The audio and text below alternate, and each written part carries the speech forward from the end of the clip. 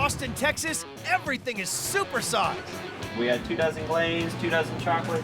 Especially the donuts in America's most famous drive-thru joint, Round Rock Donuts. Look at the size of that thing. This huge kitchen cooks up a whopping 200,000 donuts and over 8,000 cookies to feed 21,000 customers every week. Want some? This is donut delivery on a massive scale. You just want to eat it because it's delicious and you don't care about the calorie ramifications. It's huge. I don't know if I could finish it all. On one of the busiest days of the year, We've got to feed them, and we've got to feed them fast. we meet the faces I hope my wife don't catch me eating this. and the food Yes, yes, yes. Donut time. behind one of the world's biggest kitchens.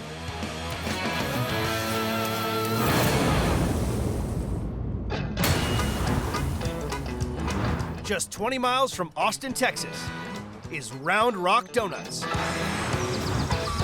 one of America's favorite restaurants, Welcome to Round Rock Donuts. feeding up to 3,000 customers every day. This king-size cafe and drive-thru serves up 5 million donuts to over 300,000 vehicles a year. Can you say donuts? Thank you. You have a wonderful day now. Cooking up super sweet surprises like cookies, cakes, and America's biggest donut, the 14-inch Texan. These are tasty treats on a titanic scale. I love the donuts here. They're delicious. They have not changed one bit over the years. Whatever process I use, it's worked. It takes 60 staff, 3 massive mixers, 2 walk-in fridges, and 3 giant deep fat fryers to keep this 1,500 square foot kitchen running. Everything is bigger than Texas, so why not? Round Rock Donuts opened in 1926 on the outskirts of a small town that bears its name, not far from Austin. Almost 90 years on, this family-run drive-thru is legendary. It's 4:30 in the morning, and I'm opening up. Somebody's got to do it. The team has been frying since midnight. The man in charge of making sure the whole operation runs smoothly is Paul Goodillion. So you can't stop because the customers don't stop coming, and it keeps me young at least.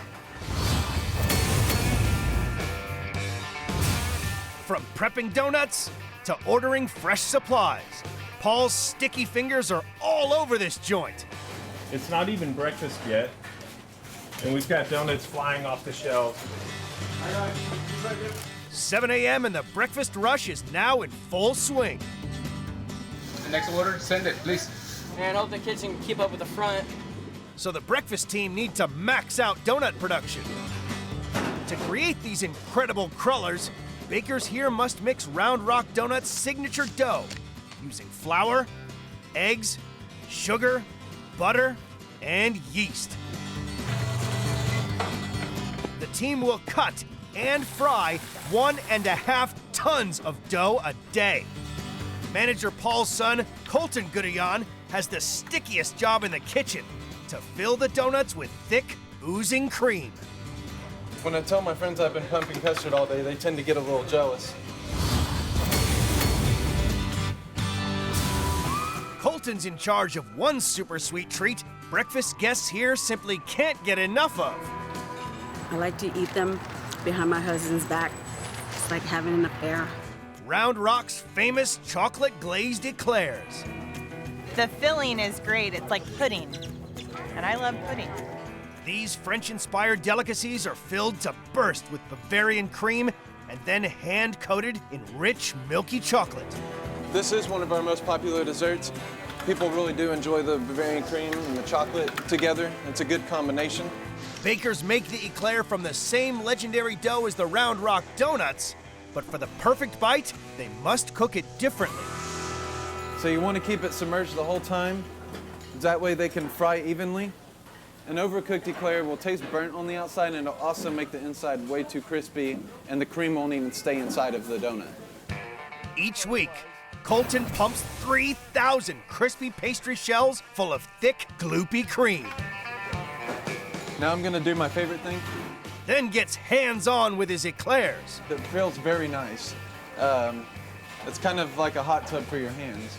You're gonna wanna dip your hand in there and just smoothly cover it with chocolate. You just let the chocolate kind of roll off your hand. Colton smears his way through 275 gallons of hot chocolate each week. These dreamy, creamy confections are a breakfast to die for. Round Rock Donut sells over 150,000 eclairs each year. End to end, that's 14 miles of tasty breakfast pastry. The icing on top is perfect. It just kind of melts in your mouth when you eat it. It's perfect. That's good. I like the filling. Delicious. Don't tell anybody I'm on a diet.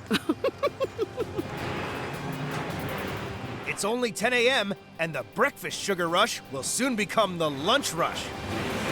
You need a dozen glaze and a dozen chocolate? The team are serving one car every 45 seconds, selling 50 donuts a minute.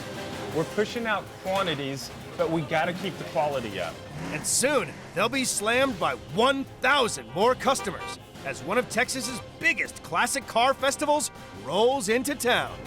I'm ready for them. We have to mentally prepare ourselves to be ready for them. Wow, we're about to get slammed. In Round Rock, the biggest drive-thru donut joint in Texas is gearing up for the craziest Saturday of the year. So it's getting busy now. We've got a queue outside, we've got people in the lobby, and the machine is really starting to roll. It's 11 a.m. 15,000 donuts and eclairs have already left the shelves. And out at the drive-thru, the first few classic cars are arriving in town for the big show. And all the gas guzzlers are gonna want some feeding. So we're all geared up for a busy day. You've got your people placed. I do. 30 seconds per car if you can get it going that way. All right. Thank you, thank you, thank you, thank you. Round Rock may be synonymous with donuts, but as the lunch rush kicks in, demand for a savory treat takes off. We're selling these almost as quickly as we're making them. Lunchtime drive-by diners love to pig out on this punch-packing pork product, the legendary sausage kolache. Jalapeno cheese kolache, my favorite dish here. You got a sausage and sausage cheese kolache? Yes, we can't come to Round Rock without having one of these. Nicknamed Pigs in Blankets, the kolache is a delicious smoked sausage flavored with jalapenos and cheese, wrapped in the sweetest of sweetbreads. The sausage kolaches are an old Czech recipe. This is a very, very popular item in this part of the country. Each week, Round Rock Donuts use up to 15,000 sausages to make this popular piquant pastry. These are no ordinary sausages. For the last 5 years, Big Boss Paul and his special supplier have developed a completely bespoke blend of herbs and spices to make his kolaches unique. So we're on our way down to Smoky, Denmark to pick up a hot shot of sausages. Paul's mission is to make sure that every one of the 4,500 sausages for today's lunchtime rush is perfectly formed. Quality control is really important to us. When our customers come, we want to serve them the very best product. Under Paul's watchful eye, workers mix 800 pounds of the finest pork and beef with salt and cayenne pepper, a hint of garlic, and the secret blend of herbs and spices. Then stuff the meaty mixture into a natural hog casing, smoking it for 3 hours. They still use real wood chip, so they get a real smoke on it instead of using liquid smoke. So what do you think of the smoke? Enough smoke on that for you? Yeah, the color is great.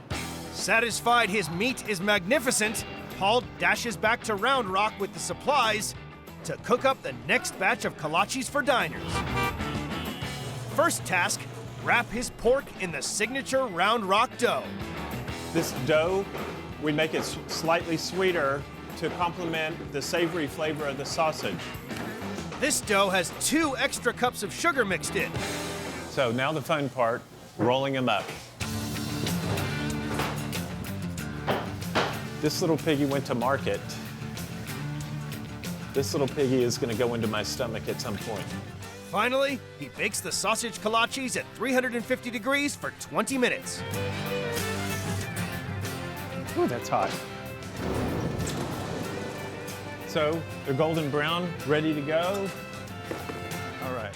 This traditional European delicacy is hugely popular. Paul and his team will hand roll up to 800,000 of these porky parcels of pleasure each year.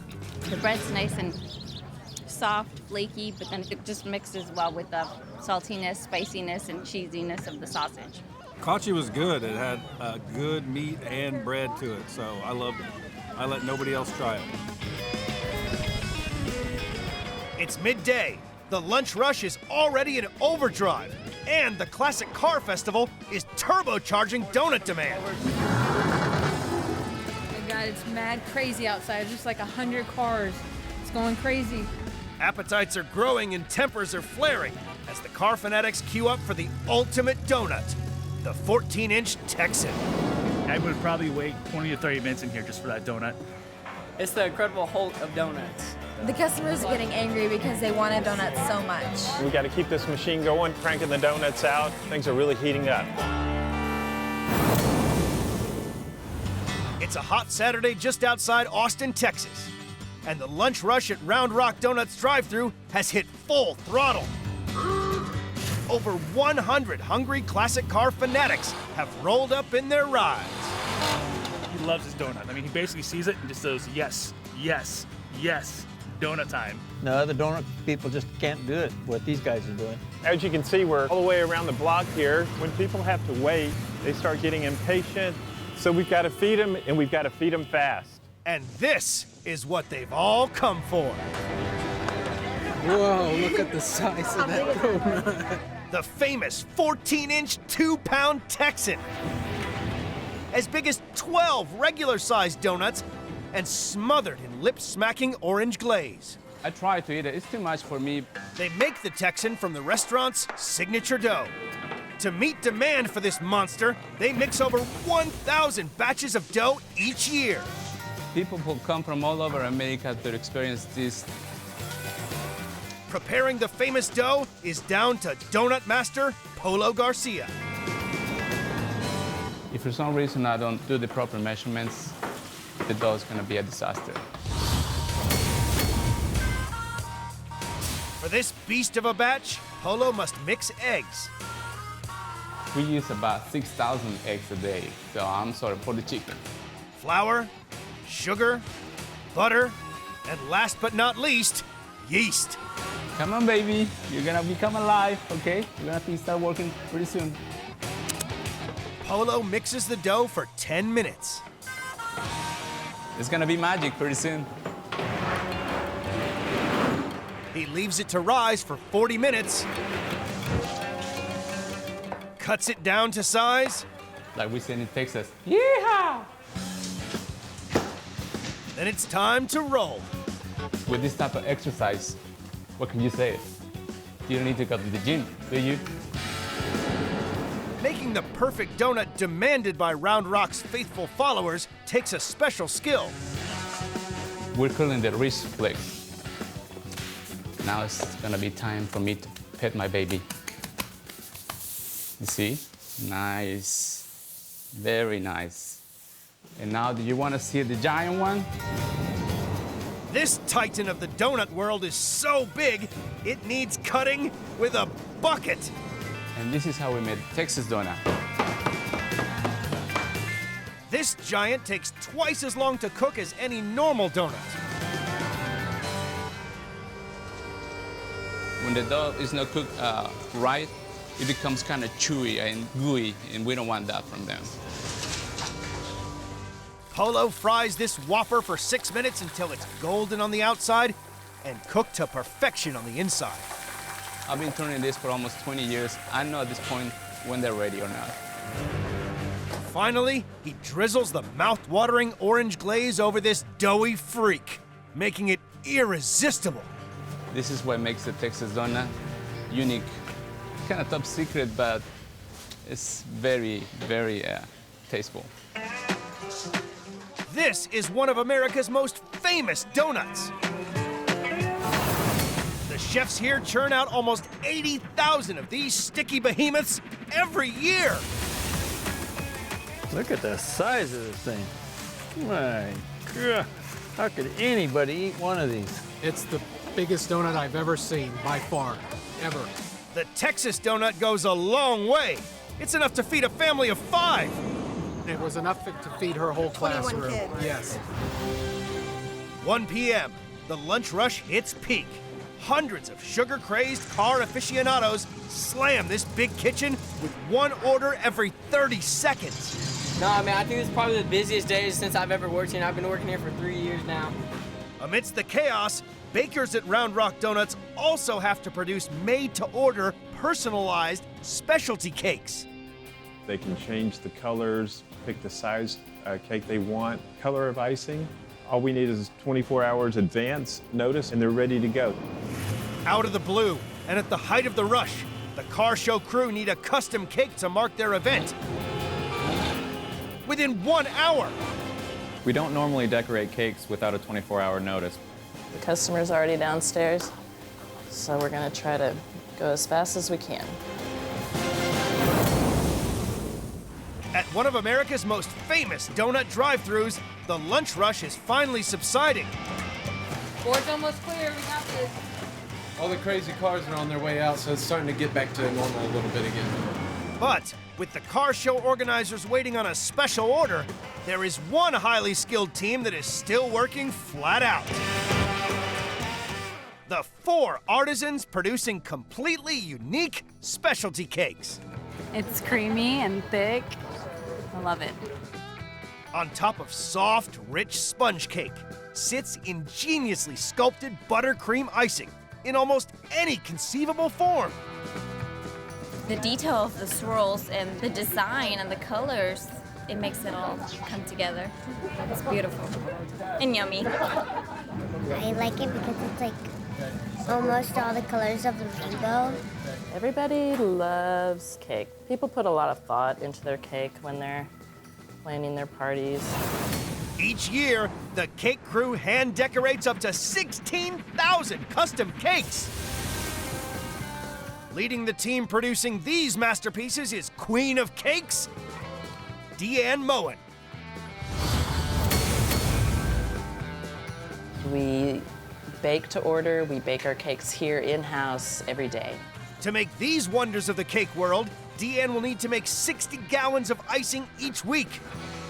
It's the old-fashioned buttercream, which is the shortening powdered sugar. To create the most intricate designs and make the cake easier to ice, the team flash freeze the sponge bases. It's important to give them a little bit of chill time so the cake will set and it won't crumble on you when you're trying to ice it. Having the cake smooth really is the difference between having it look homemade or having it look top-notch. Deanne's crew decorate up to 70 cakes a day. Mixing the right color for the right cake order is absolutely critical. So this is my artist palette. We have our purple, we've got the yellow. This is our leaf green. We have our royal blue. Deanne's team use up to 9,000 tubes of colored icing each year, and it takes a steady hand to add the final touches. Oh look, I got that just right with the dots. The last cake of the day is for the car festival organizers, waiting downstairs. Deanne must work fast. So they're here for this cake, and I'm trying to get the last minute touches on. I'm outlining some flames, and then we'll fill it in, make it look like fire. Oh, my bag is not cooperating with me. Always something happens when you're in a hurry. All right. Finally, Deanne is happy with her custom-made car cake. I think we're done. But will the client be satisfied? All right. Thank you. I hope you like it. Oh, wow, that is sharp. Thank you for doing Thank you very much. You are welcome. You are welcome. Glad we could help. It's just cool. After 9 hours of solid service, the Round Rock Donuts team can finally take a breath.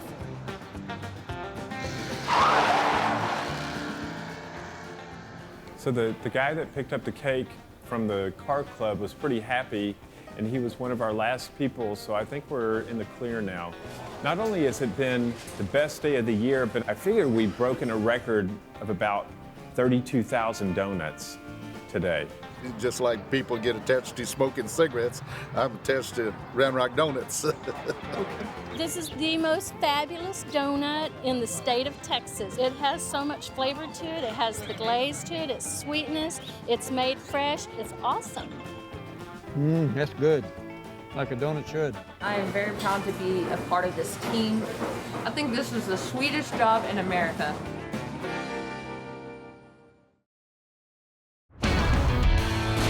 In Las Vegas, one of the world's biggest hotels. Welcome to the Bellagio. Fights to feed thousands of famished visitors. This is my second bowl. I can eat 5 dozen of these. This super king-sized kitchen feeds more than 1.2 million mouths every year. We can go up to like 15,000, 20,000 a day. On one of the busiest days of the year, we meet the faces. Et voilà. I'm hungry now. And food. It's awesome. It's phenomenal. Behind one of the world's biggest kitchens.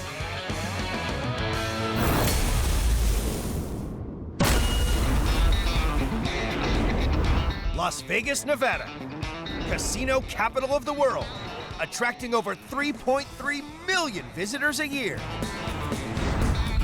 At the heart of downtown is the multi-award-winning MGM Bellagio, one of the largest hotels in the world. It's a wonderful place to be. I'd recommend anyone to come here. Opened in 1998, this humongous $1.6 billion hotel has almost 4,000 rooms and boasts one of the planet's biggest buffets. Welcome to the Bellagio buffet. Supplying the food, a king-size 1,000+ square foot kitchen. It takes 45 chefs manning 14 jumbo ovens and 29 colossal coolers to turn out 300 different dishes each day. My role here as the executive chef at Bellagio can be simply put to be like the conductor of an orchestra. It's down to the kitchen's biggest cheese, head chef Edmund Wong, to keep the quality high and the quantity higher. We have 2 larger ovens here that can cook close to 2,000 steaks at one time. Here we have a kettle about 75 gallons making barbecue sauce. In order for us to create over 4 tons of high quality food, the equipment is very vital to our operation. Cooking up enough 5-star food to feed 1.2 million guests a year is an incredible undertaking. This is just non-stop all day long, from the time we open to the time we close. It's not like a normal buffet. In Sin City, this is the only place to come for sinfully delicious dishes. It's a great selection, but the quality's even better. From pizzas to prime rib, finger-licking chickens to tongue-tickling sweets, this is one belly-beguiling behemoth of a buffet. And the good thing is you get to go more than once.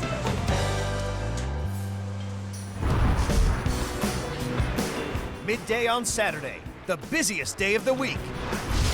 The hotel is fully booked, and the hungry chowhounds are already here. We're feeding thousands of people in a volume that is unseen anywhere. Everyone's baying for the Bellagio's champion chowder. As soon as I swallow it up, it just warms my whole body. Our soup is amazing. Edmonds enlisted Bellagio's soup sorceress Jeannie Bautista to ensure the buffet's #1 broth is stocked up by the barrel. Whenever you want soup, the #1 answer you're gonna get is chicken noodle soup. Bellagio's scrumptious chicken noodle soup is soul in a bowl. That good old taste of home in the middle of the Nevada desert. It's definitely something that reminds me of mom. Each year, Bellagio uses 12,480 chickens for their noodle soup alone. That's enough chicken to fill 15 massive hot tubs. First, we're gonna start with our oil. Making mega vats of soup requires mountains of ingredients. 80 onions, 307 sticks of celery, 267 carrots, plus 80 heads of garlic. Whenever I smell onions cooking, my mouth waters. Brewing up 80 gallons of soup in one go takes one of the kitchen's 3 Mondo mixers. We would not be able to make this large quantity without this wonderful machinery that we have here. Next, it's in with the chicken stock by the gallon. She'll be doing this about 29 more times. Even the seasoning is supersized, with fresh thyme, parsley, and salt going in by the pound. You just stand here for hours and just looking at it. Now it's chicken o'clock, all 150 of them. Jeannie's team pull all the meat off by hand. I eat our chicken noodle soup every day. They decant the vats of cooked soup into smaller urns. Add 30 pounds of noodles, and it's off to the buffet. This 80-gallon batch of soup is equivalent to about 2,400 bowls of soup. Steaming, succulent meat in a hot, salty broth. A good old-fashioned dose of Vegas penicillin to soothe those post-pina colada pains. Every year, Jeannie and her team serve up a soup tsunami, a jaw-dropping 2.5 million bowls of soup, enough to cure every hangover in Chicago. A lot of chicken, very hot, very tasty. This is my second bowl. 1,200 appetites may have already been whetted for lunch, but that's just for starters. The biggest is still to come. Edmund's team braces itself for the arrival of Hurricane Hungry. We serve over 20,000 meals in an average day. Saturday in Las Vegas, the busiest day of the week. The Strip is buzzing, and so is the MGM Bellagio's record-breaking buffet, one of the biggest buffets in the world. The quality is really good. It's higher than any other buffet I've been to. 1 p.m., Edmund's team are fighting to keep ahead of the game as hordes of famished food fans hit their celebrated buffet for lunch. This sushi is delicious. The sushi was excellent. It was very, very fresh. It's just perfect. I can eat 5 dozen of these continuously. The sushi is one of the buffet's most munched morsels. Tempting tuna, divine salmon. This is a Japanese party for the palate, and everyone's invited. The sushi bar is such a main attraction because they see the fresh fish, the interaction between our cooks and the guests. It just has a magnetic draw to it all. It takes a team of 10 highly trained kitchen ninjas to slice, dice, and roll 500 of these deep-sea delicacies an hour in 15 fishy flavors. The chefs make it very, very quickly. They keep on coming out with it, different selections, and it's delicious. Every month, the Bellagio's sushi machine steams more than a ton of sticky rice, enough to make California rolls that can span the Hoover Dam. That's 1.5 million pieces of sushi a year. We use about 500 pounds of different types of fish every day that's flown in fresh. To meet the ludicrously high demand for fish, Edmund's team needs 2 fresh fish deliveries a day. We require half a ton of seafood to be received at our dock daily. With the sushi bar demolishing the salmon, it's up to Edmund's right-hand man, Rob Ferris, to check each delivery meets the Bellagio's sky-high standards. Right here, we have a shipment that just came in moments ago. We have to verify our temperature, making sure that it's as fresh as possible. If the fish isn't fresh enough, it'll have to go back, and that would leave Rob and his team in dire straits. We're at 27 degrees, so we're perfect with this. We're also going to check out how long it's been out of water. This is another situation that we have to verify, and then from there, we'll definitely receive it into the dock. 50 fresh salmon arrive just in time. The ravenous buffet goers are hankering for the first batch of Bellagio's finest fish dish. The salmon I'm eating is very good. I'm loving it, and I'd go back for more. Sumptuous pan-seared salmon on a bed of buttered veg, dressed with a zesty tarragon beurre blanc, haute cuisine for high rollers. The Bellagio leaps through 45,500 salmon a year, the same weight as 8 killer whales. This is a dish that people are gonna love in the buffet, so I'm gonna take you through the steps right now of how we prepare it. The seared salmon has to be served fresh, so Rob cooks it up in smaller quantities, batch after batch. Our beurre blanc sauce is a sauce that begins with equal parts of vinegar. We use a champagne vinegar. It also has white wine. To that, we're gonna add shallots, and then we're gonna reduce our tarragon. And this is our fresh orange juice. This gives, obviously, the acid to it.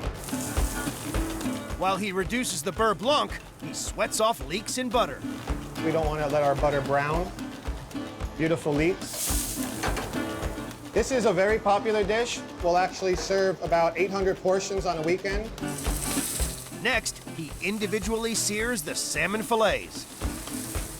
Cooked nice and evenly, golden brown. Looks great.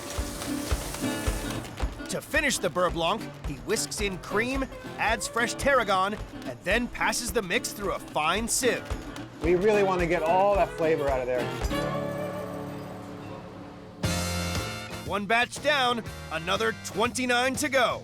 A pan-fried salmon with soft buttered veg and a lavish citrus sauce. A perfectly seared crowd pleaser. Now we're ready to bring the pan of salmon out to the buffet for people to enjoy. It's really, really fresh, bursting with flavor and kind of melts in your mouth. The fish may have gone down swimmingly, but with 2,000 mouths fed and the kitchen stretched to its limit, Edmonds pulled in an expert to bump up the buffet with an extra special dish. I've been doing the Peking duck more than 10 years. Saturday, 6 p.m. Dinner time at the Bellagio on the busiest day of the week. As well as having a full house, hundreds of extra tourists are lusting for the gloriously gut-busting buffet. One of the more popular stations that we have is the rotisserie. This is a carnivore's cloud nine, with every kind of meat under the sun being turned out by the ton to keep up with demand from the meat-seeking food files. Over here we have spice-rubbed Kobe beef, our version of St. Louis-style ribs. As a holiday special, Big Cheese Edmond has drafted in an expert to prepare a rare meaty treat from the Far East. Right. It's very juicy and the taste is really good. Peking duck, Bellagio style. Tender, moist meat with a crisp, sweetly spiced skin. This is one mighty fine duck. Our recipe make the Peking duck more crispy than all other ducks. Executive Chef Patrick Lee is Bellagio's king of the Peking duck, turning out 70 in a day. Making the perfect Peking duck takes a lot of time and a lot of love, and no one loves duck more than Patrick. I'm going to doing the most popular dishes in the buffet. The whole process takes 2 days. Step 1, prepare the seasoning for the first batch. And then we have the marinated sauce, and then we have hoisin sauce mixed with the ground bean sauce. And then this is important. Star anise, the ginger, garlic, at the same time, you put on the mixed bowl. It smells so good. Wow, fantastic. Now it's rub-a-duck time. Patrick massages the aromatic amalgam deep inside each of the 14 ducks for maximum flavor penetration. 1 spoon is not enough, so another spoon, look at that. Now the most important, you need the skewers. He sews up the duck to make it extra moist and tasty. Look at that, no dropping.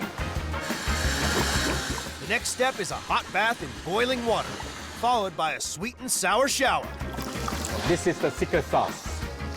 Red vinegar and maltose. The secret to perfectly crisp skin? Hanging the duck out to dry for 24 hours. Then, it's on to the second batch. Now it's time for the roasting. Look at that. Whoa, the fire. Woo. Good luck. Patrick roasts the batch of birds he prepared yesterday for 75 minutes. Wow, look at that. It's crunchy and beautiful. Now I pull out the skewer. From here you can see the juices coming out. Get ready. Oh, yummy. I'm hungry now. Crisp on the outside, moist in the middle. No wonder when duck is on the special menu, visitors flock here for their daily dose. The Bellagio buffet flies through 15,120 plates of this super special duck dish a year. Enough to fill 4 pickup trucks with duck. Wow, that's delicious. It's moist on the inside, very delicious. The third batch of ducks may have gone down famously, but there's no rest for the kitchen. 8 p.m., nightfall on the Strip, and the gamblers are coming out to play. Tonight, the stakes are extra high. Some high rollers are dining at Edmund's executive chef's table. One of our specialties is the very famous prime rib. And it's right-hand man Rob's job to blow them away with the buffet's best beef. We go through about 22 prime ribs a day. For the prime rib alone, the Bellagio buffet chews through 7,300 cows a year. The secret to this mouth-watering meat, an extra special rub. In the rub right here is lavender. We have pink peppercorn. We have salt. We have pepper. We have cilantro. We have parsley. We have dill. We have oregano. And finally, we have some mustard seed. This has really become quite the famous rub here at the Bellagio buffet. Once Rob's ribs are thoroughly rubbed, it's time for a spit roast in one of the kitchen's gargantuan rotisseries. Good evening. My name is Edmund Wong. I'm the executive chef here at Bellagio. Edmund's esteemed VIPs have a need to feed, but can Rob's beloved beef cut the mustard? I don't know exactly what's going to be served, but my expectations are extremely high.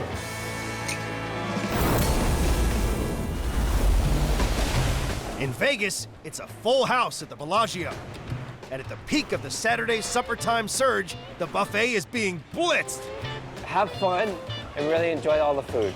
The heat is also on for Edmund's right-hand man, Rob. That's exciting. At the exec chef's table, it's prime time for his prime rib. The flavor, it's incredible. Bon appetit, amazing, amazing. So far, everything's great. I mean, the guests are loving everything. They're really impressed with the spread they have in front of them right now. After bellyfuls of beef, it's Edmund's turn to sweeten the deal for the hungry high rollers. Our finishing course is a white and dark chocolate fondue, which is specifically only for you tonight. Enjoy. 9 p.m. It's battle stations at the main buffet as Edmund's team prepares for Operation Dessert Storm. Here, to cater for the incoming sugar rush, even the desserts are made on a super colossal scale. We produce a lot of pastry, a lot of them. There's only one man Edmund can count on to manage the Bellagio's mountain of mouth-watering morsels, executive pastry chef Sylvain Bortolini. We do over 5,000, 6,000 desserts every day, and we can go up to like 15,000, 20,000 desserts a day. His team may turn out sweet treats by the ton, but it's Sylvain's crème brûlée, which is the patisserie's winning pièce de résistance. Et voilà. That's my first time to have it, but it's awesome. It's phenomenal. Rich, silky vanilla custard, locked away beneath a sheath of crunchy caramel. To hit the sweet spot jackpot, all you need is a spoon. Sylvain and his team burn through 73 tons of sugar a year. Enough sugar to sweeten 16,462,000 cups of coffee. He starts by warming up milk and heavy cream. This is why it is so rich. Next, that all-important flavoring. Vanilla bean from Mexico, you know. Sylvain adds the yolks of 30 supersized eggs to his creamy creation. Okay, like this. Sylvain's team turns out up to 600 each day for the buffet alone, which means making this tray of brûlée 20 times over. What's gonna make the difference is the quality of the ingredients that we use. He beats sugar into the yolks until they completely dissolve. My milk is getting warm. When the vanilla cream is almost boiling, Sylvain pours half onto the egg and sugar mix and quickly whisks. Because this is very hot and the eggs cooks very fast. We don't want that to happen. For a perfectly spoonsome dessert, Sylvain warms the half-gallon of custard to precisely 185 degrees Fahrenheit. It's gonna get thicker, and that's how you know that it's ready to be baked. He bakes each batch of 30 bite-sized brûlées at a low temperature for around an hour until set. And voila, this is perfect to be caramelized. To seal the meal, Sylvain tops with brown sugar. Crème brûlée in French means burnt cream, which is the most fun part of the process.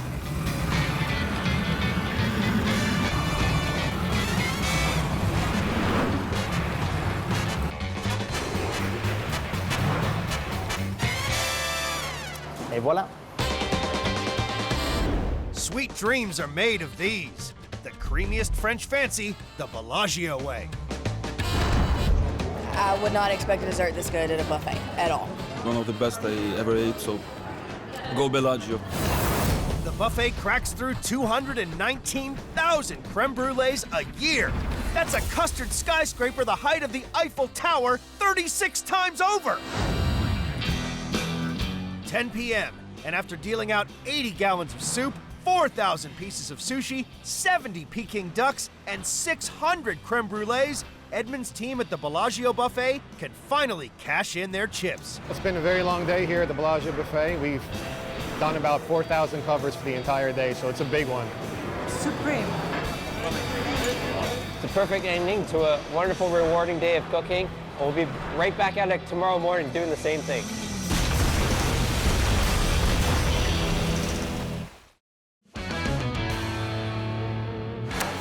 In Chicago, the heat is on at one of America's busiest steak and seafood joints. You can't stand the heat, get out of the kitchen.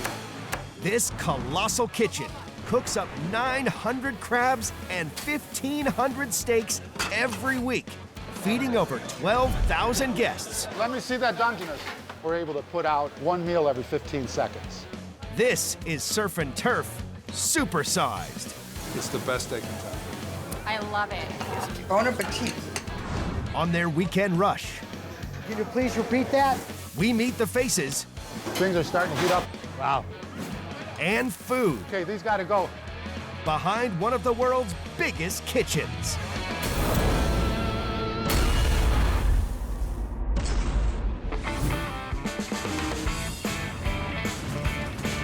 Just 30 miles from downtown Chicago,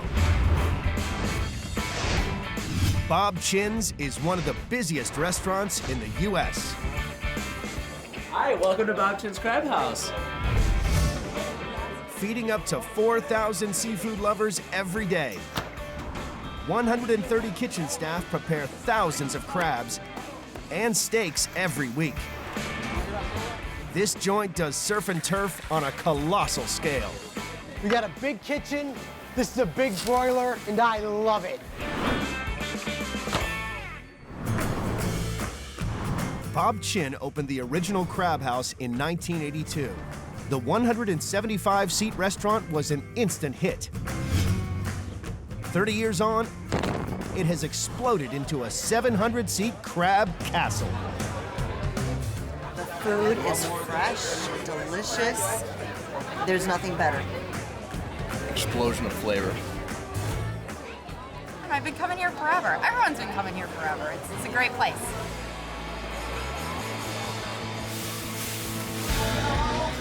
It takes 10 ovens, 2 huge industrial mixers,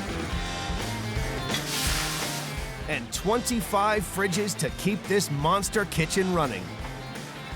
Guests at Bob Chinn's munch through an incredible 45,000 king crabs every year. Not bad for a restaurant that's 800 miles from the nearest ocean. Around here, we buy big. Bob Chinn's grandson, David Martyr, must organize a fresh seafood delivery every day to keep the operation running. Okay, we got some king crabs in here, whole king from Alaska. They're about 5 to 8 pounds. This will probably be gone in a couple days, and we're getting shipments in from the airport all the time. We didn't have these shipments coming into the restaurant. We have a lot of unhappy customers. #1 seller by far, a couple thousand pounds a week. It's not just about the seafood. Bob Chinn's gets through 1,500 steaks a week. To keep pace with the orders, they're loaded into giant fridges with an arm's reach of the flames. Some people say if you can't stand the heat, get out of the kitchen. I'm staying right where I'm at. Chef Paul Edelstein knows how to handle his meat. People come in here for many of our specialties. One of our biggest specialties is the surf and turf, the 32-ounce porterhouse and the 20-ounce order of King Select.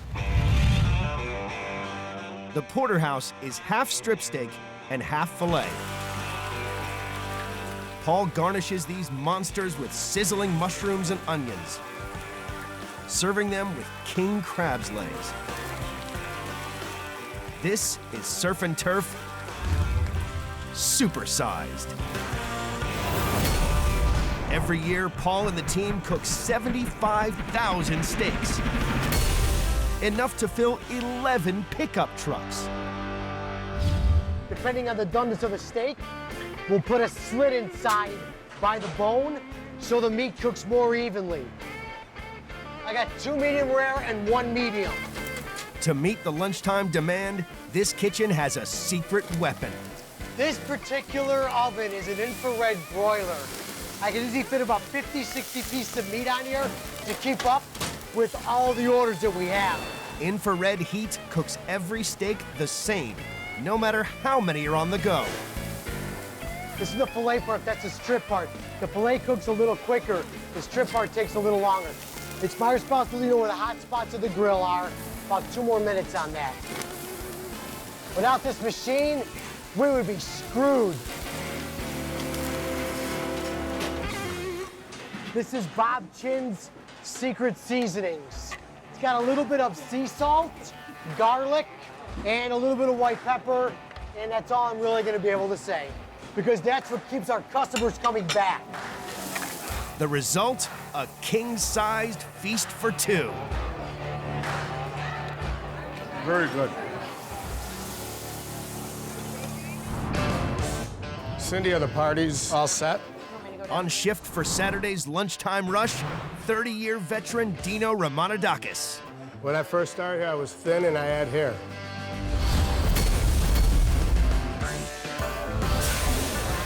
We're expecting to serve about 2,500 to 3,000 people. Our pushes are 8-ounce strip with 2 pieces of king crab claws, crab cake nuggets, prime rib, and blue crab claws. And we are going to do a contest on crab vermicelli. 5 orders or more, and you get 1 for dinner. How's that?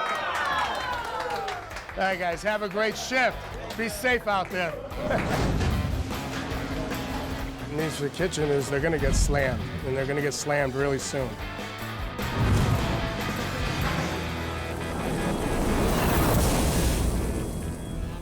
In Illinois, the biggest crab joint in the Midwest is gearing up for their Saturday rush. Hello, Blanco. See and taste. It's going to get pretty crazy, and hopefully there's not too much yelling. Let me see that Dungeness. Okay. In the kitchen, Dino's brother Manny is the boss. I'm in charge. The buck stops here. It may seem like a chaotic kitchen. Can you please repeat that? But the chaos is actually rhythm. Juan, positivo pescado. Each person is like a piston in a motor. They're all doing the job at the same time and ticking, ticking, ticking. Manny constantly monitors the lunchtime stocks of fresh seafood. This is going to tell me how many king crabs I have available. So I have 1 4.5 pounder, 1 3 1/4 pounder. This is designed to maximize the orders. And this way, the server won't bring something in that we don't have. With this system, we're able to put out 1 meal every 15 seconds. With their supplies of crabs running out fast, David sends his trusted driver, Israel, to collect more from the airport before the dinner rush. We have a shipment it's coming from New Zealand and another shipment is coming from Alaska. 1,000 crates of seafood are flown into Chicago's O'Hare Airport every year from as far away as South Africa. We come up here, pick them up, and we gotta go back as quickly as we can. But Israel's not the only one expecting a delivery today. It seems like it's pretty busy right now. There's a lot of trucks up here. So who knows how long it's gonna take us to pick up the shipment here. Hey Dave, I'm at the airport and I have 8 drivers ahead of me. Hang tight. Just get it and come on back as soon as you can because we need it for dinner tonight. All right, I'll be back as soon as I can. The lunchtime rush is now in full swing, and pressure on the remaining crab stocks is off the scale. How's everybody's going tonight? Everything going okay? How's your appetizers? You've never had the crab vermicelli? Isn't it the best? The crab meat vermicelli is a mouth-watering explosion of noodles, Asian flavors, and of course, crab. I've been working in Nawaab for 30 years. Abel Arias fries up 400 of these shellfish sensations every weekend. So what we're gonna do, we're just gonna throw the vermicelli noodles inside.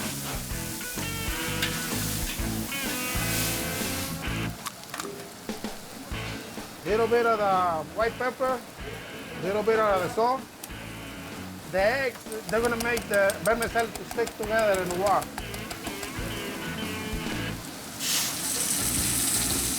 With such a hot wok, timing is crucial. 40 seconds, should be ready. The hot vermicelli noodles heat up the pre-cooked king crab. Now we're gonna top him with the oyster sauce, onions and cilantro. Now this thing's gonna go straight out to the table before they get cold. This eye-catching crab feast is Bob Chinn's signature dish. And Abel and his team still have another 100 of these mouth-watering mountains to prepare before Saturday's rush is over. With supplies dwindling, they need more crab to see them through the coming evening. At Chicago International Airport, Israel is finally loading the shipment of frozen seafood onto his truck. So I'm gonna go ahead and take the temperature too on them. If the king crabs have defrosted, Israel won't accept the shipment. All right, 30 degrees, it's good. Now we're gonna take this back to the kitchen.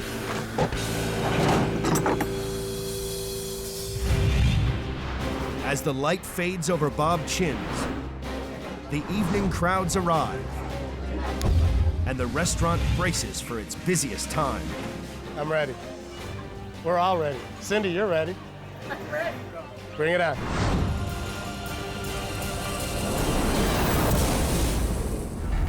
On the outskirts of Chicago, the evening crowds are descending on Bob Chinn's Crab House, one of the biggest kitchens in America. We're about 3/4 full right now. It's getting there. I'm starting to sweat a little. Every order comes with a basket of Bob Chinn's legendary garlic rolls. The bakery makes over 20,000 a week from scratch. And on a night like this, there's no let-up. People love it. I mean, sometimes we can't keep it in stock. It's a simple mix of water, yeast, flour, salt, sugar, and olive oil. We start with all raw materials, and we make our own bread. Pretty much everything that we make, we make it from scratch. But this is baking in bulk, and there's no rest for these master bakers. Every week, they use these mighty mixers to churn through 1,500 pounds of flour and 40 gallons of water just to keep up with demand. That's the equivalent of 13 bathtubs of dough. The double walk-in oven can take enough racks for 700 rolls at a time. In the peak rush, they turn out over 2,000 rolls an hour. This is a very high pressure job. It's a very high pressure job. Once upstairs, they drench the rolls in a garlic sauce, made daily using 5,000 cloves of garlic and a smooth blend of extra virgin olive oil. These gourmet garlic rolls are a side dish to die for. This is the best. Everything is so fresh, delicious. They wouldn't be able to stay here if it wasn't this good.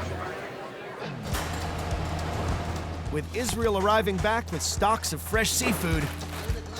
All right, let's take these upstairs. We'll get them ready for the dinner shift. The chefs need to extract every last ounce of meat from this, the final delivery of the day. The best part of the king crab meat is actually the Maris piece within here and within here. That's what we serve to our guests. Is I'm gonna go ahead and make it ready so we can get the meat out. Paul can butcher an entire Alaskan king crab in under 10 minutes. It's the reason I'm wearing the apron. At this speed, Paul and his 3 dedicated crab crackers can get through 400 crabs a day. The most critical thing you have to do is make sure that when you're cleaning this meat, that you get all of the cartilage out and all of the shell out, because when you're eating it, you want to have a great crab experience, not a great crab shell experience.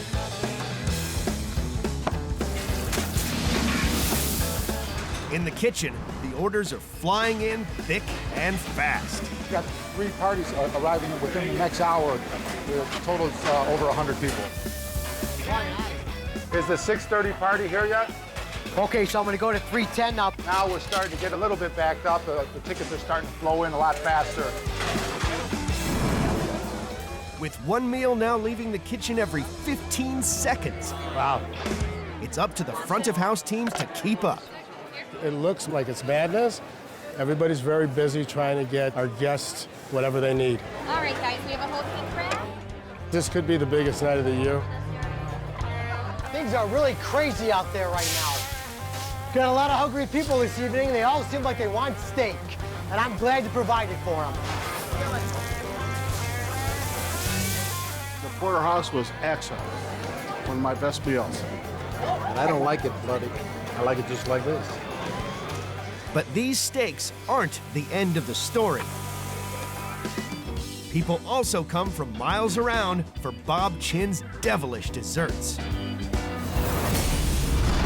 They sell up to 1,000 slices of pie a day.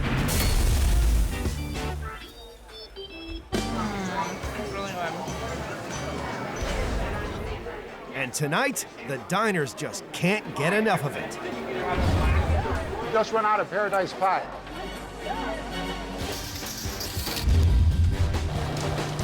We need to get the bakery going so we can get some more pies out of here before the night ends.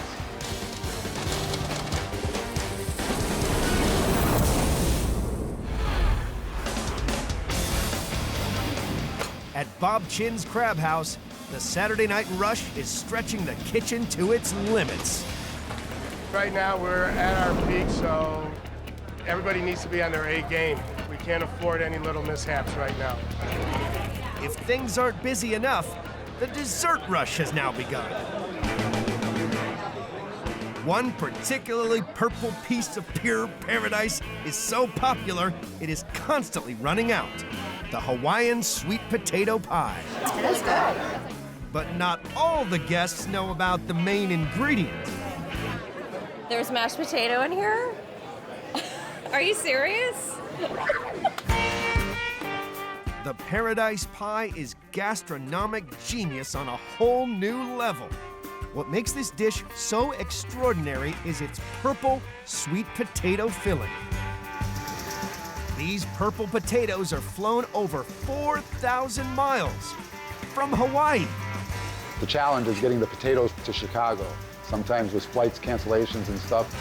And that's just part of life in a big kitchen. The baking team uses over 1,100 sweet potatoes every year. That's a mountain of mash. They press the flour and macadamia nut base into a shell and cook it for 15 minutes. While the crusts are in the oven, they steam the sweet potatoes. Then mix them with brown sugar, cinnamon, condensed milk, and honey. A dash of cream completes the magic purple mix. Creamy coconut milk pudding, whipped cream, and macadamia nuts top the pie off. Okay, these gotta go. You gotta get them out. This pie is gonna make our guests very happy. Some come just for the pie. Very surprised at how sweet it tasted. Yeah, I didn't know there was sweet potato in it, so it's actually probably a compliment that I didn't realize I was eating a vegetable. At this critical stage in the evening, hey Dino, I need to see you. Communication is key. They never asked the host if we should just go medium or medium well. All the prime rib came back. It got from being a smooth night to a hectic one. That's all right, we'll get through it. We'll be smiling in an hour. This was an easy problem to solve. Some get a little more difficult. You know, of course, this is all part of life in a big kitchen like this. Things will happen. All right, now they're going back out. All right. The rush is over, and all the orders are out. But out back, it's full steam ahead for the dishwashers. Every night, this team washes up to 5,000 plates and 5,000 pieces of cutlery. It's winding down now, and we had a few bumps in the road, but that's life in the big kitchen. They don't get bigger than theirs. I love it. It was my first time coming tonight, so I think it's a lot larger than I was expecting, and the food was a lot more fresh than I was expecting. It is a big place, but it does, when you sit down and you're with your friends and family, it feels intimate and small. It was the end of the night. A lot of delicious food went out of our place. This is the aftermath. I love Bob Chinn's. How can you not love Bob Chinn's? Thinking about it, 3,000 people live in this restaurant, smiling with their stomachs full. Just, it doesn't get any better than that. It really doesn't. It's like a baseball player hitting a grand slam. That's how I feel tonight. Tomorrow, I would love to have the same exact business, even double. I'd love it. Bring it on.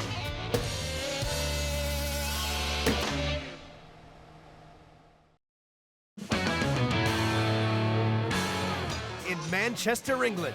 Pass. Come on, darling. The heat is on for one of the world's most renowned curry houses. This king-size kitchen cooks up 720,000 curries and 32,000 pounds of rice every year. From lamb chops to halim, we got it all here. This is spicy cuisine on a super-sized scale. Can you go and check main course outside? Asim, can you check the lamb chops as well? Are they ready or not? On their busiest day of the year, Come on, Mama, hurry up. we meet the faces. Hello, the chilies. And the food.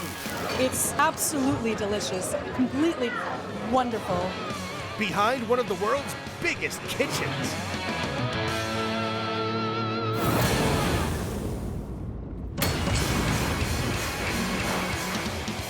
Manchester, England, home to the most famous football club in the world, Manchester United. And the country's most loved dish? Curry. It was absolutely amazing. The average person in this city spends $48,000 on curry in their lifetime. And this is the biggest curry house in town. You don't have a curry until you have tried our curry.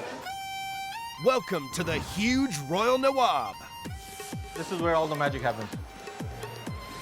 The Royal Nawaab is a lavish, two-story, 420-seat Indian restaurant fed by 4 huge kitchens. Housed in a 1930s Art Deco cinema, it boasts a giant 45-foot-long buffet with more than 140 exotic dishes cooked right in front of you. It's delicious. This is curry lovers' heaven on a massive scale. We cook in a mass production in a large quantity, but I don't, compromise on quality. Owner Mahboob Hussain is king of this curry castle. Every chef is prepared to do whatever is need doing quick.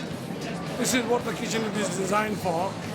The end product has to be good. Mahboob Hussain converted this Art Deco cinema into the Royal Nawaab in 2002. 13 years on, Mahboob's restaurant has become Manchester's favorite curry castle. It takes 10 ovens, 35 burners, and 8 walk-in fridge freezers to keep these big kitchens running. People can't get enough of the huge choice of curries. From keema mutta to chicken tikka masala. But nothing compares to the restaurant's signature appetizer, the Seekh kebab, a modern spin on the traditional Middle Eastern kebab. Tender, succulent pieces of barbecued lamb infused with exotic spices. I've had kebabs all over the world. There's very few kebabs that'll be looking like this. Mahboob's son, Mohammed Wakas, is the custodian of the restaurant's very own kebab recipe. It is a very, very famous dish, and especially in Britain as well, because everybody here loves their kebabs after going on a night out, right?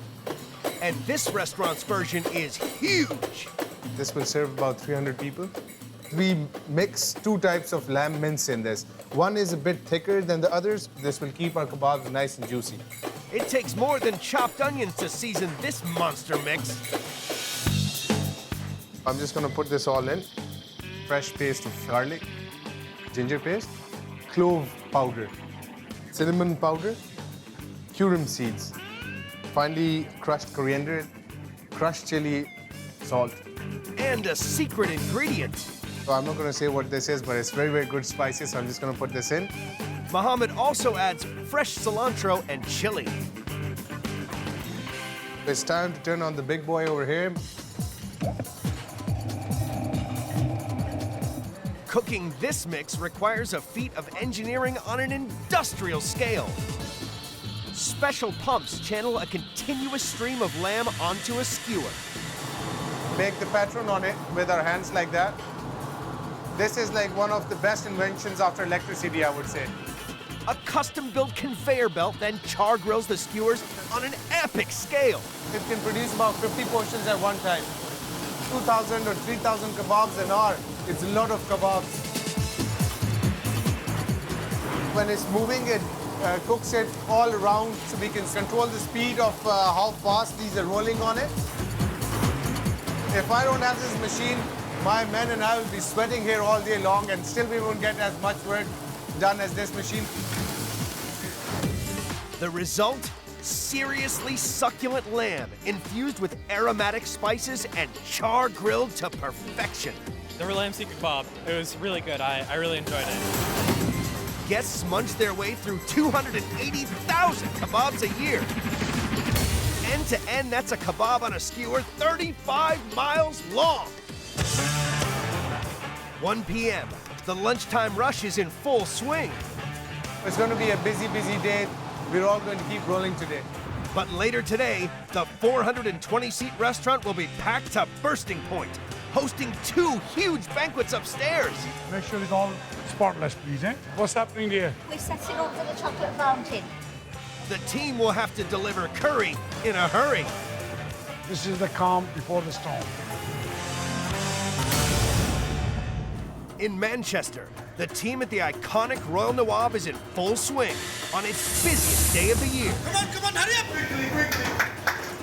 The buffet will be maxed all day and all night, and 2 huge banquets upstairs will push the kitchens to the limit. You have to quick, please. 2 p.m., the first banquet is about to begin. I don't want to be embarrassed when the customer walks in and hall is not ready, okay? Might rush now, everybody's trying to get things sorted out. Meanwhile, downstairs, 420 guests are feasting in the restaurant. Today we have a lot more customers than we normally do. It's organized chaos, so to speak. Asad Malik, the owner's son-in-law, is responsible for the thousands of guests that will cross the monumental 4,000 square foot foyer. We have such a high turnover of people walking through these doors. It's important we have an area where they're comfortable and are entertained. 2:30 p.m. The first banquet is on. Jangir, can you go and check main course outside? Put them in the machine, please, quickly. The kitchen staff brace themselves. We're fully stocked in the kitchens and in our storerooms and stock rooms. Owner Mahbub Hussain briefs the banquet service team. So I'm proud of you all today, okay? Make sure the customers have everything they want. Make sure there's nothing missed on the tables. We all work together. And they're off to the banquet. Pass. So come on, serve them quickly. Come on, darling. Sumptuous, steamy roast chicken, fish, and spicy chips roll out as appetizers to the first banquet's 320 diners. They've done the starter for nearly 400 people in 7 minutes. You're slow. What's up with you? Hurry up because people are waiting. The Royal Nawaab's famous main course curry, chicken karai, is always a hit. This super hot chicken dish is not for the faint-hearted. For spice addicts, it's a dream come true. This is the best Pakistani chicken dish that you can have for your main course. It's not very popular with English people because they prefer their sauce and gravy with their meat, whereas we prefer it nice and dry. It needs to be hot if it needs to be curry. The dish gets its name from the giant pan it's cooked in, the karai. It cooks super-sized batches at super fast speed. It has a uniform heat to it. The things cook in it as fast as you want it to, and it gives a very, very nice taste and flavor to the things. Fried onions and garlic and ginger paste kickstart the eye-watering taste bud tang of this dish. It's after the tomatoes and chicken that things really start to heat up. We have 3 types of chilies that go in it. There's a crushed chili, there's a red powdered chili, and black pepper. Turmeric and salt goes in next. Crushed coriander. This is like the magic spice. Some yogurt. It starts looking like chicken karai now. And obviously more chilies for garnish. I just love the smell of it. I'm already feeling hungry again. The result? A chicken dish that's almost too hot to handle. But it wins over new fans in the buffet every day. I've never had it before. I'm now a new dedicated person to the karahi chicken. 3:30 p.m. The kitchen is maxed out, providing mountains of food for banquet and buffet. We have tons of people coming through the door, and we have tons of food going out the kitchen. And every curry needs naan bread to go with it. An unending supply of yeast and flour mix is turned into delectable dough balls. Over 1,000 fluffy naans roll out every day. We got this machine, which is very efficient. A gigantic turntable toaster can churn out 400 pieces of this beautiful bread every hour. And we can cook the naan all day. Guests here consume 550,000 naans a year. That's enough to build a naan tower 3 miles high. 4 p.m. The lunchtime banquet and the buffet guests are well fed. Once these people leave, my staff will get on with it, get everything clean, tidy up, set you up for the next function. So it'll be a rush. Time for a stock check. Check the top off for the main course, please. Lamb chops as well. Hurry up. Jaldi karo, jaldi. They're pretty much devoured all of our stock today. It's not looking good. The Royal Nawaab has just about run out of its basic food supplies. And this evening's onslaught hasn't even begun. Lunch in the 2 rooms were very, very busy, but tonight we're expecting twice as many people to come in. I hope we can keep up with it. Owner Mahbub can take no chances. He must make an emergency run to stock up on crucial ingredients. We want to stay one step ahead on everything, because we'll be very busy tonight.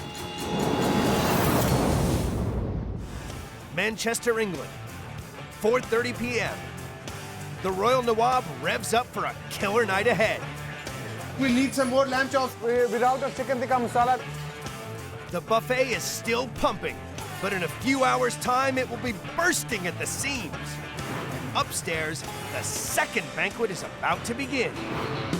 Owner Mahbub Hussain is on an emergency food run. To his supersized supplier, Tanweer Ahmed. How's business? Crazy busy. Crazy busy. That's why I come to see you.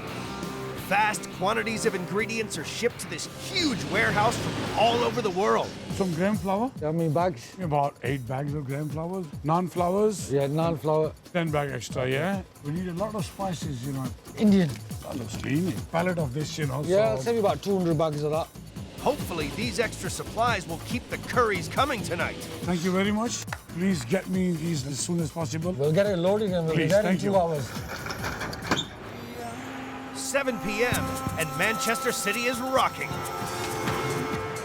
Over 700 people arrive at the Royal Nawaab to feast. In the next 20 minutes, the whole place is gonna be full. And there will be more. Floor manager Mo Ismelji is relying on the restaurant's pager system to prevent total chaos.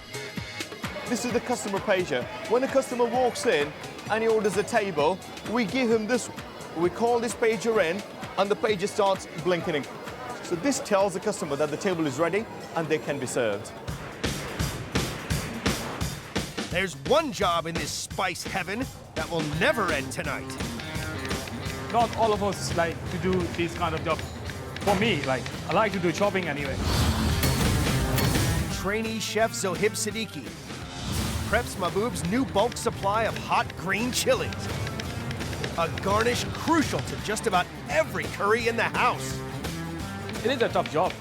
You can't touch anything, you can't touch your eyes, you can't strike anywhere. You have to be careful with a knife that's quite sharp.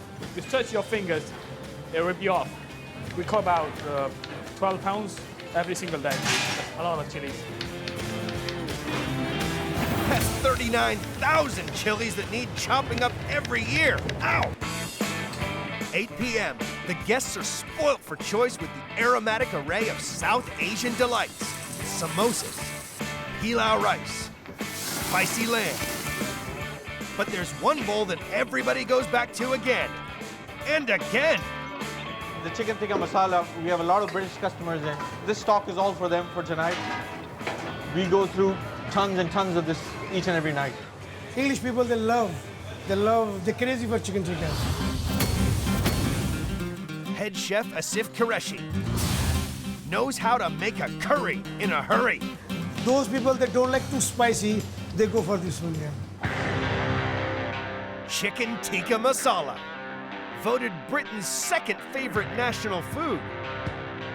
This combo curry of fresh chicken pieces, tomato sauce, and cool creamy yogurt is a South Asian sensation for the less spicier palate.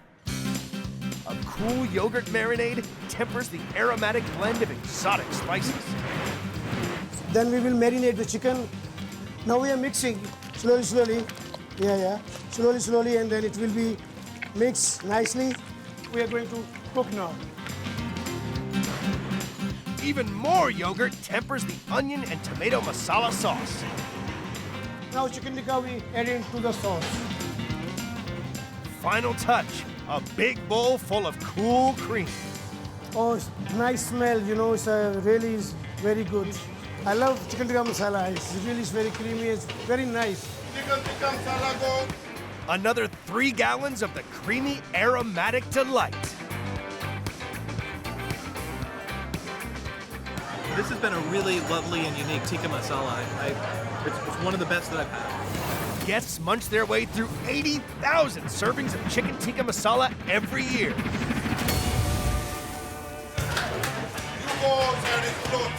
The bountiful buffet is so good, no one wants to leave. The lobby is jam-packed. We got the restaurant is full.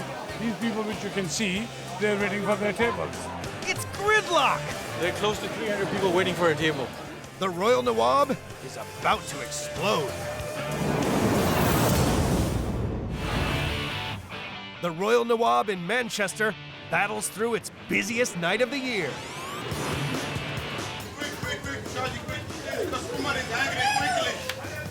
on, hurry up! As 420 buffet guests finish their main course, the sugar rush is set to kick in.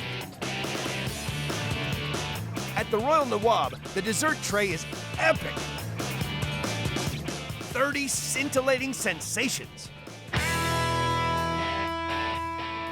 But it's the Nawaab's signature sweet dish that is always on every table. Gaja Hava, an unusual orange oasis of delight, on the menu since the restaurant opened. This is a very, very popular dish in India, Pakistan. It's my favorite and also my customer's favorite. People love to have this, and we go through with tons of it.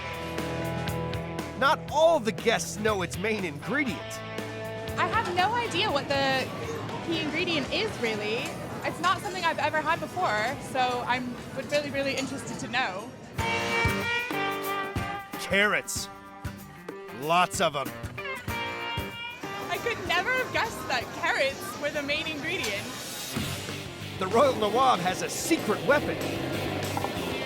A giant industrial grater that chews up the 6,000 carrots needed every week to make this dish.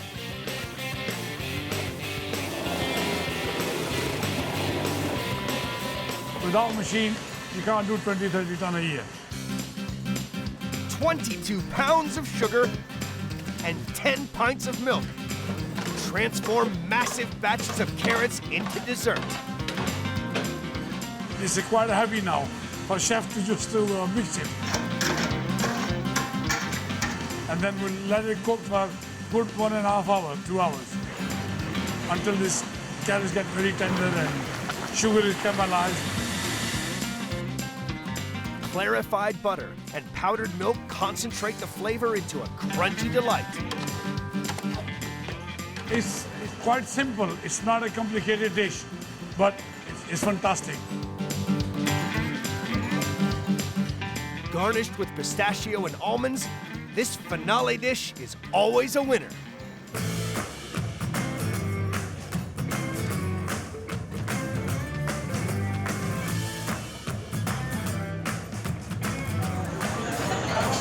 Kind of a unique dish. I don't know why I haven't ever tried it or experienced it. It's absolutely delicious, completely wonderful, but it was absolutely amazing. Guests consume 300,000 servings of Gaja Halva every year. 11 p.m., the busiest day of the year, comes to an end. Thank you very much for waiting for your table. You know, every customer that I spoke to, in spite of waiting for a table, when they had the food, they all went down saying thank you very much and you guys are doing a wonderful job. Over 2,000 kebabs cooked, 1,000 naans baked, and hundreds of gallons of curries served. We actually feel proud that we've done something at the end of the day. It's always like smiles and cheers at the end of the day. I've never been here before. It's my first time, and I'll definitely be coming back. It's absolutely superb. It's just lovely. My book is a winner.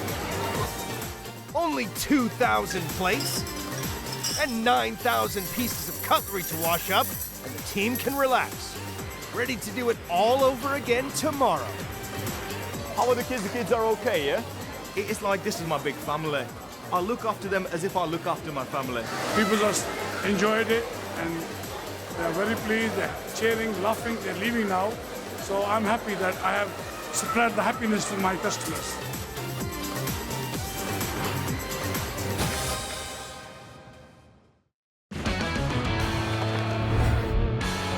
In Fort Bragg, North Carolina,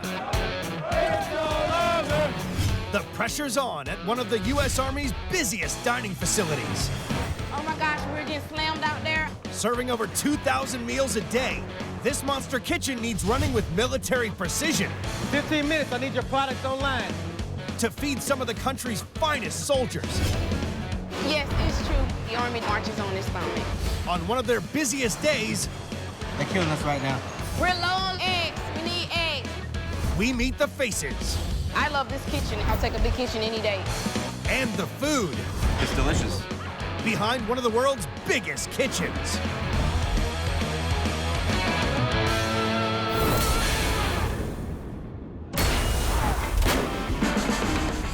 42nd Airborne Division. The U.S. Army's Parachute Assault Specialists. When these elite soldiers get hungry, they eat big. Can I get eggs, bacon, and potatoes, please? The soldiers are very demanding. It's not like they miss a meal. They never miss a meal.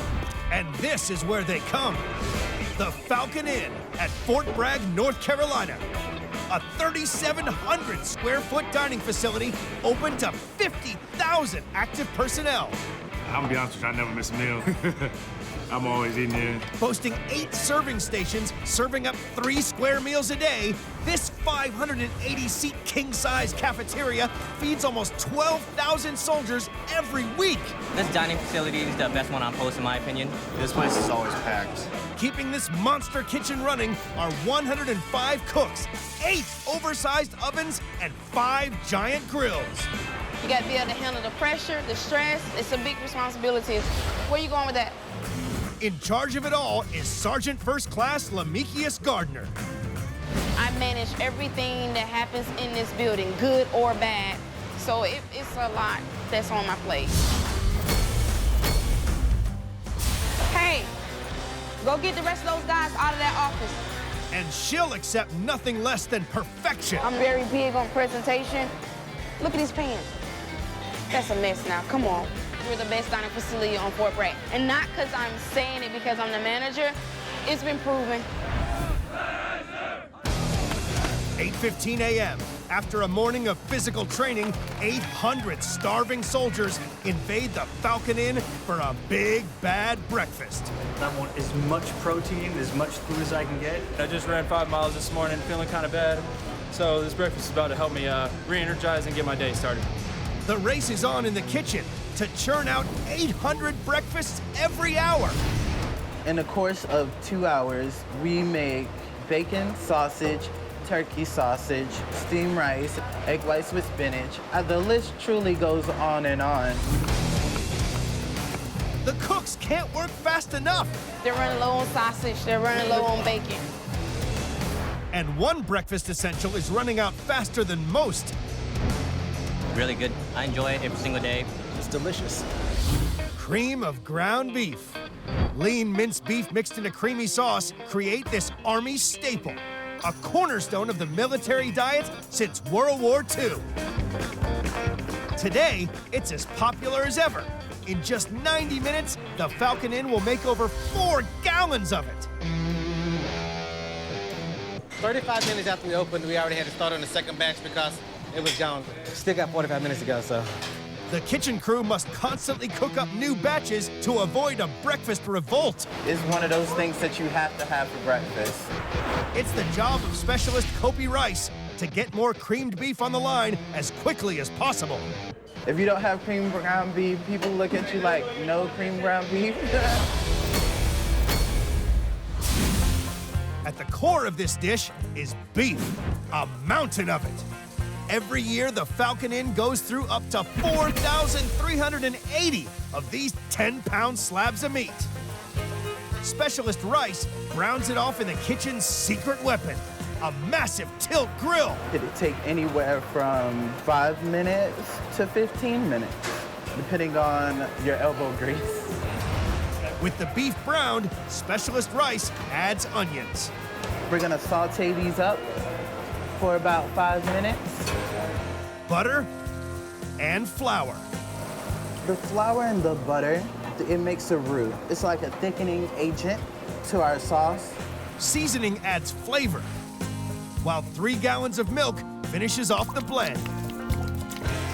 After 5 minutes of simmering, this breakfast stalwart is just the right consistency. That's good creamed beef. Time for the tilt grill to earn its stripes. Over the course of a week, it pours out more than enough creamed beef to fill a bathtub. This is coming out excellent. The result of Specialist Rice's efforts is a healthy dose of protein-filled fuel for a day in the field. Every year, chefs here cook up 40,150 servings of this essential Army fare. That's enough to fill the fuel tanks of 41 military Hummers. And on the front line, the latest batch arrives just in time. I'm actually on my third pen over here already. Here you go, and you have a great day. The cream beef is actually really good. It's delicious. The Falcon Inn's been open for just 90 minutes, and already it's dealt with a breakfast barrage.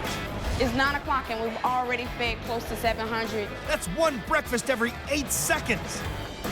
But this is merely the calm before the culinary storm. Once it starts, no stopping. Lunchtime is on the horizon, and it promises to be even busier. Guys jumped last night and they got to jump today, so probably trying to get their meal before they go out for the airborne operation today. As the airborne division fuels up for an afternoon jump. Fort Bragg, North Carolina, 10:30 a.m.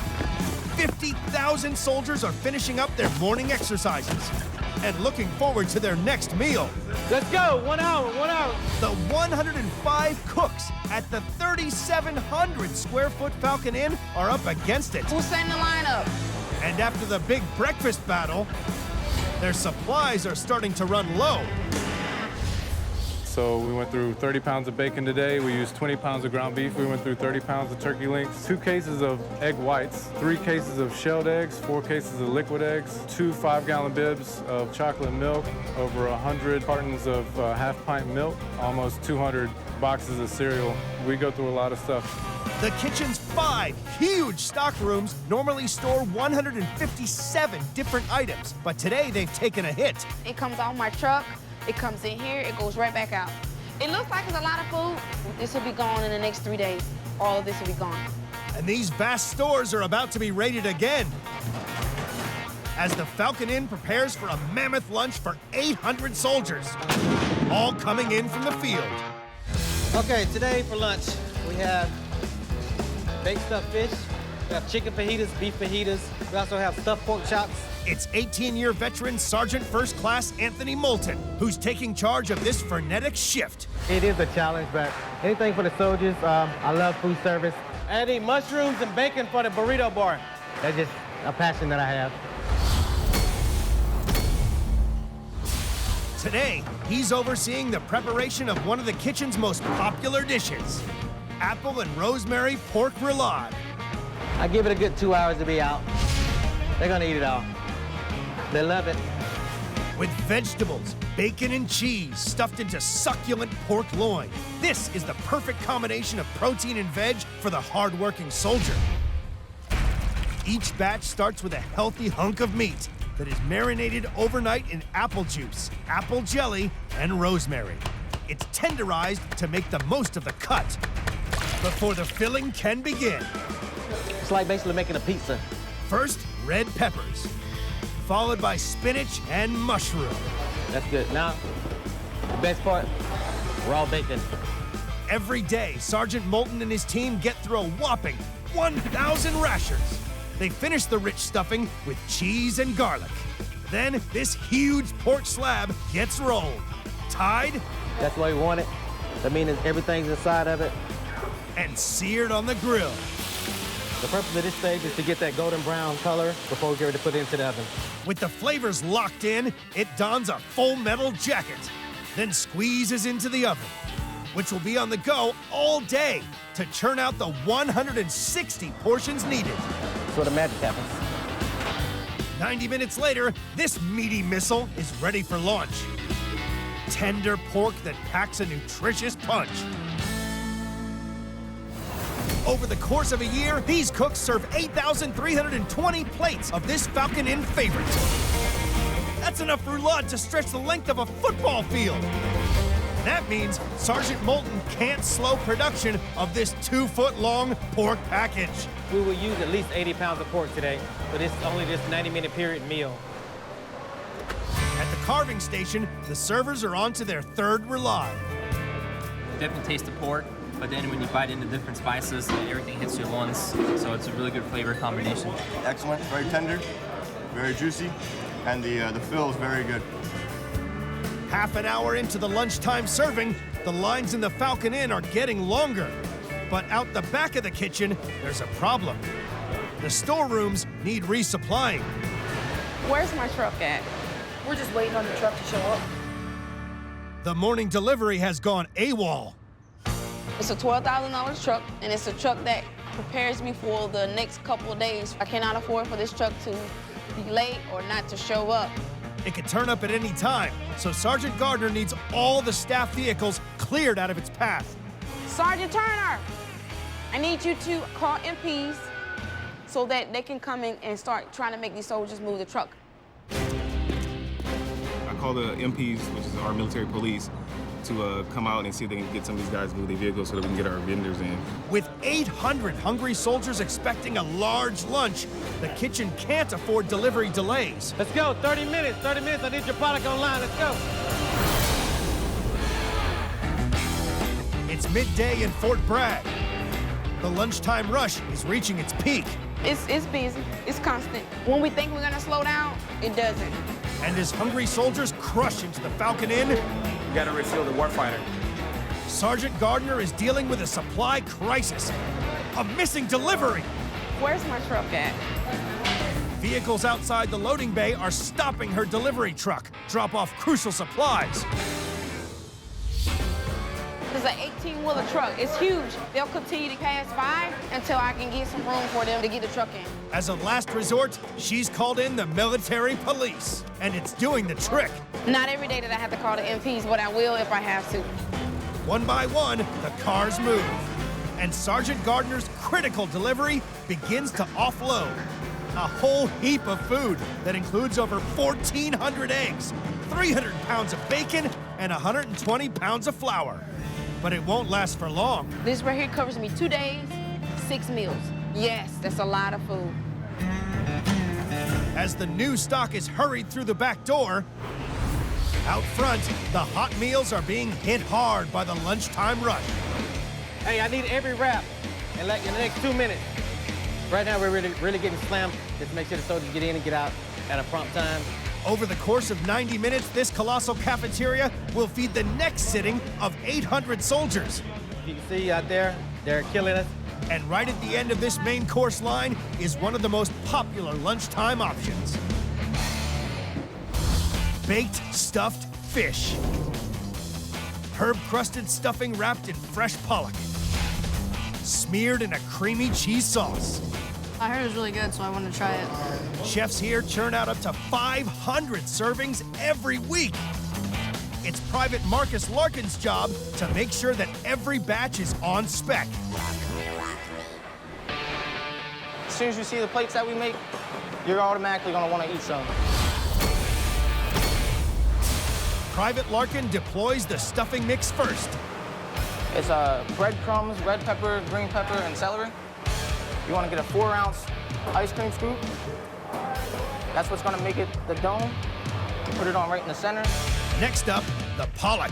Every year, the Falcon Inn gets through 15,600 of them. Wrap it around. You put a toothpick in the side of it, and you just pop it in the oven for about 8 minutes, 8-10 minutes, and you got yourself a dish. Well, not quite. This dish needs arming with a smooth white sauce before it's ready for action. It takes a carton of whipped cream to make each batch. You wanna have your flame on low so it doesn't scorch the cream. Along with over a pound of cheese. Next, you wanna put the block of cream cheese in. It could be a little bit thicker. I'm gonna add some more cheese, actually. Enough to get the sauce to just the right consistency. I just got about another 8 ounces of cream cheese. I'm about to add it into the sauce to make it thicker. It's just a little too loose. You don't want it to drip like that. You want a continuous line of drizzle. You don't want it to be dripping. With the sauce at its cheese peak, Private Larkin adds some seasoning and gets his fish from the oven. Garnish tops out this fishy feast. That'd be your stuffed baked fish. I wouldn't be surprised if we ran out today. Every year, the kitchen crew here cook up a whopping 26,000 servings. Stacked up, that's taller than 3 Empire State Buildings. And out in the cafeteria, the dish is a hit. It just tastes really good. I don't even know what's in it. The stuffing, it kind of tastes like a Thanksgiving stuffing, and the sauce kind of complements the fish and the stuffing. It was superb. It was wonderful. With 30 minutes of lunch left, Sergeant Gardner needs all the help she can get. Hey, go get your people to help them out. Tell Rations come out of their office to come help the shift out. I need to get everybody out in the front area because we're getting slammed. That and here.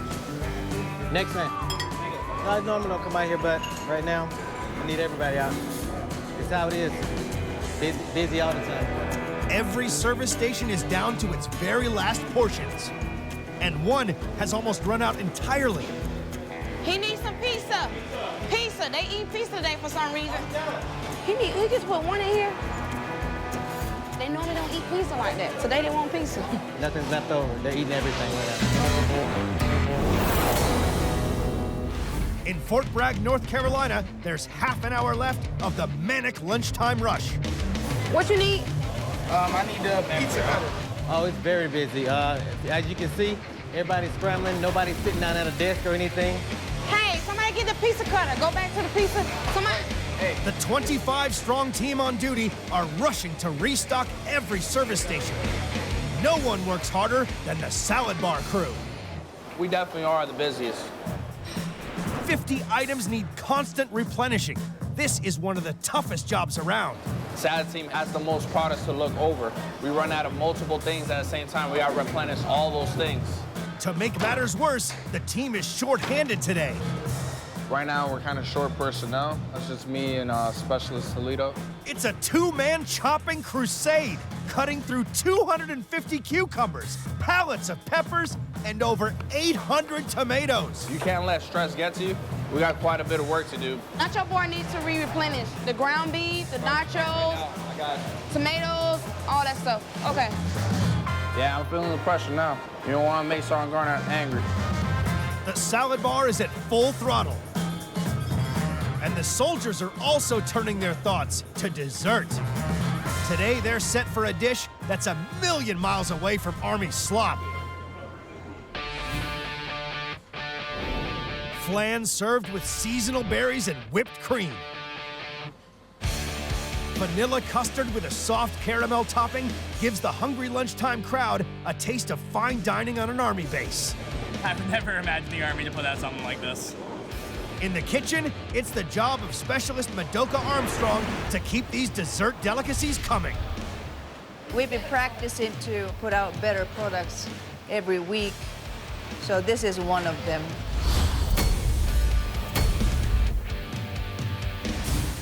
First task, make the custard mix that forms the body of the dessert.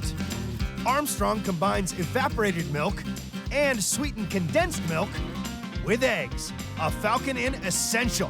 Every day, this one kitchen gets through 1,080. Vanilla extract adds flavor to the custard, which is then mixed and strained. I have to make sure the flan's gonna come out with the silky texture. The caramel sauce is next, starting with a generous dose of sugar. Normally, I use 1 bag. Which Armstrong slowly melts over a low heat. I'm looking for really dark brown, but still kind of clear. This one's gonna turn out good, I think. She spoons the liquefied sugar into cupcake molds, where it's joined by the rich custard mix. You really don't wanna overflow it because once it goes to the oven, it's gonna rise a little bit. After 20 minutes in the oven and at least 2 hours in the fridge, the first batch of this sugary sweet treat is ready for action. Every year, the Falcon Inn team cooks up 3,640 of these dessert delights. That's a custard tower taller than the Hoover Dam. It was good. It was creamy, rich. It was absolutely delicious. I would definitely go for it again, and again, and again. After an hour and a half, the battle of big food is over. Sergeant Gardner and her team have quite literally fed an army. And a well-fed army is a happy army. I leave comment cards on the table every day. Stuffed pork, wonderful, well, ran facility, thank you. Love the variety, love the staff, fresh ingredients. Sergeant Gardner, her team rocks. My guys They got into the fight early this morning, and they work hard. Fed everybody. My body's sore, my feet hurt, but you got to keep pushing. We're soldiers at the end of the day. We're expected to be the best of the best. I love my team. I tell them all the time, these guys, they rock.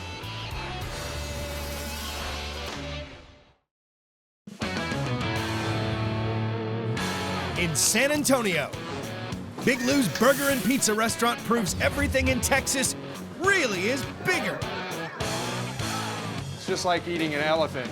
Cooking up big fast food for big crowds. Probably have right now about 100 to 200 people in line. 1,000 pizzas a day fly out the door here. We can get through about 100 plus pizzas in a good hour. We meet the team serving giant food to more than 3,000 customers a night. How do I keep my calm? This is calm. In one of the world's biggest kitchens.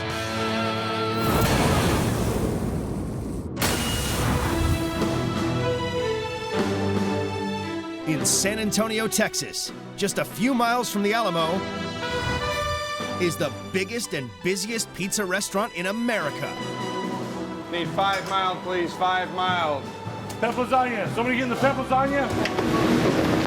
Big Lou's is super king-sized fast food with a massive menu to match. They serve up brontosaurus-sized burgers, super-sized lasagnas, and palace-sized pizzas. Oh, we come down here once a week, once every other week. Unfortunately, it's hard to come for lunch because if we eat too much, we won't get no work done. This 1,000-seat restaurant battles to feed nearly 1.5 million people a year. This is my margarita for two. Expecting a busy night, so it's turned into a margarita for one.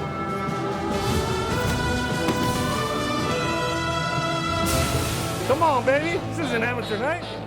To keep up with surging demand, Brian has an army of more than 100 fast-moving staff.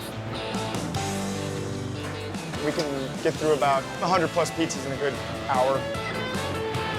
4 industrial-sized ovens and equipment made especially for gargantuan food all help.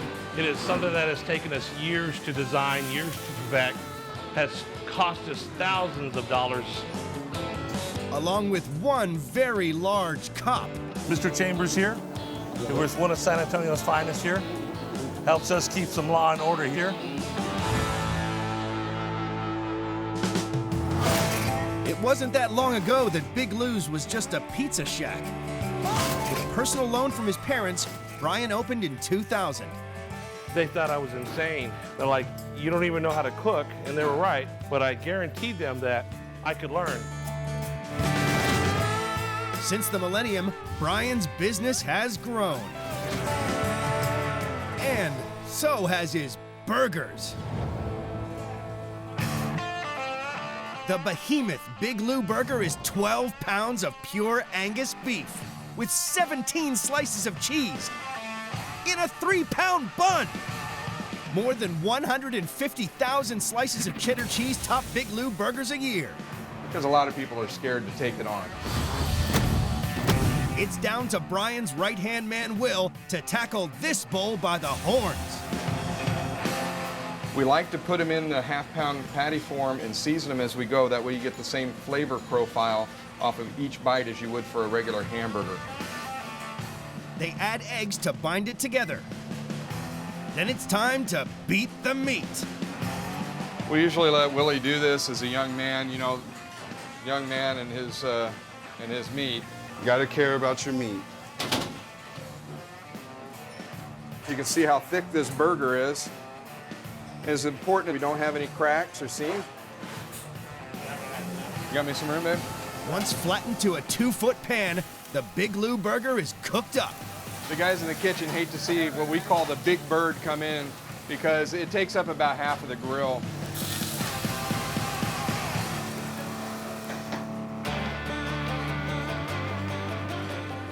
This is our version of the hamburger bun. This is probably about 15 regular hamburgers all in one. There you see here, it kind of blocks me completely out. That's a big bun. After 8 minutes on the grill, they add 1.5 pounds of cheddar cheese. a pound of jalapeno peppers, and a few handfuls of lettuce and tomato. The funeral home across the street has tripled their business since we opened. This is just an absolute monster burger. Boasting 25,000 calories, the Big Lou burger also comes with a warning. The record is 5 skinny kids that came from high school. They didn't finish the sides, but they did finish the burger. We've never seen those guys again. I hope they're okay. The Big Lou burger. Nobody's gonna say, "Where's the beef?" This behemoth could topple Paul Bunyan. Big Lou's cooks up 10,000 big burgers a year. That's the same weight as 350,000 Big Macs. All right, guys, big burger coming through. Oh my God. There you go. I got you. Guys, you enjoy. Please let us know if we can get you anything else, okay? There's nowhere else where you can get a burger like this. We're gonna have one heck of a try finishing this burger up. Well, we're gonna give it our best shot. Let's get breakfast for today's burger. I think you could feed 20 people off of this thing. I may be good for one more slice.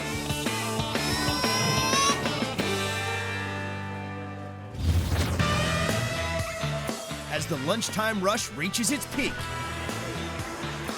I need a pep lasagna, please. Pep lasagna, please.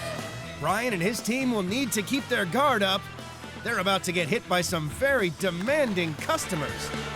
I am hangry, which means I am hungry and angry at the same time. How do I keep my calm? This is calm.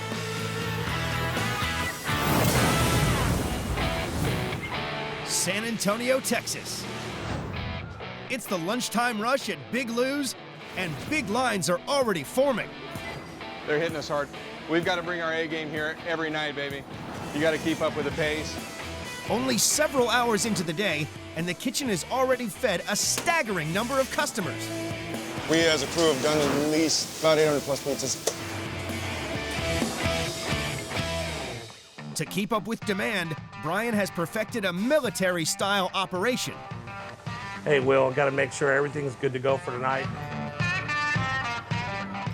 What it really boils down to is we have about 4 restaurants all wrapped up in one location, and I see my crew working their tail off. Creating food on a massive scale requires a constant stream of huge deliveries. 2 million pounds of ingredients a year. This huge delivery of cheese will last 2 days. We go through a lot of food. Big Lou's doesn't just serve burgers and pizzas. For those who love pasta, they serve up 1,000 dishes every night. It's down to Brian's niece Valerie to serve up their biggest pasta dish. Everything in Texas is bigger. Bigger is better. The Big Lou Cheese Lasagna, Texas style. 12 layers of pasta pleasure glued together with cheese and a secret sauce. Customers at Big Lou's down 5,000 crates of pasta a year. This is our secret family recipe, but I can't show it to you because it is a secret. But what we can reveal is that Valerie starts by mixing buckets of cottage cheese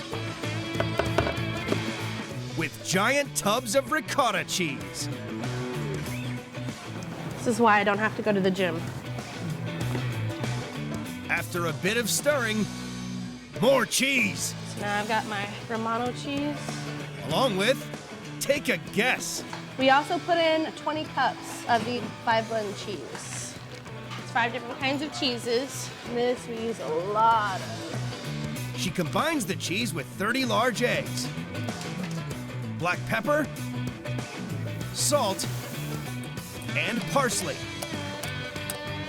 Then adds it to the cheese mix. Gotta stir it up really well. Almost all of our sauces are actually very labor intensive. Now it's time to build the Big Lou Cheese Lasagna. We're gonna take our secret homemade sauce right here and we're gonna coat the bottom of the pan. So what we're gonna do is we're gonna get our lasagna, we're gonna get it to fit in here best as we can. Valerie adds generous heaps of cheese filling between each layer of pasta. It's almost like laying a wood floor.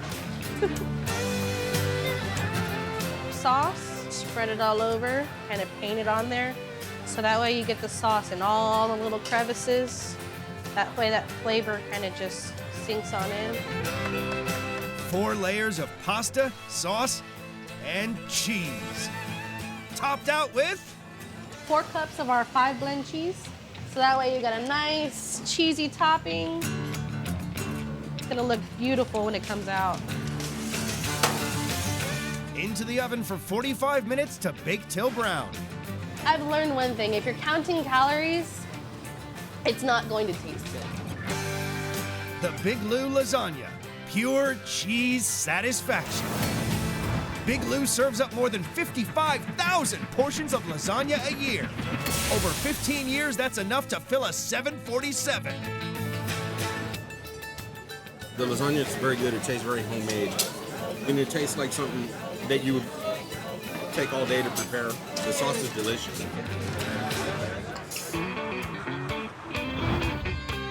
As the lunch rush gives way to the dinner rush, Brian faces up to tonight's big challenge.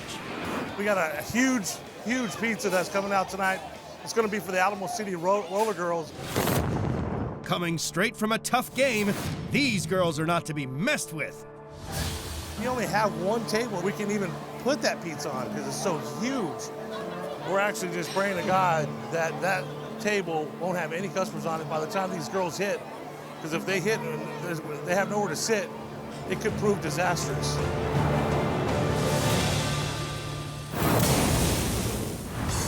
At Big Lou's in San Antonio, Texas, the dinner rush has kicked in. The volume of orders has doubled. I need a dozen mile, please, dozen mile. To make tonight even more of a challenge, Brian's team has an order in for their biggest pizza. We're actually making it for a special group of young ladies, the Alamo City Roller Derby team. And believe me, you do not want to get on their bad side. Making the Roller Girls' 62-inch pizza even bigger will be its monstrous topping, Big Lou's legendary barbecue brisket. We're using 100% Angus brisket. It's top of the line. It's 100% fresh. Its brisket flavors have been charring to perfection for 15 hours. Now it's ready for the Roller Girls. It's beautiful. That's just the way we want to see it. That's how we do brisket in Texas. We're going to go ahead and cut these into little cubes. Okay, Will, can you go ahead and get that to the oven ASAP? We need to get that for the 62. Out in the restaurant, the Roller Girl rushes on. These girls aren't just hungry.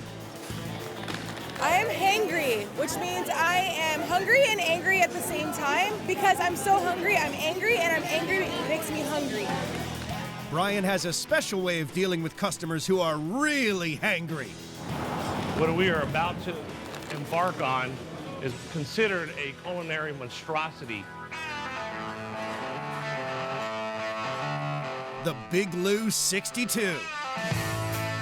5 feet wide, this is the biggest pizza in Texas. Every year, Big Lou's ovens cook just over 1 million pizzas. Stacked on top of each other, that's a stratospheric pile of pizzas. Everybody loves the 62. They want to see the 62. They're here for the 62. People have fought in the parking lot over the 62-inch pizza. It's ridiculous. Making a pizza so huge stops the kitchen cold, and Brian and his team are under the gun. Clara, what time are these girls coming in? Some of them are just getting here? We haven't even begun. Everything about the 62 is supersized, starting with the 20-pound dough base. I'm really upset that our pizza's not here yet. I'm very, very hungry. You might want to stand back. If they don't start bringing our pizzas out soon, we're going to have to go for the owner. Ready to sauce it up. Let's do it, baby. All right, it's time to get spicy here, guys. This is a homemade barbecue sauce. Say this is Pop's recipe, right? Pop's recipe. It takes more than a gallon of sauce to cover the 62. Now one of the most important ingredients. Along with 10 pounds of cheese. Every month, the customers consume 2,400 cases of this mozzarella cheese.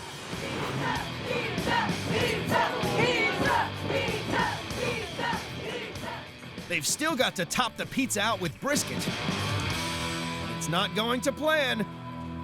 Willie's gonna be ready to go with that brisket, right? Let me try and call Come on, man. This is really bad timing. There we go. There we go. I'm trying. Dude, what the man? Dude, there's been, man. Where you been? Stuck in the bathroom. These girls are not in a good mood.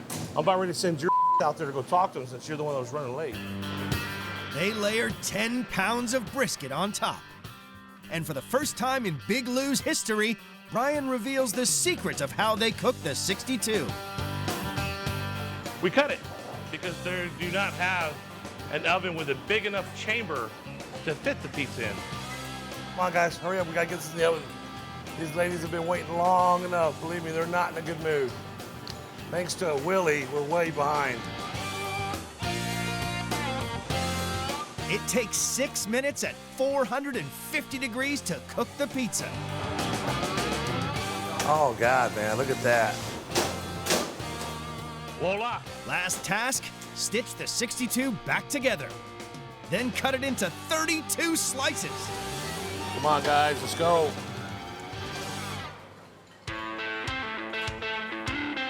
The 62-inch behemoth Big Lou barbecue brisket pizza, weighing in at 40 pounds. Let's go, guys, come on, let's go. Excuse me, folks, big pizza coming through. Come on, guys, big pizza coming through.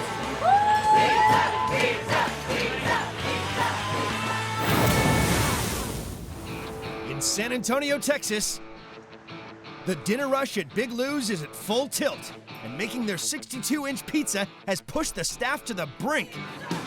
The team of roller derby girls are tired of waiting for dinner. Folks, big pizza coming through. Come on, guys, big pizza coming through.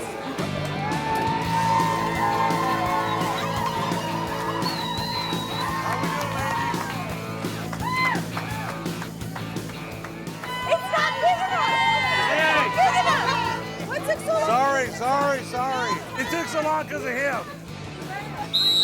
Big Lou, cutting. Please, enjoy. Thank you.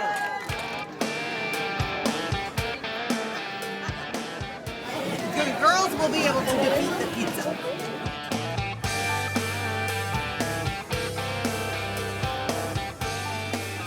It is absolutely incredible. I am not a big fan of barbecue anything on pizza, but this is incredible. It's not what I expected, it's better. It's really, really good. This pizza's delicious. Definitely worth the wait. We pretty much demolished it in about 5 minutes. I have to say, after seeing the angry mood that they were in, I'm not quite shocked that they actually knocked it out of the park. To see that they actually polished off that big 62-inch brisket pizza, wow, that's amazing. I couldn't believe it. The dinner rush may be dying down, but for those Big Lou customers who have not gorged themselves full, there is the ginormous Big Lou cinnamon bread for dessert. Sweet dough, baked to perfection, topped with cinnamon and sugar, and hot frosting on the side. Definitely one of our more popular desserts that we have here. Baking chefs roll out a pound of dough to the size of a small pizza. Score it, and then bake it for 6 minutes before topping with, no, not cheese. We use a butter sauce that has just a nice butter flavor. And then we sprinkle cinnamon sugar all over it and serve it with a side of frosting. The Big Lou cinnamon bread. Welcome to sweet dough paradise. Big Lou sells 6,500 cinnamon breads a year. Over 15 years, they've made enough to span the Grand Canyon. I've been to this place a couple of times, and all the food I've eaten here has been really good. Remarkably light. Yeah. surprisingly large.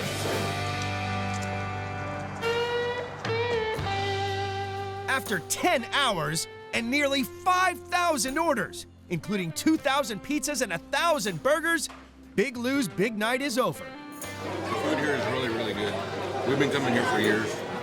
What's really good here is the atmosphere, the food is fantastic, and the staff is awesome. In San Antonio, Big Lou's is probably the only place where you can come and get lasagna, pizza, wings.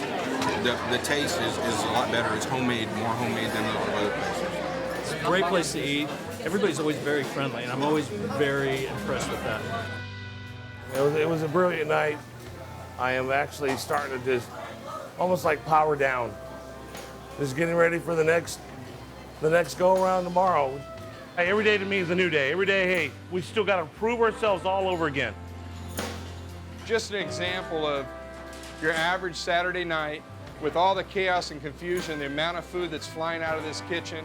This isn't a task that just any restaurant can tackle. It's just what we do. So it's just amazing, and I love doing it.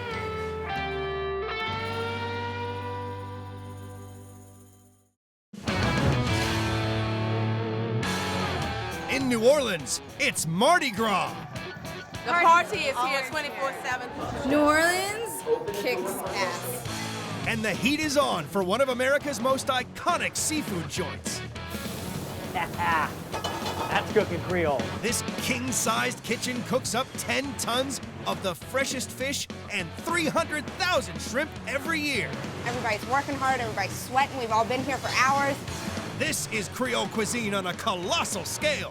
That's Mardi Gras, New Orleans, man. On their busiest day of the year, I have a whole bunch of people already eating. I have a whole bunch more screaming at me. we meet the faces. Colin, come on. And food. It's over the top, delicious. Behind one of the world's biggest kitchens.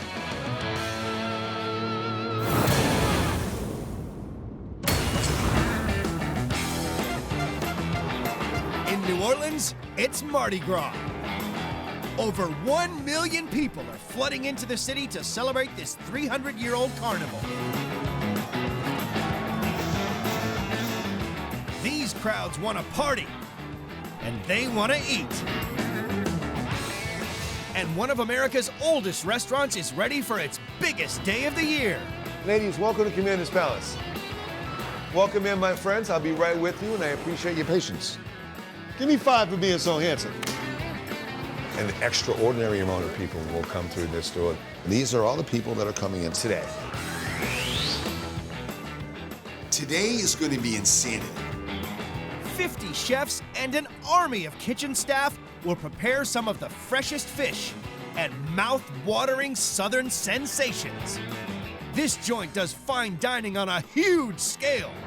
If you want to come to New Orleans and get that southern feel, that southern hospitality, Commander's Palace is your place. This old establishment restaurant has been at the heart of Mardi Gras since 1880, when it first put Creole cuisine on the international stage. 135 years on, it has expanded into a 400-seat gourmet castle that serves up quantity and quality. It's the best restaurant in New Orleans. Every time I come to New Orleans, I have to eat here. It takes 19 ovens and 11 fridges to keep this monster kitchen cooking. Philosophy for us is everything's got to be perfect. Keeping up with the massive demands of Mardi Gras requires superhuman skills from head chef Tori McPhail. I feel like I'm a freak of nature. You know what I mean? We're so obsessive compulsive beyond what is normal. 11:30 a.m. It's only brunch, but people can't get enough of this restaurant's signature dishes. Chicory coffee lacquered quail and French white truffle with winter mushroom risotto. But nothing compares to one dish that's as old as Mardi Gras itself. The turtle soup at Commander's is the best in the city.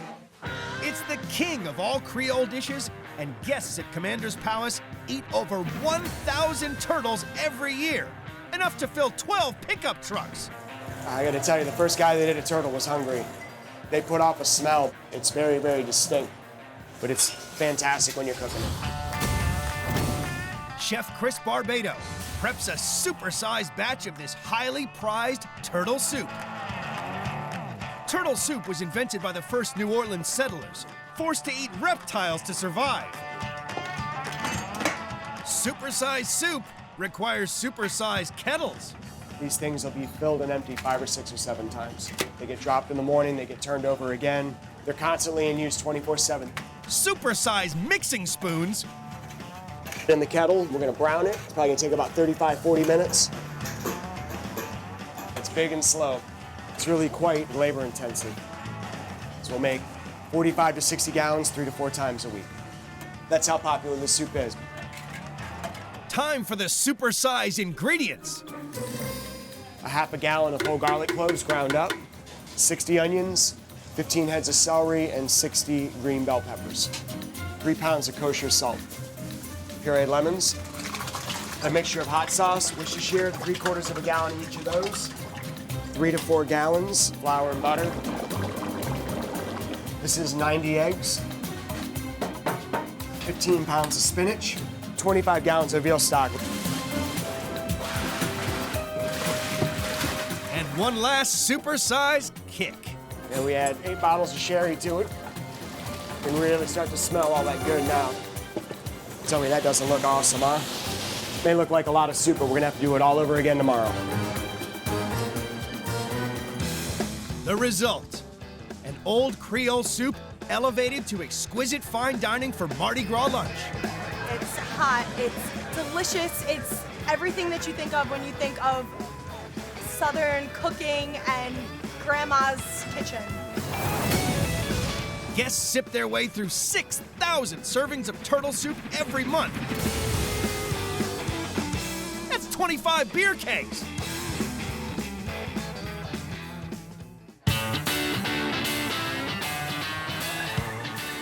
The team at Commander's Palace has got a killer day ahead and a reputation to uphold. It's a really high bar. I mean, people read about us from all over the world, and they have incredibly high expectations. Today, the Mardi Gras crowds will demand hundreds of the world's greatest appetizer. Spice, salt, smoke. It's basically like Louisiana flavor all in one bite. If they can keep up. Shaving off the seconds, yeah, I mean, that's where the technique comes in. In New Orleans, it's Mardi Gras. And the busiest day of the year for the iconic Commander's Palace. Everybody's working hard, everybody's sweating. We've all been here for hours.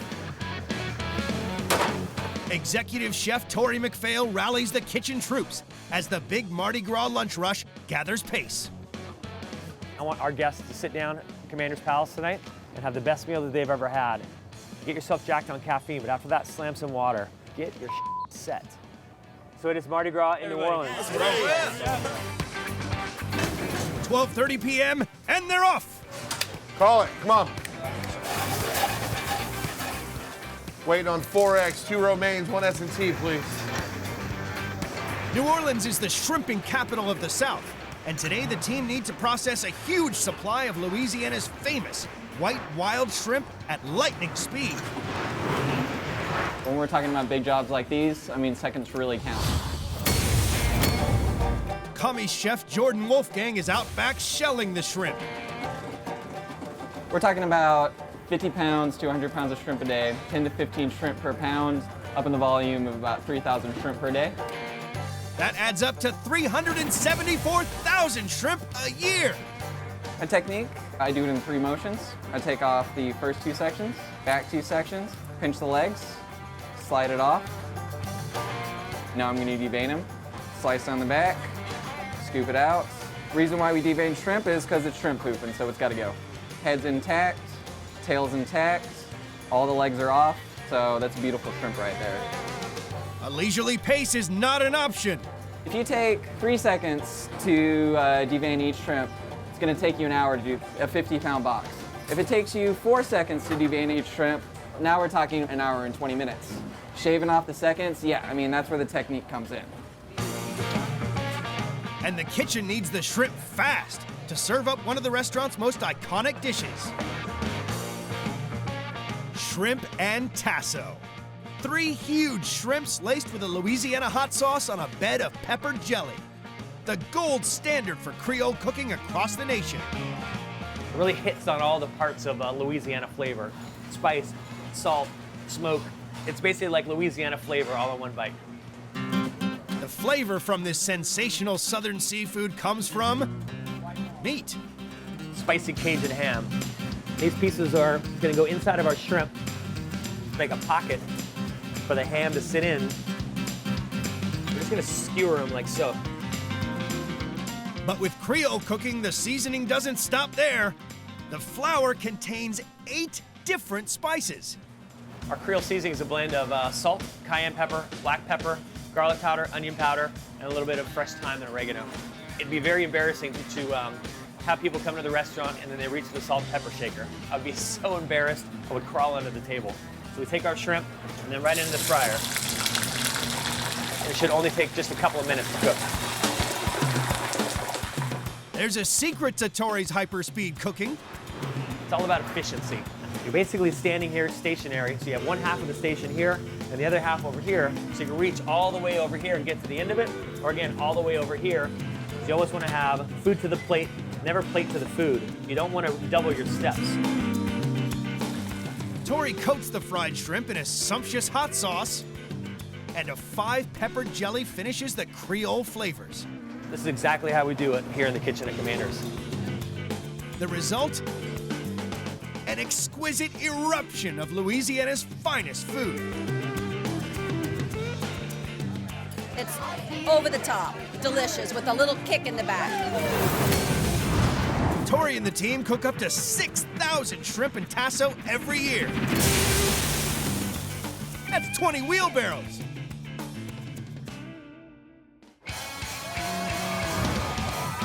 "1 p.m., the party's still going. That's Mardi Gras New Orleans, man. And the orders keep on coming. I'm gonna need 4 rounds of demi-S&Ts next, please. We're either gonna get this knocked out or we're gonna be serving lunch until dawn. Copious orders of homemade boudin, shrimp and grits, and luscious lobster salads mean the seafood stocks are getting hit hard. The biggest challenges at the moment are making sure that all the rest of the cooks have all the product they need. We really touch base with every single cook and say, what do you need? How much do you have? To stay one step ahead, replenishing supplies is crucial. It's Mardi Gras, it's our busiest time of year, and we're just, we're plowing through it. Chef Tori must make a Mardi Gras seafood supply run. Running a kitchen as big as Commander's Palace, supply is definitely always a challenge. Mardi Gras can make getting around New Orleans definitely a bit of a challenge. But the party traffic could stop him in his tracks.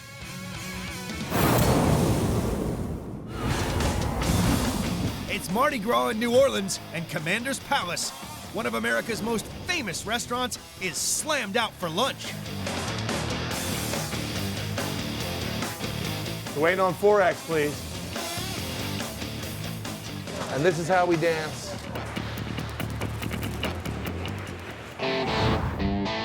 Head Chef Tori is on a supply run to this enormous fish factory to stock up on seafood. This place turns over 4 million pounds of fish every year. And today, every chef in the city is fighting for factory owner Cliff Hall's stock. Hey, Chef. Good to see you. Good to see you too, man. What's been happening around here? Oh, getting ready for just a slamming weekend. It is crazy right now because every pound that comes in goes right out. It really makes my life hectic. Let's go check it out. Let's walk around. These fish were actually swimming yesterday. Got some shrimp over here. Ah, these are beautiful. These come right out of the Gulf, huh? Look at this stuff over here. Fresh speckled trout. I mean, to get that on a thin hook and line, woo! So these guys are great. This is like the perfect size. Probably go through a couple hundred of these. Hopefully, this extra supply of seafood is enough to get Chef Tori through today. During Mardi Gras, Commander's Palace can get through 1,300 pieces of fish in a week. 1 p.m. The orders are coming fast, and the kitchen must work at breakneck speed to keep up. All right, I'm waiting on 6 romaine. I'm waiting on 2 strawberries. I'm waiting on 10 demi-S&Ts. We gotta go, kids. we assemble everything on 10 different trays. So we can sell 10 tables at once. Okay, when we're really, really popping, we have a line full of people, we can sell 10 tables every 4.5 minutes. Okay, so it's constantly keeping up with the demand. Tori's new fish supplies arrived just in time. The restaurant's signature seared red fish dish is in high demand. And there's a queue getting ready to order even more of it. Thank you for your patience. Last name in the reservation. Welcome in, my friends. I'll be right with you, and I appreciate your patience. Commander's Palace's taste bud tingling seared red fish is the hottest fish dish around. Fantastic. It just melts in your mouth. The success of this fantastic traditional dish is down to good old Creole campfire ways of cooking. This is a dish that is born and bred right from Commander's Palace. This is our old antique cast iron pan. This pan was passed down from all the chefs here over the last 40 years. It's just at just enough oil, okay? So you just wet the top of it. We have a beautiful fillet of redfish here, and make sure it's very, very dry. Tori coats the fish with a mix of hot Creole spices, salt, pepper, cayenne and onion garlic pepper. Take our fish and lay it bone side down. And we're not gonna saute it, we're not gonna move it. It's just gonna sear in that hot skillet. About maybe 3.5 minutes on the first side, and we'll let it turn over and do its thing on this side. The simple red fish is complemented by a mix of quick-fried local vegetables, spiked with a dash of liquor. A little shot of brandy, I'm just gonna shake it up. That's cooking Creole. Finished with basil vinaigrette and a dash of chili oil. Great local vegetables, a simple piece of fish across the top of it. It doesn't need to be complex or overly fussy to have great flavorful food. The result, a taste bud tingling red fish infused with all the Creole flavors of campfire cooking. It's a simple dish, but I'll tell you what, we have a lot of these to get out tonight. Guests munch their way through 17,000 fish every year. End to end, that's 4 miles of fish. 1:30 p.m., the parades are in full swing. And the endless throng of lunchtime guests pushes the team to the limit. Super, super stressed. It's Mardi Gras. A lot of energy, a lot of anticipation, a lot of emotion. But hey man, this is what we're here for, right? I have a whole bunch of people already eating. I have a whole bunch more streaming at me. I've got 2 phones ringing telling me what tables are coming up, which one's on. I'm calling people what's coming up. Help me.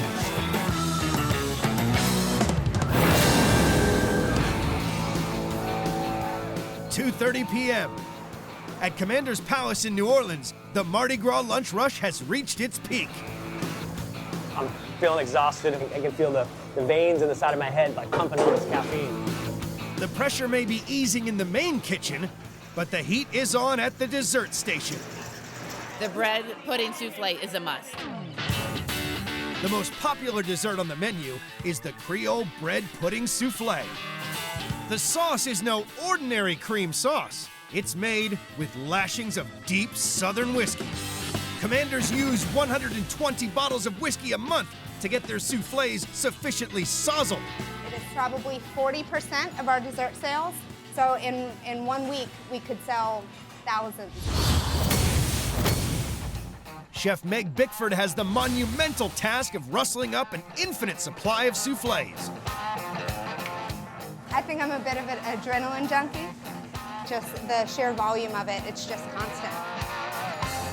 Meg's team must make each souffle to order. Timing is crucial, and you need some superhuman skills for this job. So every morning we come in and we'll bake up to 6 sheet trays of bread pudding. The bread is from a local New Orleans bakery, and the inside of the bread is very, very soft. So it needs to be small enough pieces to fold into the meringue. The most important thing is that the meringue is stiff enough to hold up our bread pudding.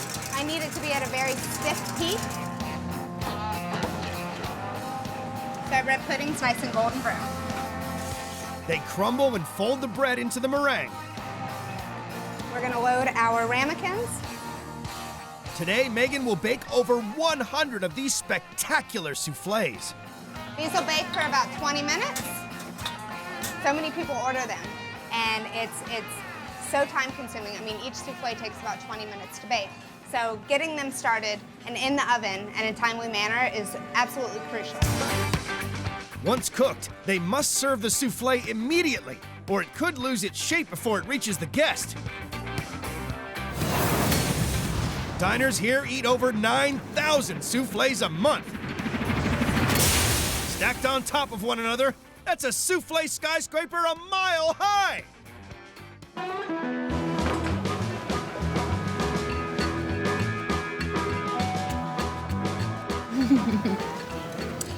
Oh wow, that's really good. Bread pudding souffle, awesome. It's absolutely delicious. They all came at once, and they, like 5 people came zoom, like that. We take pride in what we do, right? There's no other place in the world that I'd rather be right now than standing commanding the Commander's Palace kitchen. Commander's Palace, like every time you say it, you just sound like you're going to the greatest restaurant in the world, and it turns out it actually is. Today, the team at Commander's Palace has wined and dined over 1,000 customers for Mardi Gras lunch. Happy Mardi Gras. Wonderful. Glad you guys enjoyed yourselves. It's been a good day, a lot of energy. I want everybody to walk out of here all dressed up in their Mardi Gras garb, but I want them to say, man, I had lunch at Commander's Palace, Mardi Gras 2015. It's absolutely a day that I'm going to remember forever.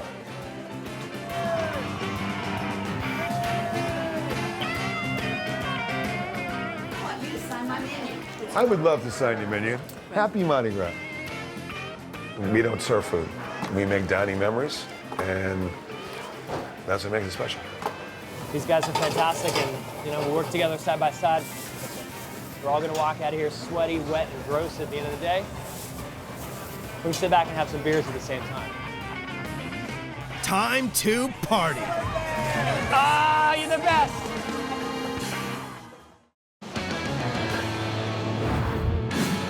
On one of the world's biggest cruise ships. The supersized galleys are at full steam ahead.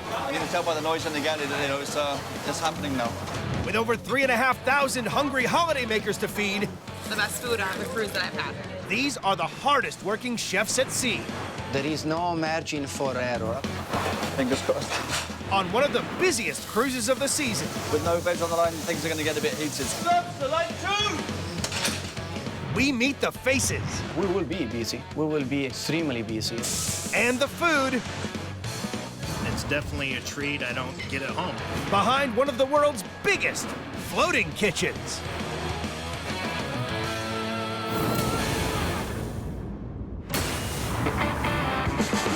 In the Caribbean, the Regal Princess is making waves. This giant of the seas carries more than 3,500 passengers and over 1,300 crew. Welcome to Regal Princess. And they've all got healthy appetites. So it's 12,000 meals per day. It's a massive, massive operation.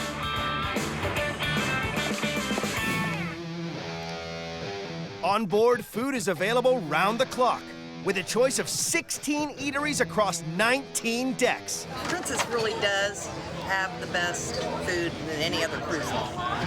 To keep this gargantuan operation going, 215 cooks work across 20 galleys, stuffed with state-of-the-art ovens, giant grills, and baking gadgets churning out 20,000 bread rolls a day. It's huge. I don't think I've come across any galleys bigger than this. The Regal is the latest addition to Princess, a cruise line celebrating its 50th year. This Leviathan is longer than 3 football fields and taller than 15 double-decker buses. Since its maiden voyage in 2014, it's fed over 143,000 passengers. In charge of every morsel produced on board is executive chef Sean Camden. Anything can happen. This is challenging. I mean, we have 3 dining rooms, plus we have the steakhouse, we have an Italian fine dining, we have the self-service buffet up on deck 16. It is a mad, mad operation. Is you all right? Sean must make sure that every bite is up to scratch. Okay. On a daily basis, I do basically 3 rounds a day. I think it's actually food that sells cruising. If the food isn't any good on the ship, then people just don't want to go back. On this ship, we demand perfection. It's the Saturday night of a 7-day cruise, and the ship is between the Bahamas and the Florida coast. The demand for deluxe dining is stronger than ever. High priority is the food. If the food isn't that good, we're not coming back. Tonight, lobster's on the menu. And for the kitchen team, that means a lot of cracking, cleaning, and cooking. Let's go! It's going to be like this until about 7 o'clock. You can feel the adrenaline rushing right now. In just one serving, Sean and his team will shift 2,700 of these flavorsome crustaceans. It's kind of a free-for-all, you know? We just give it until they don't want any more. We really want to just make sure that the flow just is continuous, and we haven't got time to stop plating.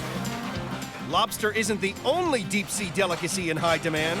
They are tender and sweet, and these have been cooked perfectly. Sean's serving up another ocean treat tonight. Seared scallops in a 3-citrus nage. A ring of Japanese scallops covered in a light citrus sauce and surrounding a bed of summer vegetables makes for one of the ship's most popular dishes. Yeah, just spit it out. There's a heavy run on the scallops tonight. First task, prepare over 6 gallons of sauce. It's a very delicate sauce, so it's important that you stay with it every step of the way. Each cooking station mixes a healthy slug of orange juice, lime juice, and lemon with a ladle of white wine and brings the mix to the boil. It's kind of getting syrupy at the edges right now, which for me is just about right. With the juices reduced, Sean's team add fish stock, thyme, and shallots. Thickened cream takes the acidity out of the mixture, while butter adds richness.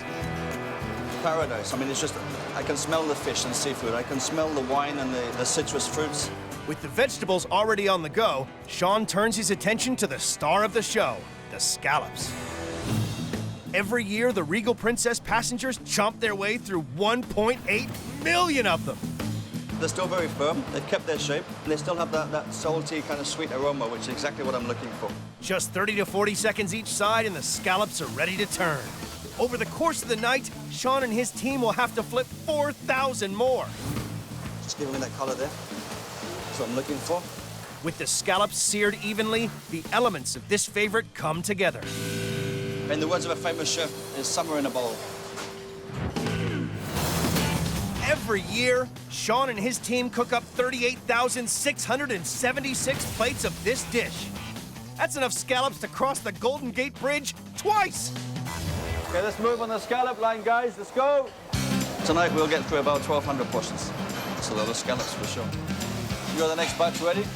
Okay, let's go, let's go. As you can see, the queue of waiters is building up right now, so I want to keep this line moving. To keep up with demand, Sean must open up a second service station. Okay, like this, okay?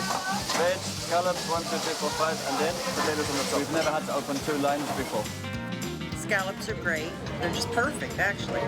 They're to die for. The next meal. 9 p.m., the shellfish bedlam is dying down. But below decks, the ship's massive provision rooms are looking bare. These galleys need restocking fast. This giant ship only gets one chance to come to port and fill them up. We cannot miss 1 kilo of anything. 5 a.m., Fort Lauderdale, Florida. One of the world's largest cruise ships creeps into port to take on crucial supplies. In just 10 hours, the Regal Princess needs to be back in Caribbean waters, fully laden with 140 tons of food. Delivering high restaurant level food to 4,000 passengers per day, 3 times per day. There is no margin for error. It's the job of Food and Beverage Director Mirko Milo to make sure every last item is safely on board. If we miss something during our cruise, we cannot go to Costco and buy something. With 5,000 passengers and crew to feed, Mirko's shopping list is epic. Spices, chips, peanut butter, juices. We have flour there, 9 kinds of cornflakes. That's on top of 432,000 eggs, 5,000 pounds of potatoes, and 6,000 lobster tails. The numbers are huge. It's a massive, massive operation. All 140 tons is stored in 15 massive provision rooms across 2 decks. And every last inch of space is filled. 4 p.m., and with the last stock stowed, the Regal Princess heads back to the Caribbean sunshine. There are over 3,500 new passengers on board, and it's not long till they're hungry. I'm an eater, so I look forward to a good meal. I like to eat. The kitchens are back in full swing. Managed chaos. This afternoon, the ocean-going holidaymakers are gorging on a taste of the tropics. Beautifully presented and delicious. Roasted queen snapper. Delicate sweet fish, served with eggplant caponata and drizzled in a lemongrass vinaigrette. It's a very nice and refreshing dinner meal. In charge of this colorful offering is Romanian executive sous chef Florin Dragan. I expect from the passenger to like it and ask for the second portion.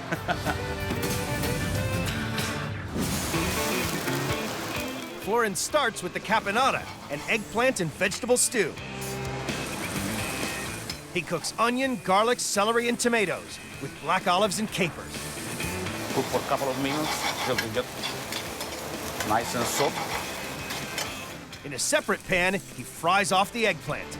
The eggplant is very, very delicate. If you cook together, they're gonna smash it. With a little tomato paste and vegetable stock, Florin combines the ingredients to complete the caponata. Very good. Last but not least, the snapper hits the hot pan. The snapper we serve with the skin on, so we put first on the skin. Every month, Florin and his team go through 2,400 fillets. Half cooked, he carefully turns the fish over. Gives a nice golden brown color. It's exactly what we're looking for. With the snapper cooked to perfection, Florin serves it on a bed of thinly cut vegetables, with the caponata and a drizzle of lemongrass vinaigrette. It's very important. It's every single plate of them to go perfectly outside. Every year, Florin and his team produce 12,324 perfect plates of this light summer fish dish. That's enough snapper to run up and down Wall Street. Right now, the grill is full, and the fish is in demand. It's actually got the nice red color, and it's cooked just right. The snapper was good. It was crispy. It was moist. I really enjoyed it. I think it's just very tasty. The restaurant customers may be satisfied. So far, so good. But 3 decks below, there's no rest for the food and beverage team. This day, unfortunately for us, is a lot of pressure. The Regal Princess is in the Bahamas for her first stop at a tropical island. And 3 hours from now, staff need to have a monster beachside barbecue up and running. We're gonna open 2 buffets and 4 bars as soon as possible. The 120-strong team loads small shuttle boats with mountains of food to send ashore. But there's a problem. Glass bottom boat should be here. The food may be on its way to land. We need somebody here. But Mirko and his staff are stranded. The first shuttle to the island should be reserved for them, but it's nowhere to be seen. Normally we open at 11:30 for passengers, so we should be there, but it's gonna be a bit tight. In the Bahamas, the Regal Princess's kitchen team has finally made it off the ship by hitching a lift with the passengers. Normally we set up everything for the passengers when they arrive on the island, but yeah, life is full of challenges. They've hit the beach. It's 10 a.m. now, so it will take another 15 minutes for us to offload everything. We are a bit tight today. But after their delay getting ashore, they now have just an hour and a half to empty 2 boatloads of food and set up a beachside barbecue open to over 3,500 passengers. Have a great day, folks. 120 staff have to get together 4 hot buffet lines, serving up 1,300 hot dogs, stacks of burgers, and 770 pounds of grilled fish. At 11, I'm gonna have 1,500 passengers on the island, plus or minus, and by 11:30, I'm gonna have more than 2,000, and we need to open. As we said, we are going to be opening the line on time at 11:30, and here it is. Food has been excellent. It's been very good. I've enjoyed everything that we've eaten so far. With the passengers enjoying some Caribbean sun, the chefs back on board the Regal Princess turn their attention to tonight. Okay, gentlemen, good evening. It's set to be one of the biggest nights of the year. And tonight is what night? Gala night, so the signature menu for the week, okay? To mark 50 years of Princess Cruises, the Kitchens are rolling out a deluxe celebratory menu. It's going to be full on tonight. The chefs get a taste of what faces them on this crucial dinner serving.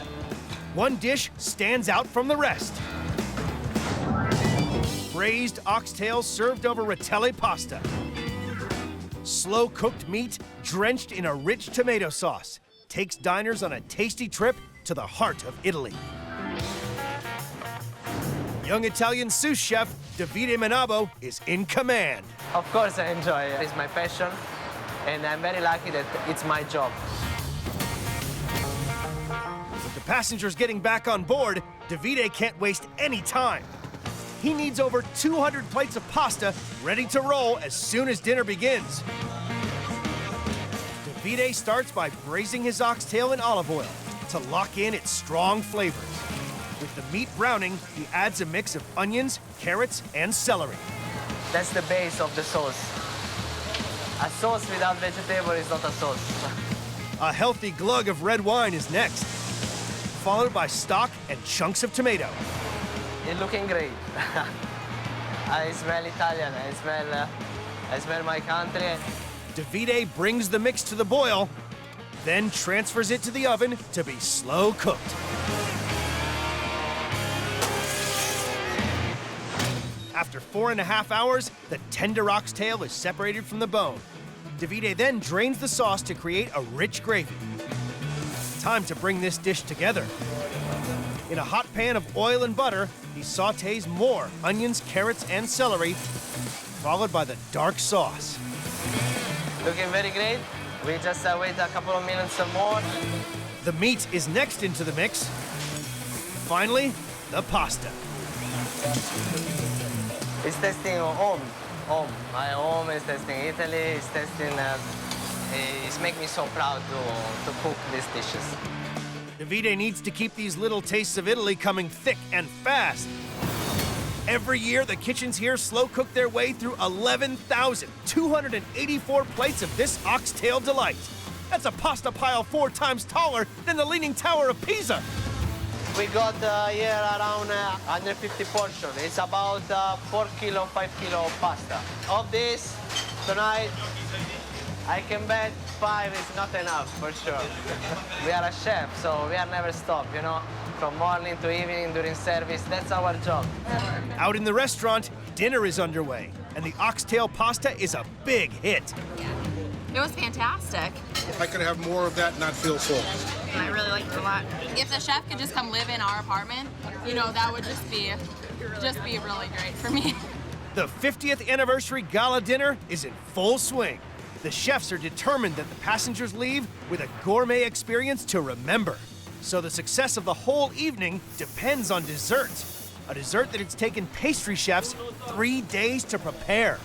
The best is yet to come. On board the Regal Princess, it's gala night. The galleys have coped with an onslaught of orders. Lobster, line 2! But the jewel in the crown of this meal is still to come. Now we are preparing around 2,500 pieces for only one night. A dessert that's been planned for months and has taken 3 days on board to prepare. Chocolate raspberry mousse with vanilla creme brulee. A heart-shaped sweet treat sitting on crunchy shortbread, served with fresh raspberries. The dessert for tonight we are already using here in deck 5. 1, 2, 3, 4, 5, 6, 7, 8, 9 trays almost.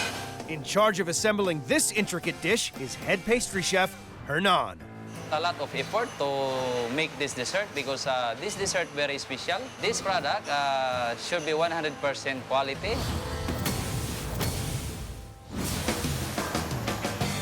With a pre-made raspberry creme brulee filling setting in the freezer, Hernan sets to work on the mousse. He mixes creme anglaise and raspberry puree before adding gelatin and the all-important chocolate. Every week, the Regal Princess gets through the equivalent of 9,000 bars. Now the texture is getting shiny and smooth, so this mixture is almost done. A quick taste test. Yeah, the taste is good. And Hernan is ready to mix in whipped cream. He pipes the first batch of mousse. Tonight, he'll get through over 2,000 of these heart-shaped molds. It's a 50th anniversary of this company, so the presenting should be 100% quality. He tops the chocolate mix with the frozen creme brulee, more mousse, and chocolate biscuit. After freezing, Hernan's team gets artsy. You can call me an artist if you want. I can do a lot of things with chocolate. It's graffiti, pastry style. We have this special machine that we use. Hot compressed air from a spray gun fires out rich, velvety cocoa butter. On our mousse is going to form a nice crust of chocolate. The finishing touches leave a plate of pure chocolate enchantment. The quality is good, the taste is good, so I hope the passenger is there will come happy about that. Every year, Hernan and his team make 76,000 of these complex creations. That's enough mousse to cross the Mississippi 4 times. Tonight, over half the ship will taste this special dessert. The service is busy, but the dessert we need to be perfect. It's all hands on deck as the mousse march begins. So, creme brulee, raspberry, give me the raspberry. And in the restaurants, the guests are smitten. It was wonderful. It was decadent. It just melted in my mouth. It was very good. Best one we've had on the cruise. Can we have it tomorrow? As the final dessert leaves the galley, the chefs can finally wind down. This is the last tray of the dessert. I prepare 50 trays. It's all gone to the dining room. And a monster cleaning operation gets underway. Guests are leaving the Regal Princess's restaurants after a 50th anniversary meal to remember. I always think the food makes the trip a lot better. There's a wide variety. There's a lot of food experiences to be had. Overall, it's been high quality. I haven't had anything that I don't like. The galley team can notch up another successful night in one of the biggest kitchens on the high seas. A great success. Everything flowed as smooth as a Swiss watch, so I had no issues tonight. It went very, very well. We are all tired, no issue. Everybody's been fed, everybody's happy. It's successful. It's excelente. You can see my face? Of course, I'm happy.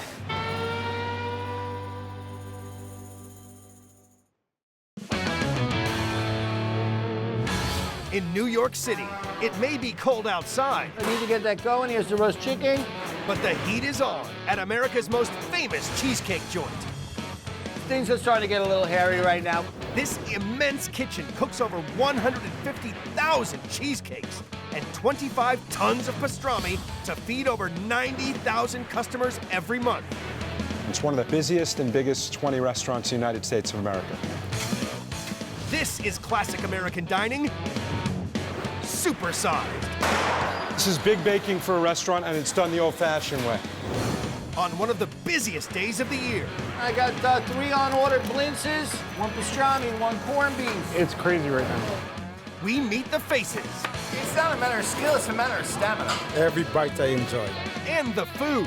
It's dense, it's creamy, it's perfect. Behind one of the world's biggest kitchens.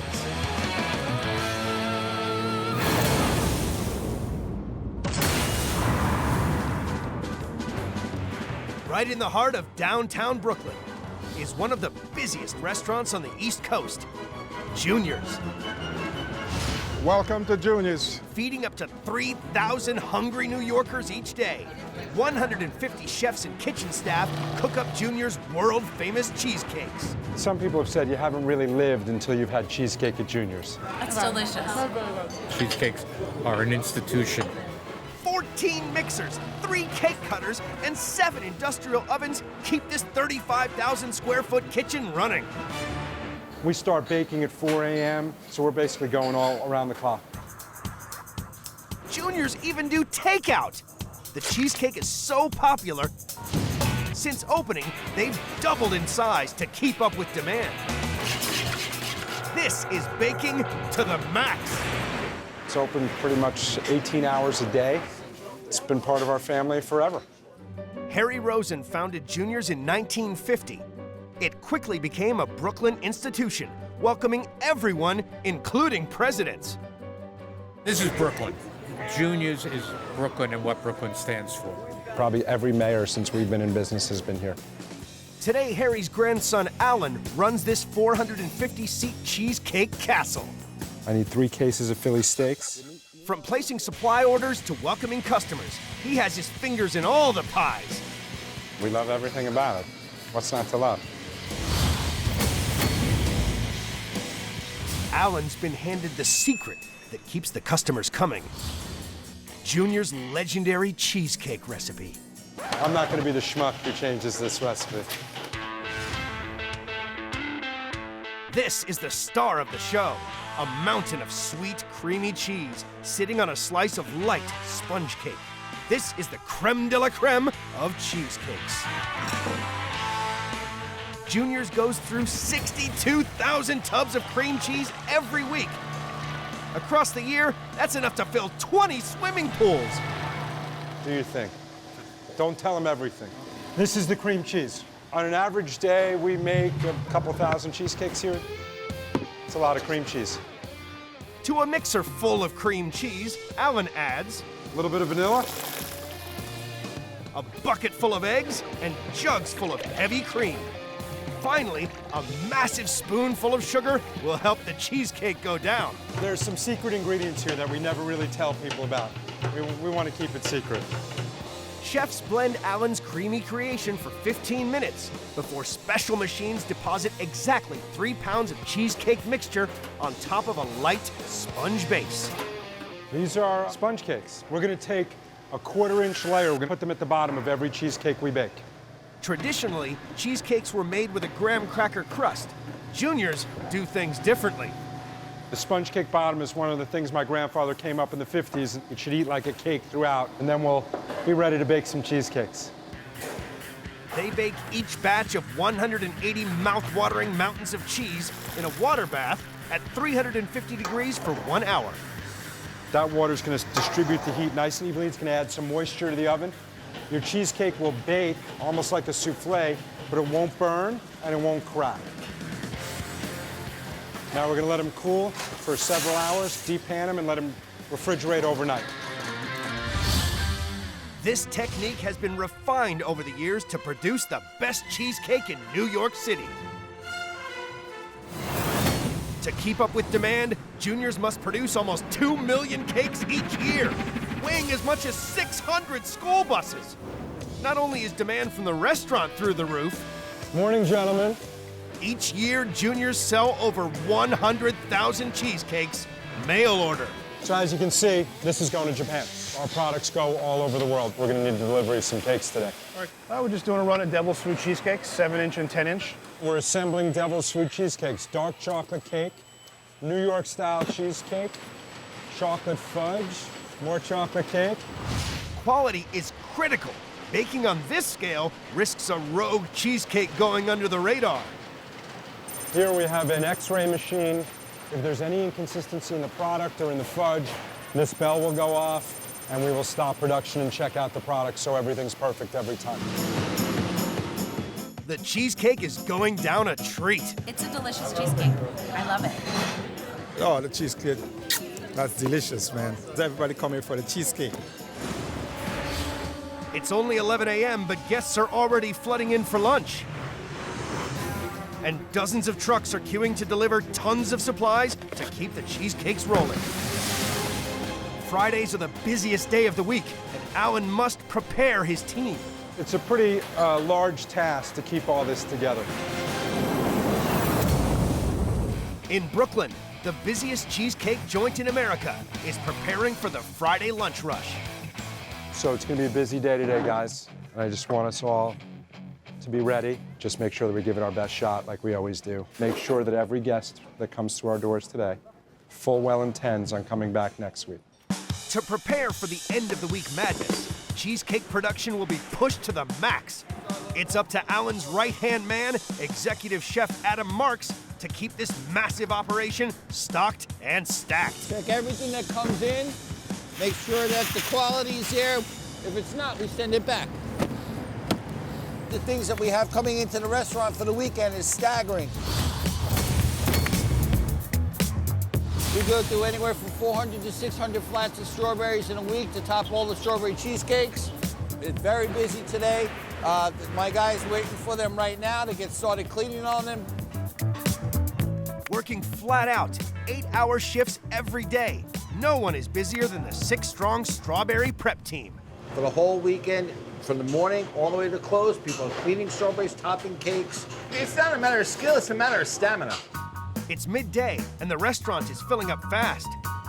Juniors may be synonymous with cheesecake, but there's another dish cooks here must create in even more extreme amounts to satisfy the hordes of hungry lunchtime workers. We're constantly making them. It's one of our biggest sellers on the menu. People flock from far and wide for the ultimate entree, their famous matzo ball soup. Bite into one of those matzo balls, and it just tastes like home. The soup was one of the best that I had tasted in a while. The texture was great. This soup is seriously special. On top of a delicately flavored stock floats mouth-watering matzo balls, Jewish dumplings made from scratch in-house. Oh, we sell a ton of matzo ball soup. A lot of balls to be making. Executive Chef Adam must make 250 gallons of matzo ball soup each week.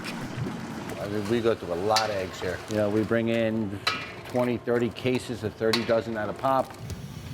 Adam's matzo ball team smash their way through 1,200 eggs every week, enough to make almost 300 bucket loads of batter. Each mix takes 45 eggs. We're gonna do a double batch here, 90 eggs. Mix it up well, make sure all the yolks are incorporated. Adam adds matzo meal, baking powder, white pepper, and salt. It's nice and sticky, goopy, and then by the time that it sets up, it'll be pliable to roll into balls. Adam's team will have to hand roll over 4,000 matzo balls each week, taking over 20 man-hours. I've made a lot of matzo balls in my time. Maybe 50,000, maybe more, who knows. Each week, it takes 300 carrots and 280 pounds of chicken to produce the consommé needed for this supreme soup. The matzo balls are going to drop down to the bottom. As they start to cook, the baking powder gets activated. The matzo balls will swell, and they float to the top. Even in the depths of a New York winter, this soup is sure to warm the soul of the coldest Brooklynite. And they're soft and fluffy, and they're delicious. It's just a great soup. It's 1 p.m., lunch hour, and New Yorkers flood out of their offices and straight into Junior's to stay warm. Okay. Can I get french fries, please, on this grilled cheese? Out front, the line for tables is growing, while in the heat of the kitchen, the checks are piling up for Executive Chef Adam. Sometimes the tickets will come out of the machine right to the floor and roll around, and we're so far behind that we can't even keep up. Junior's monster menu offers up over 250 classic New York dishes, pulling in thousands more hungry lunchtime diners. One pastrami, one corned beef. And there's a rush on sandwiches. Their top seller, the meatiest of meaty treats, Junior's pastrami and corned beef combo. So side of fries, please. One side of fries for here. As the pastrami and corned beef orders come thick and fast. Do you have any corned beef and combo on the board? Alan needs to stay one step ahead of the game. He needs more meat. Hey, Pete, we have a busy weekend over here. I need 7 cases of raw corned beef, 10 cases of pastrami. Thank you. All 450 seats are now full. The kitchen is cranked. and pastrami supplies are running low. As the lunch rush hits peak, Alan can't afford a meat meltdown. All right, so we definitely got a little bit of business going on here. Talk to me, Charlene, what do you need? It's Friday in downtown Brooklyn, and the lunch rush at Junior's has hit full throttle. One more fries. The most wanted lunchtime dish, their famous pastrami and corned beef combo. Succulent slices of cured beef sit on homemade onion rolls served with steak fries.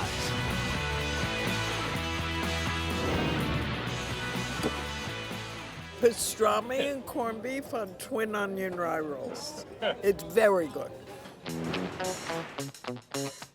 The pastrami in Junior's rolls is no ordinary meat. It's prepared by hand at this special plant across town. Each year, workers here make a mountain of meat for Junior's, big enough to feed over 1 million hungry New Yorkers. Everybody wants New York corned beef, New York pastrami. We process hundreds of thousands of pounds of meat, and quality is our main concern. The same cut of meat is used for both corned beef and pastrami, beef brisket. To make the corned beef, the meat is first trimmed, then brined. But to make pastrami, the beef is cured for 3 days, then smoked for 12 hours, before it's carefully hand-rubbed with a crust of juniper berries, garlic, and black pepper. A lot of companies do this stuff in a large tumbler. Juniors will not accept that. That makes a big difference from a texture standpoint. The pastrami is then cooked at 200 degrees for 5.5 hours before it's chilled, packed, and shipped to Alan's right-hand man at Junior's, Adam, who, right now, has got beef. These are 2 more pastrami. You got Okay. pastrami. Yes. I'll take the rest of the pastramis. Just as I'm checking to see the firmness of the pastrami. We're looking at 200 pieces of pastrami here just for the weekend. Then it's down to executive chef Matt Giros to serve up the perfect sandwich. They get a lot of meat here. They never leave here on an empty stomach. With meat supplies maxed, Matt must bake bread fit for the finest beef. These are our signature onion rolls, which we make every day, 2 or 3 times a day. Juniors bake almost 800,000 rolls each year, enough to fill 230 pickup trucks. It takes a mix of 85 pounds of high gluten flour, rye, onions, and a bag of sugar to make the 200 pounds of dough they need every day. Rolling the dough into balls demands precision. It's very important that they're consistent, that they're the same size. You don't want to have a sandwich with 1 roll like this and 1 roll like this. The solution? An ingenious gyrating cutting machine that can perfectly form 36 rolls in seconds. And that machine's probably older than all of us. It's from way, way back. It's an amazing machine. They bake the onion rolls at 400 degrees for 35 minutes until they are golden brown. Do you have any corned beef and combo on the board? So we just got an order for corned beef and pastrami combo on onion rolls. Make that real fast. 2 p.m. Armed with fresh rolls and meat, Matt's team must make 5 pastrami and corned beef combos every minute to keep up with the orders. Corned beef. Ready. An ordinary kitchen would collapse under this pressure. This machine is absolutely a lifesaver dealing with the high volume that we deal with. To cut all these sandwiches by hand would be a nightmare. Sandwiches are 8 to 10 ounces, but we give a little more. Don't tell my boss. Take out. Juniors will sell over 50,000 of these supreme sandwiches each year.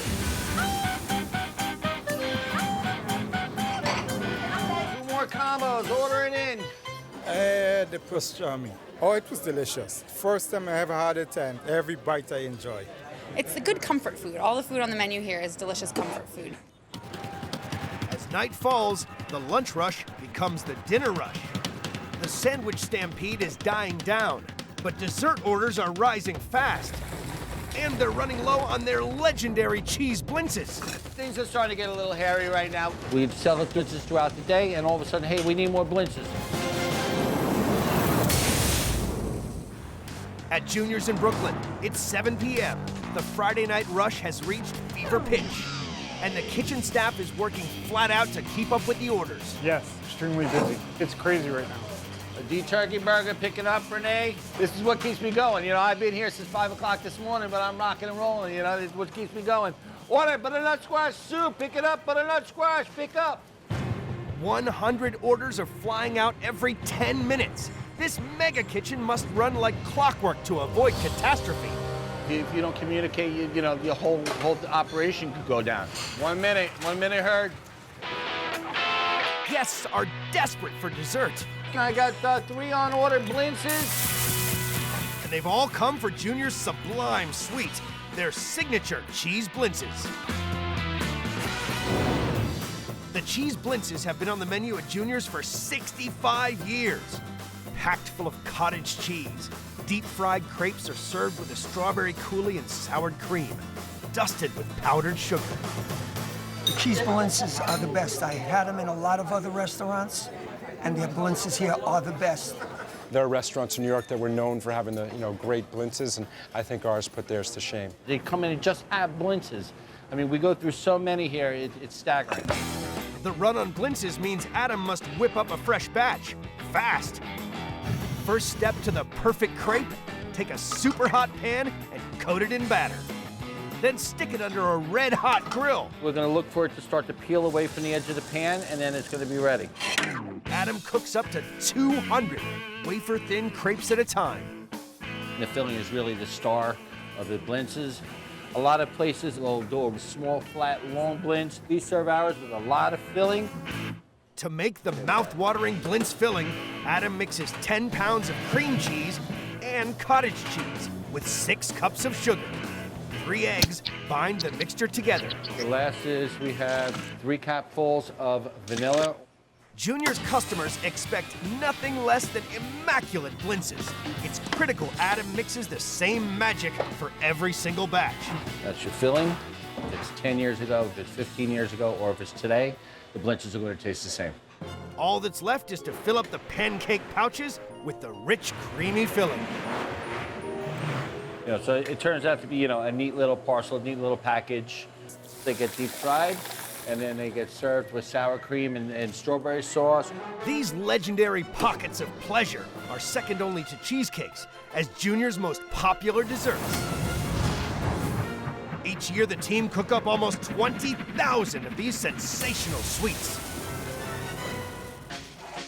Cheese blintzes are out of this world, with fresh strawberry sauce and sour cream and nice and crisp. No calories. When you cut in them, you don't need a buzzsaw. You cut it with the fork, they're creamy, they're homemade, they're delicious.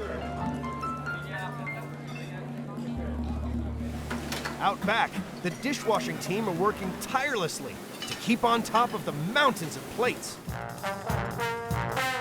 After 12 hours, feeding almost 3,000 guests, the Juniors team can finally wind down after a grueling shift. I'm exhausted, man. It's been a long day for me. Been running around, and I'm happy. I feel good. I put in a good day's work, and I'm ready to come back tomorrow. The service was amazing. The food is just what you want when you come into this old Brooklyn establishment. The cheesecake is world famous. We had a great time. Food's terrific. The people are good. It's a great climate. I like it here. It hasn't changed a bit, and that's nice. In a world that's always changing, to have a constant is really a very, very nice thing. I think in 35 years, I really can't say I've gotten a bad meal. I'm really proud of our guys. Every day they work really hard, and they manage to pull this off day in and day out. Juniors is certainly here to stay. But I'm leaving. I'm going to bed. In Dubai, the world's biggest airline kitchen struggles to keep pace with the explosion of international travel. We're always panicking. This king-size kitchen works 24/7, preparing 50 million high-altitude meals every year. It's constant movement, constant flow, no relaxing here. On one of the busiest days of the year, time is of the essence and we're losing minutes. We meet the faces. Everybody loves it. And the food. Good flavors, nice taste. Behind one of the world's biggest kitchens.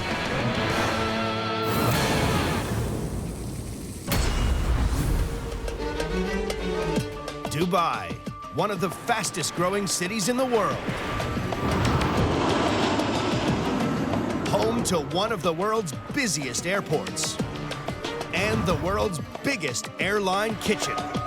The Emirates airline catering facility is as big as 10 American football fields. We're not ordering by the kilos per day, we order by the ton. Every day, this mega kitchen produces around 170,000 meals for flights traveling to 74 countries. It opened in 2007 and cost a purse-busting $159 million to build. And since then, it's delivered over 265 million meals, enough to feed all of Canada for a week. Head chef James Griffith really is the busiest cook in the world. We are putting out one meal every 1.5 seconds.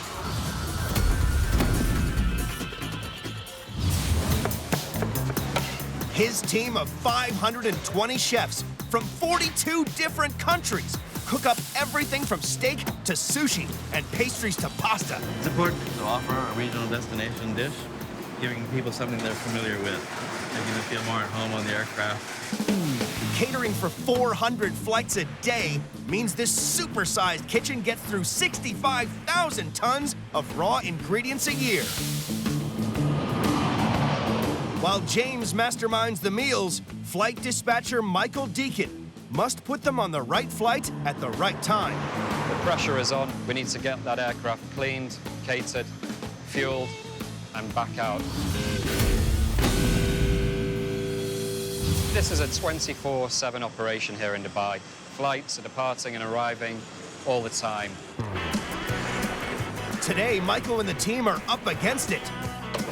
The airport is operating at full capacity. Departing for New York in less than 2 hours with 489 hungry passengers on board is an enormous Airbus A380. And the lucky folk in first and business class are in for an Arabian extravaganza. The airline's signature starter, a mouth-watering Middle Eastern meze, mutabal, kibbeh, tabbouleh, and their world-famous hummus. And to make it, they smash through 500 million chickpeas every year. Everybody loves it, all nationalities. The only man for the job is Lebanese chef Saeed El Ilam, a real master of meze. The main point that you need to make a dish which is authentic. To make the ultimate hummus, Saeed cooks the chickpeas for 3 hours and blends. This is what I'm looking for. He then adds ice to preserve his precious puree, salt, tahini, olive oil, and lemon juice. A second blitzing gets it pipably smooth. Beautiful. Jumbo jets need jumbo-sized portions. To make meze en masse, the chefs here blend 650 pounds of hummus a day in these massive machines. The hummus is the pièce de résistance in this Middle Eastern masterpiece, with the essence of the Emirates in every bite. Cooking high-quality food in such high volume puts the chefs here under high pressure. Just gonna do a final check before we cover it. And Saeed won't compromise. Every plate has to meet both his and the airline's sky-high standard. So we'll make sure that everything is perfect. Anything less, and it's back to the chopping board. So we're gonna change these dishes. It's a bit dirty from the sides. Let's clean these things. With just minutes to spare, the loading team gets Saeed's mezes onto the Airbus bound for the Big Apple. It's important to stay calm under pressure, and that pressure is something that we thrive on. The chefs turn out 1.46 million plates of this Middle Eastern medley a year, enough to stretch from Boston to New York. it's up, up, and meze. And for business class, it's hummus o'clock. The hummus was nice. For the amount of dishes they make every day, I think this is very good standard. Really nice, definitely in competition with those downtown in Dubai. That's one giant of the sky airborne and fed. But for every plane that leaves, another one lands. Next on the tarmac is sold-out flight EK09 for London. With less than 2 hours till departure, the kitchen is about to get slammed. We're under pressure because we need to make sure the food is ready on time so we don't have any flights delayed. To feed the ravenous passengers, flight dispatcher Michael needs food. There's so much to be loaded. If you can imagine catering a whole restaurant from scratch within 25, 30 minutes. But Chief Chef James is busy elsewhere. This is a big day. We're getting the final sign-off after 8 to 9 months of development work. He's about to present 3 brand new dishes to airline bosses with the hope they'll star on the new in-flight menu. They're a tough crowd. We have some worries. Don't want too many changes.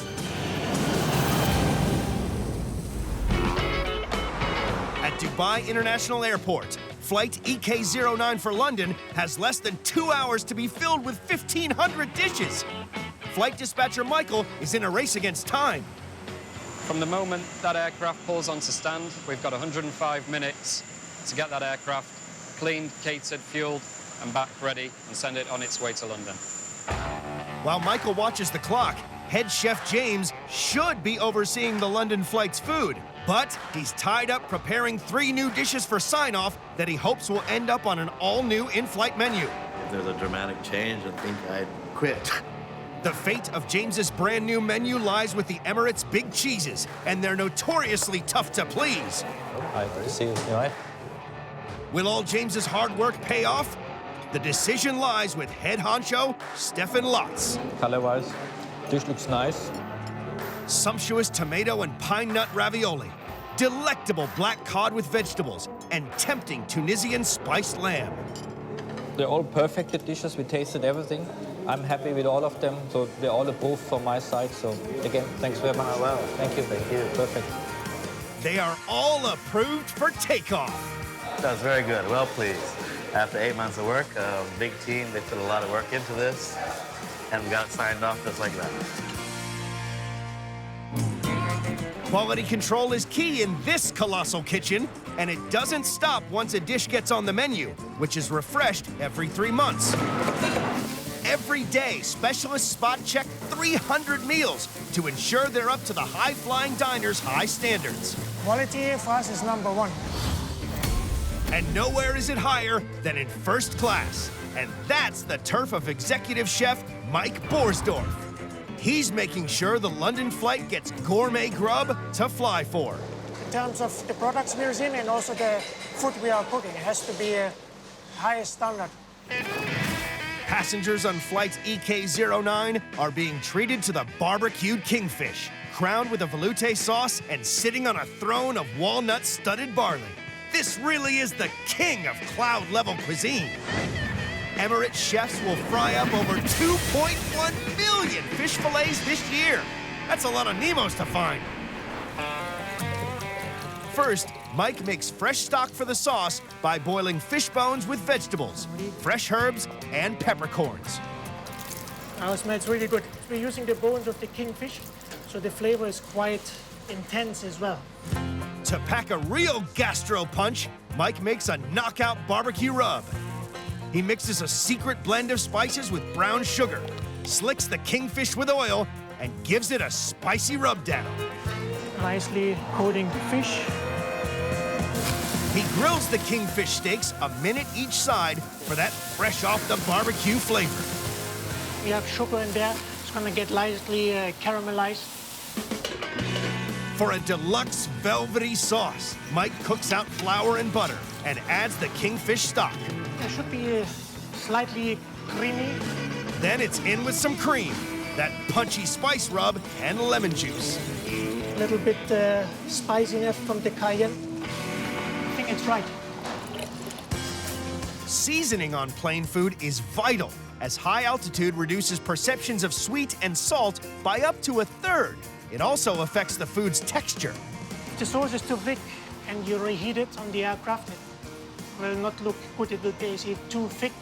If it's too thin, then it's gonna, after reheating, basically look like water on the plate. So you have to make sure consistency is right. Covered in that royally rich velouté sauce, this delicious kingfish really is haute cuisine for high flyers. Mike & Co. produce around 38.5 million gold standard mains a year, enough to feed the whole of California.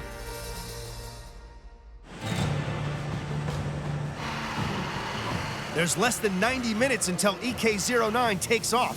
Mike's kingfish must make the gold standard before it makes it to the flight. Of course, we're under pressure because we need to make sure the food is ready on time. Our main goal is that we don't have any flights delayed. But the heat just got turned right up. A senior team of taste testers arrive without notice to make a spot check. Mike's up for a grilling. Senior VP Duncan Davis is the man he has to impress today. There's zero tolerance for mistakes with Emirates.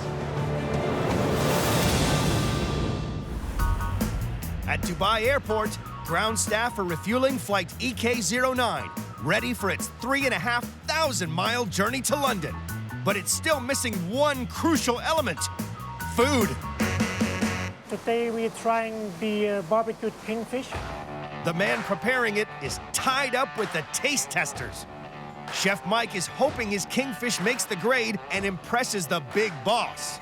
The barbecue rub is really very tasty. It's a combination of paprika and cayenne pepper, and it comes through very well. Nothing is overpowering, everything goes together with it. Fish is well flavored.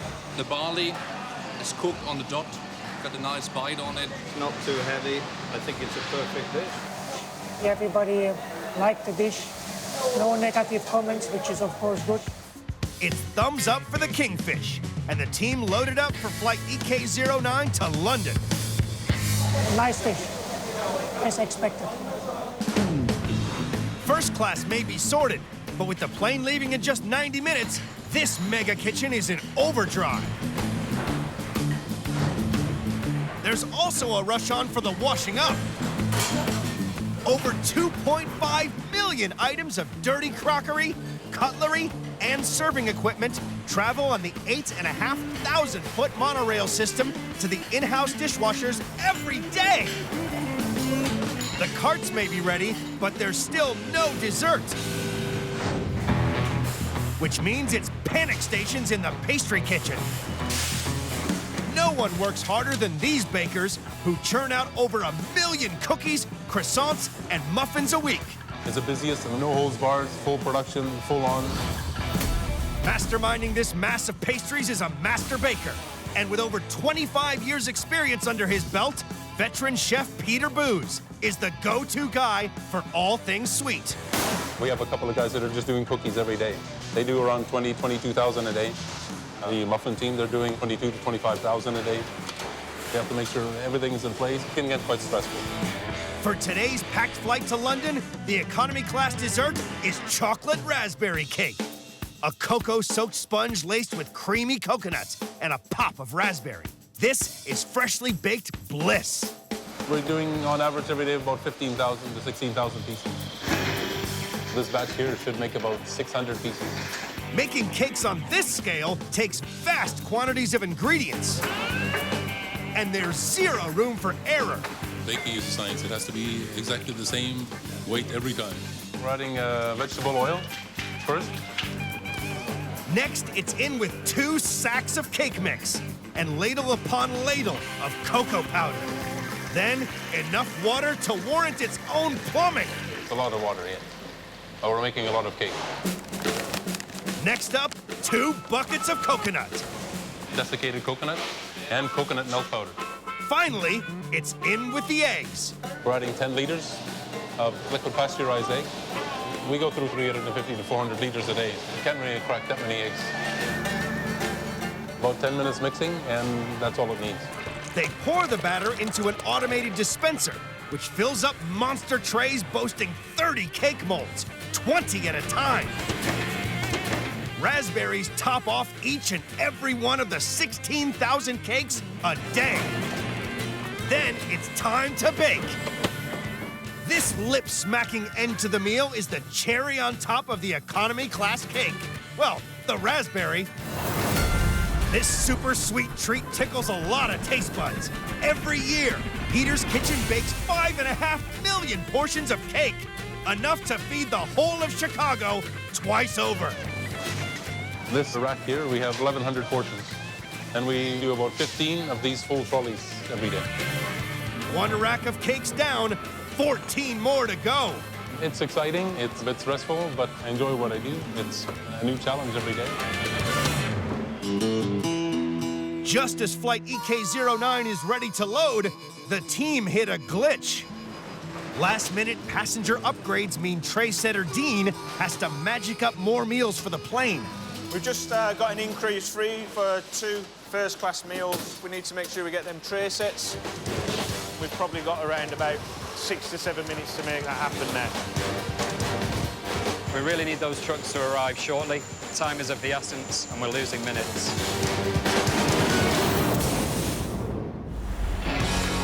In Dubai, flight EK09 to London is waiting. There's just 1 hour to go for the ground team to stock it with carts carrying 500 3-course meals. Cheers, Lindsay. Okay, ready to go? Tray setter Dean has less than 10 minutes to magic up 2 first-class meal upgrades. It's tight, but it happens. Time to relax then, Dean? We're always panicking. First class is still minus dessert. Over in the supersized pastry kitchen, veteran chef Peter is breaking a sweat to turn out 100 plates of pastries in time. We make it fresh. They're made as close to departure time as possible, so we can make, bake, and send it on the flights quickly. This mouth-watering medley is the ultimate show-stopping finale to the first-class meal. Cherry crumble, chocolate ganache, and coconut cake all lead up to the star attraction, the Turkish baklava. A delicate pistachio-filled phyllo pastry, baklava is a tough treat to master on a small scale, let alone turning out 5,000 of them a day. It's a highly skilled job that Syrian Fadi Al-Zir has been doing for the last 20 years. This involves quite a bit of skill, taking the dough and rolling it to paper-thin width. Fadi dusts sheets of dough with corn flour and layers them up 10 times.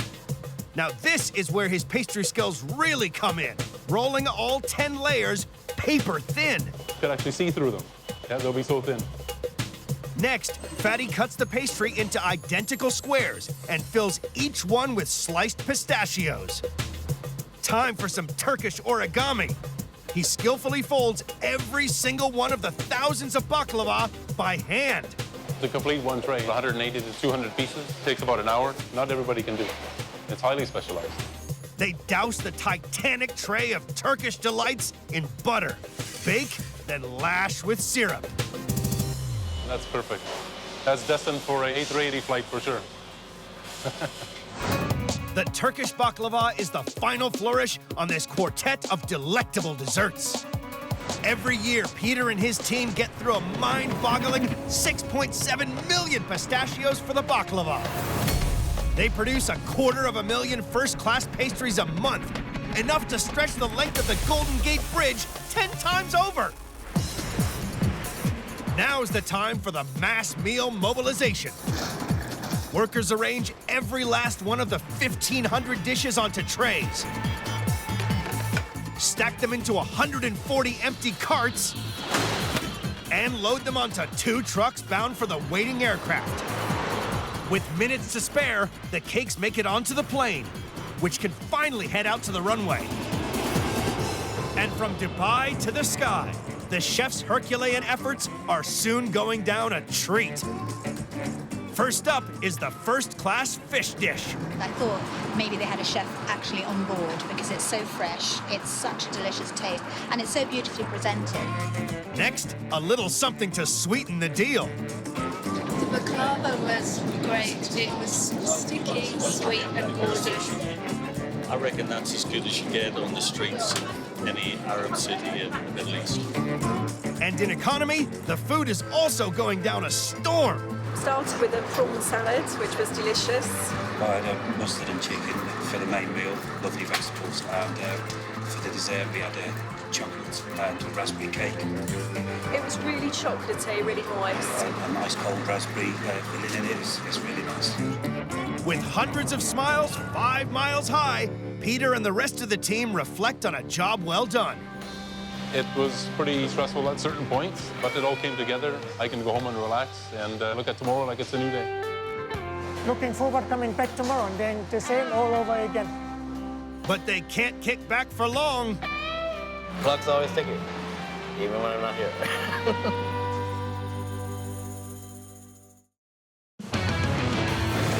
In Iowa, America's biggest truck stop. We got 900 spaces out there and they are all filling up. Fights to keep up with the constant influx of hungry truckers. It's good food. This titanic truck stop dishes up 350,000 meals a year. That's a lot of meat. On one of the busiest days of the year, it's pretty crazy right now. We meet the faces. It's getting super busy out there.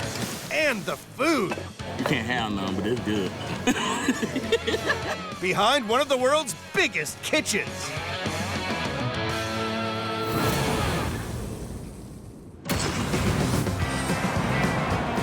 Interstate 80, nearly 3,000 miles of trans-American highway. Home to the world's biggest truck stop. And the world's biggest truck stop restaurant, Iowa 80 Kitchen. It's marvelous. Truckers come from all over America for their favorite home-cooked meals 24/7. You always hear about Iowa 80. It's really legendary. Iowa 80 is the biggest truck stop on the planet, spread over half a square mile, with space for 900 trailers and 250 cars. Welcome to the Iowa 80 Kitchen. At its heart is the restaurant. It's Iowa 80's very own monster-sized food factory. Let's go. Iowa 80's kitchen sprawls over 5,500 square feet. It takes 4 convection ovens, 2 mixers, 4 steamers, 6 fryers, 2 flat grills, and a flame griller to keep this grub-making juggernaut running 24/7. This family-run business opened over 50 years ago when Grandpa Peel opened his truck stop diner here. When my grandfather started this restaurant, I don't think he could ever imagine that it would have gotten this big. Half a century later, the 300-seater restaurant feeds over 1,000 guests a day. That's 18 million customers since its doors first opened. And Iowa 80 is more than just a truck stop. You can't get it here, you can't get it. As well as the restaurant, it has a barber, a dentist, cinema, half-mile-long Chrome store, even its own chapel. There's always something to do here. The Iowa 80 truck stop is so legendary, its loyal trucker customers have been coming back for decades. I've been coming in here probably since the 60s or 70s. I came to Iowa 80 with my father, when I was younger. I used to come here back in the late 80s. 9 a.m. Outside, the 900 parking bays are filling up fast. Everyone's lured by the famous food at Iowa's legendary rest stop. Food's great, man. You don't want to tell a hungry truck driver his breakfast isn't ready. General Manager Rick has served over 20 years in this epic interstate eatery. Today is the first and busiest day of the new trucking season, after the deadly winter roads have thawed. I'm going to cover about 650 miles today. I'm traveling to Nebraska. Red-Eye Master Rick's on the early bird shift, feeding the first wave of starving drivers. I started at 4 o'clock this morning, and this is about midway, so I'm going to give me a nice good breakfast. It's breakfast like the gasoline that keeps you going throughout the day. The first rule of Freight Club is start each day on a full tank. And the same goes for the drivers, who come from far and wide for Iowa 80's trademark mega breakfast, the Hungry Man. I came up with the Hungry Man breakfast about 8 years ago. Definitely the breakfast of breakfast. Hungry Man breakfast is my favorite. And who wouldn't love 2 large eggs, bacon, hash browns, sausages, and sausage patties, plus 2 flippin' huge pancakes. This is a supersized breakfast for super hungry truckers. Making breakfast here consumes a lot of eggs, 700,000 a year. Enough to make an omelet the size of a baseball field, twice over. To prepare the pancake batter, we're gonna start off with the eggs. Rick beats 24 extra large eggs at a time. We're gonna have enough pancake batter for about 50 pancakes. Next, it's in with some milk. This is making me hungry. And flour. Then, it's griddle time. The Hungry Man is a short order meal. As soon as a check comes in, Rick must whip it up in under 5 minutes. Now we're gonna throw some hash browns on. Next goes the sausage links, and 2 slices of bacon for each breakfast. The sausage patties. Big truckers need big eggs.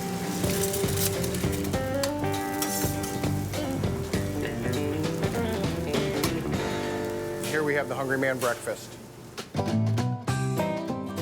The Hungry Man breakfast is America's #1 morning meat injection to fill those empty human fuel tanks. Each year, Iowa 80 serves 36,500 Hungry Man breakfasts. That's 36,500 less hungry men and women, at least until lunchtime. It's got good crispy bacon, eggs, pancakes. It's all very good. It gives you the protein, everything you need. 10 a.m. The morning rush is going full throttle. Did you get the patties on that, Hungry Man? It's pretty crazy right now. Rick's crew must pump out a plate a minute to keep the truckers fueled up to the max. Got it. This is the busiest morning we've had so far this year. The next wave of starving drivers is about to come crashing in. But breakfast has hit the stockroom hard. It's getting dangerous. We're getting real low on eggs. Since the kitchen cracks through over 1,200 eggs a day, it's up to Iowa 80's Mr. Fix-It, Jake, to find emergency supplies. It's definitely my neck on the line when it comes to supplies. If you run out, it's going to be my fault. America's biggest truck stop restaurant, Iowa 80 Kitchen, is smack dab in the busiest day of the spring trucking season. Attention, service and gas star breakfast buffet will be closing in 15 minutes. Thank you. 11 a.m. Ravenous truckers have smashed through 400 breakfasts, and now the morning menu switches to lunch. The heat is also on for Jake Harbeck, the kitchen supply manager and Mr. Fix-It. He's arrived at the suppliers 18 miles away to get enough eggs to last the kitchen until tomorrow. I need to make sure that we have those extra 500 eggs we need to pick up today. Hey, Brian, you get those extra 500 eggs we needed? Yes, sir, they're all there. All right, here, let me give you a hand with that. Sure is a lot of eggs in here.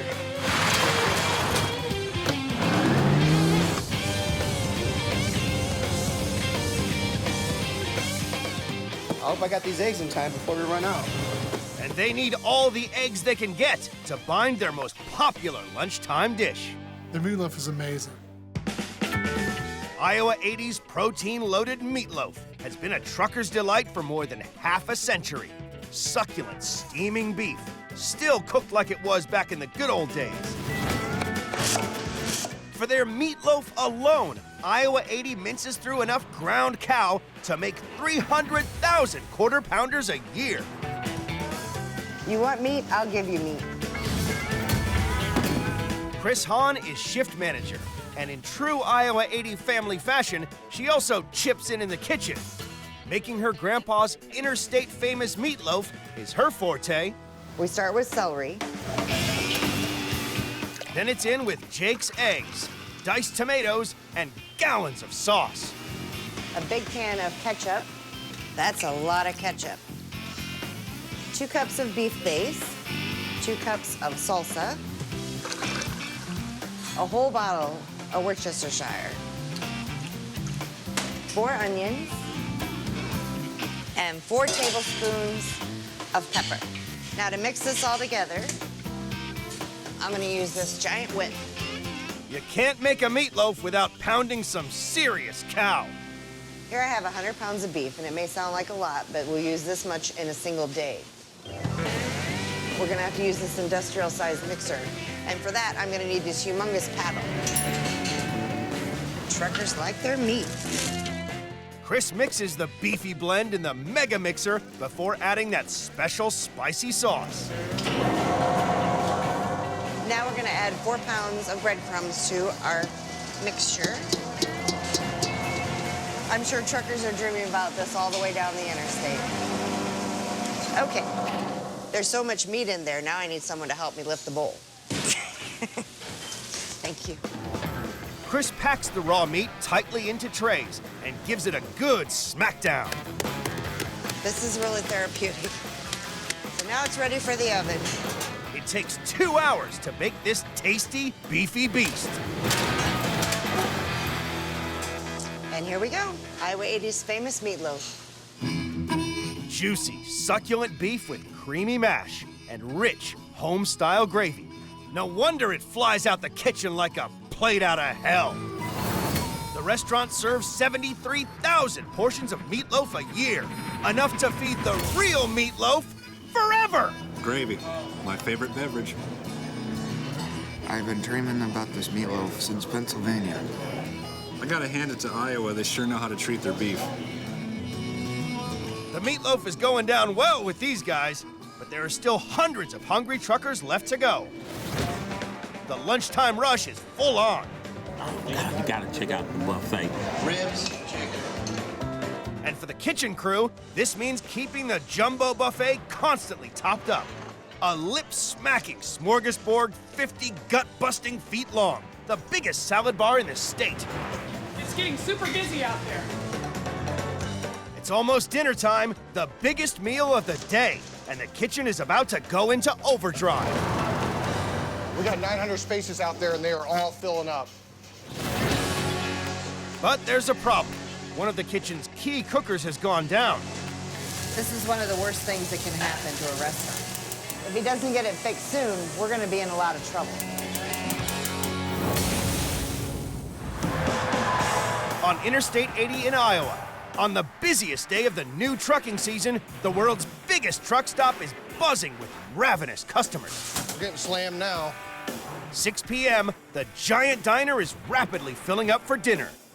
If you can't stand the heat, don't come in the kitchen. But at their busiest time, the kitchen is in crisis. Our pilot light went out in our fryer. We won't be able to get our food out to our customers. And the orders just keep on coming. I better get going. It's really piling up out there. Mr. Fix-It Jake has just 10 minutes to get it running, or hundreds of truckers will go hungry. This can be very difficult and dangerous if you don't know what you're doing. There's a lot of people out there waiting for their food. I hope Jake can get that pilot light lit real soon. I think we got this one going. Just gotta wait a couple seconds. All right, I think we got it fixed now. The mega kitchen machine is back to firing on all cylinders. There's always pressure, but I have a good team and we can always deal with pressure. Pressure only makes us work better. They need their monster grill to cook the kitchen's best-selling dinner order to piggy perfection. Sizzling 3/4 of an inch thick char-broiled pork chops, served with a steaming baked potato and fresh off the farm veg. Iowa 80 Kitchen cuts through 125 tons of pig a year, the same weight as 3 fully loaded semis. It's gonna get messy in here. Veteran chef Bobby Mayfield is a past master with a meat cleaver. Tenderize it, slice it, cut it, pound it. No one beats their meat and chops their chops quite like Butcher Bob.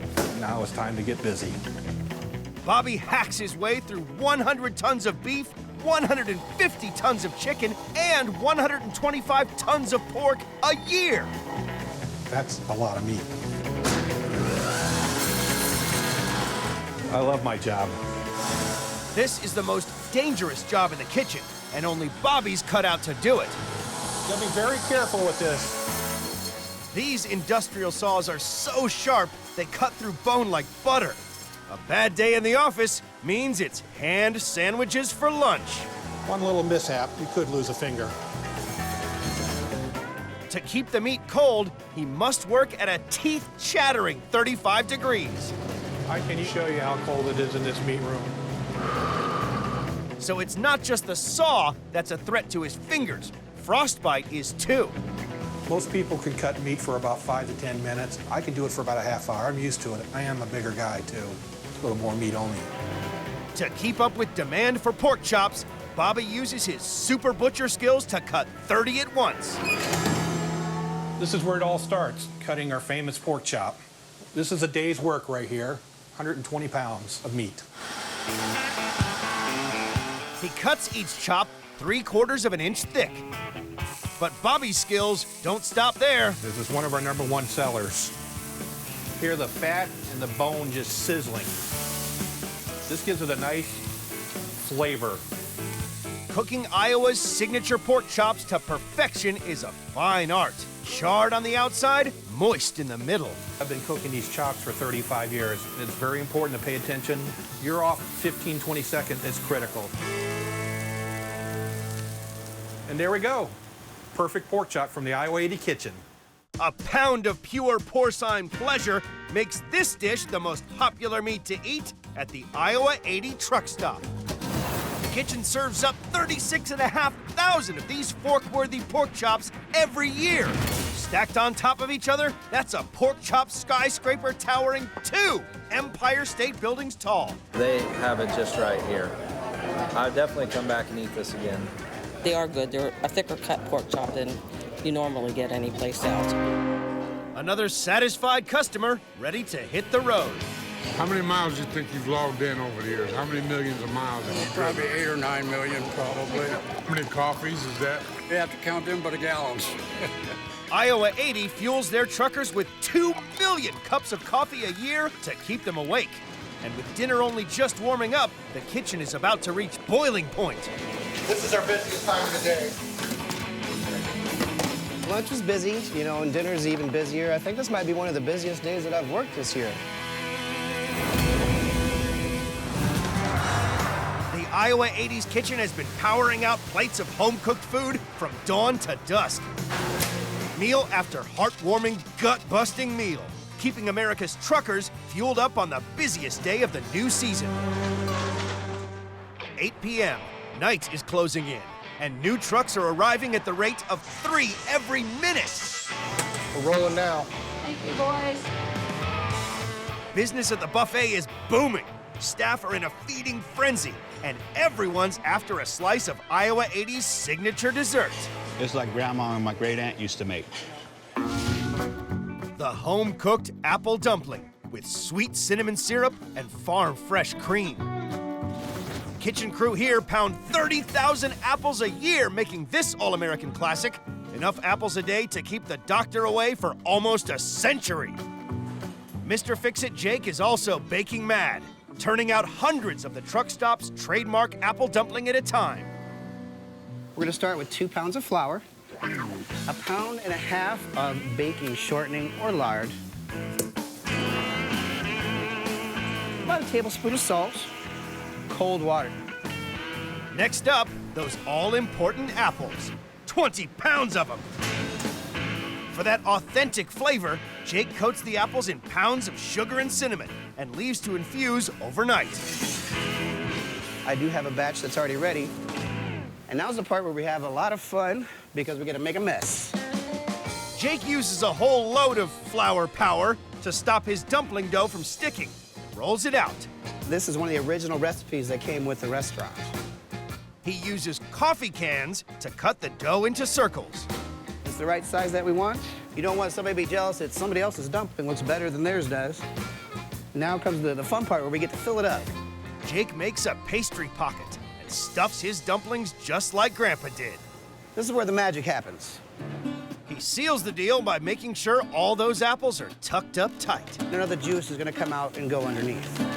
A final sprinkling of that sweet cinnamon fairy dust to give it a crisp caramel crust, and those big appley bad boys are good to bake.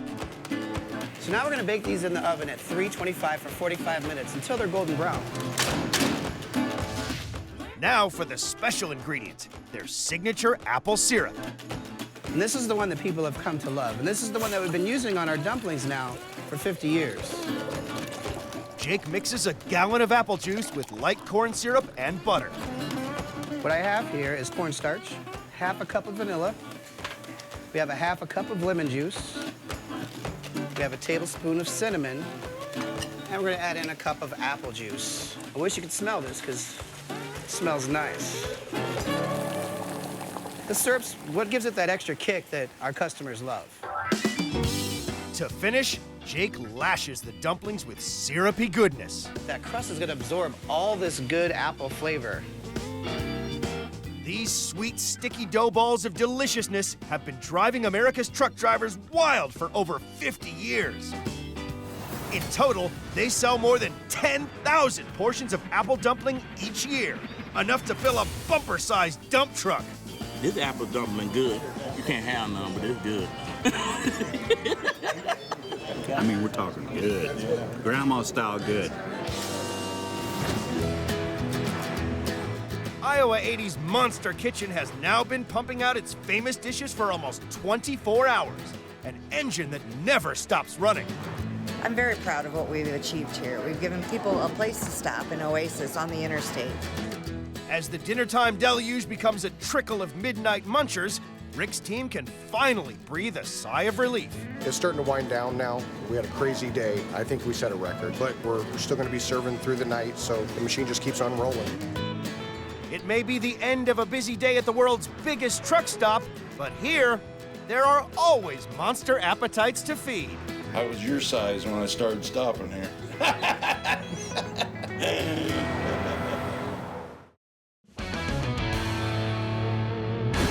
On this episode of Big Kitchens, temperatures are rising at the biggest chili restaurant in Albuquerque, New Mexico.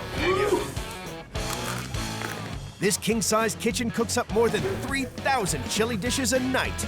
It's all about the chilies. This is New Mexican food, Super Grande style. Every time we come to El Pinto, it's fantastic. On one of the busiest nights of the year, the orders will be coming through here. There'll be about 3,000 of these tickets tonight. High five. We meet the faces. Delicious. And food. We got to make sure every plate is the highest quality. Every night is like the busiest night of our life. Behind one of the world's biggest kitchens.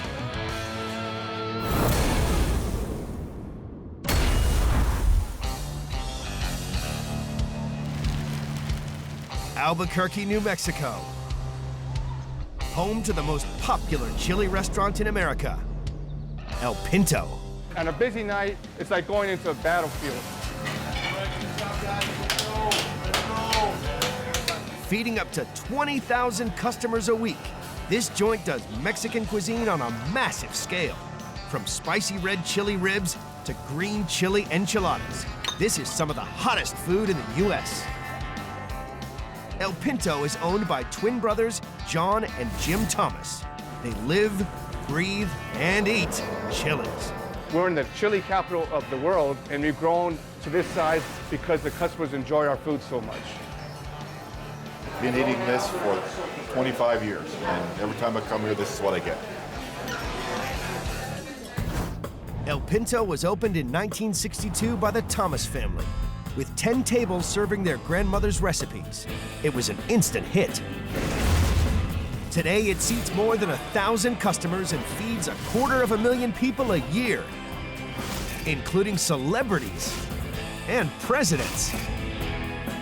El Pinto makes me feel like I'm at home, like, you know, just like at my grandmother's. How you guys doing? Doing good. El Pinto's kitchen is 5,000 square feet of giant grills, oversized ovens, and king-sized cauldrons of food. A kitchen staff of 100 cooks 1 ton of food a night. But the real key to keeping this monster Mexican running smoothly is a constant supply of fresh chilies. 5 million a year. The chili is the most important part. We hand pick it, we hand peel it, we treat it like it's the most important part of the meal. Jim and John grow chilies on a 100-acre farm nearby. It feeds their kitchen with 100 gallons of red and green chili sauce a day. Serving more than 3,000 dishes a night, roasting the chilies to bring out their flavors never stops for Jim. You can smell that aroma. Oh, nothing better. Ho, ho, ho, I feel like Santa Claus there. Got some fresh green chili. This is a typical roaster that you'll see throughout New Mexico during the roasting season. This is the best way to roast a chili. It comes out, just caramelizes it and brings out the flavor of the roasting. Here we go. We want to make sure all these are burning real hot. The hotter, the better. The iron chili roaster is heated using blue flames and can reach temperatures up to 2,500 degrees. Here's really roasting good now. It's looking good. This is what sets us apart from our competitors. We do it the old traditional way of roasting and peeling by hand. It's just an amazing smell. It brings the people in by hordes. To make the perfect chili sauce, Jim first fries up onions with garlic. In with his chilies, fresh tomato sauce, and a touch of salt. We have customers getting ready to line up out the door. This takes a lot of preparation to do a real good chili. It all takes time. The perfect chili to accompany El Pinto's most famous dish? The green chili chicken enchilada is really the whole enchilada. 3 layers of shredded chicken, cheese, and piles of hot green chili. All stacked between fresh-baked corn tortillas. El Pinto goes through 10,000 tortillas a night. It's love, passion, and chilies here at El Pinto. Preparing the enchiladas is down to Brother John. We add the green chili onto here. We add the chicken, some more green chili. Now we have 2 types of green chili here. We have a hot and a mild. This one is actually the hot. I prefer hot. Cheese, not too much cheese. That's not a pizza. We add some more chili. 3 more layers of chili, chicken, and cheese top the dish. The green chili chicken enchilada is a masterclass in New Mexican cuisine. Every year, they serve 350,000 of them. Since El Pinto opened, it has made enough enchiladas to stretch across America. I love it. It's fantastic. Every time I come here, I order it. You know, I've always been a fan of El Pinto. Always great food, great atmosphere. And I love their enchiladas. They're great. Good. It's lunchtime now, but Jim and John are already gearing up for a huge challenge tonight. It's Saturday, their busiest night of the week, and they're organizing a giant pig roast for a big party of guests. Wow, wow. The oven is sizzling. I guess it's pretty hot. It burned my probe. Oh my God. We got 200 customers coming, and if we don't have this pig ready, that's it. So.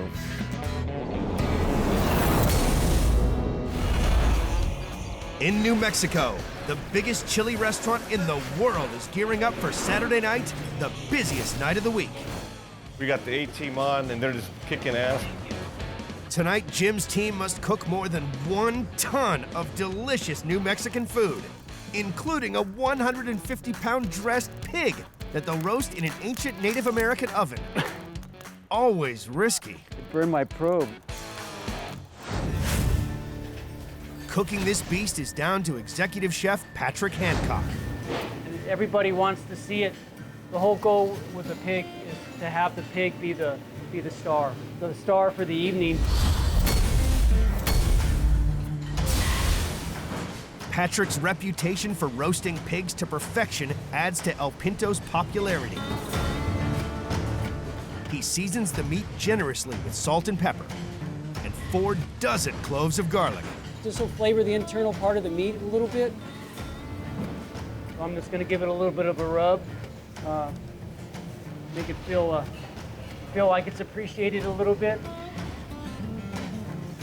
I don't know if you would call this the glamour job in the kitchen, but like they said, somebody's got to do it. Might as well be me, huh?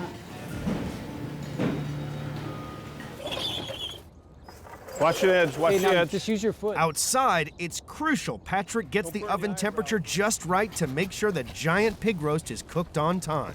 But there's a big problem.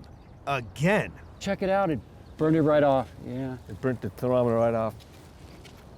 You don't even know what the temperature of the pig is. That's not good. Actually, not one, but two temperature probes that just failed on us. And now there's no way really checking out the temperature of the pig. Guesstimating the cooking time for 5 hours, Patrick will have a lot to juggle, as he is also in charge of cooking up El Pinto's signature dish. Succulent pork ribs smothered in fresh red chilies. El Pinto extracts 500 buckets of marinade from their chilies a year. First task, sear the ribs. The whole intent is just to impart some flavor. It's kind of a smoky aftertaste when they're cooked. Then cut them in half. And with all pigs having 12 ribs, I count over 1, 2, 3, 4, 5, 6, and I cut them in half. I'm gonna lightly season them with salt and pepper in a granulated garlic mixture. the final step before cooking is what makes the chili ribs famous. So what we have here is we have the actual marinade. This is definitely the secret to the success of these ribs. Patrick smothers the ribs in homemade red chili marinade. El Pinto has a factory on site that houses their secret weapon, a patented machine that can extract skin and seeds from the chilies. 60 pounds in 60 seconds flat.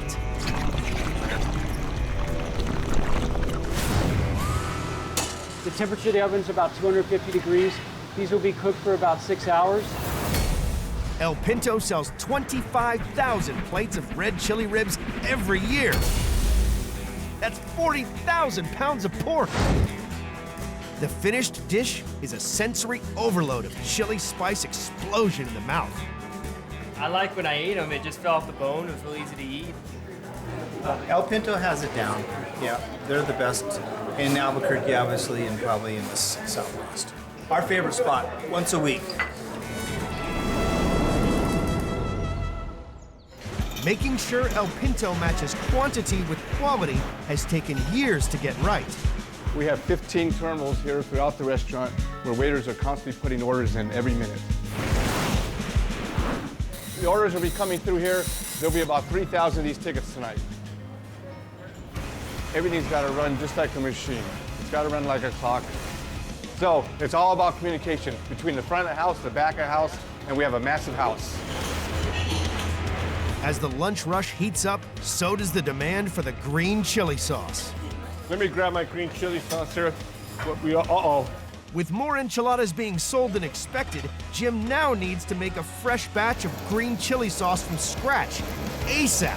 I don't want to say balls to the walls, but I'll tell you, it's going to be balls to the walls. It's going to be tough tonight.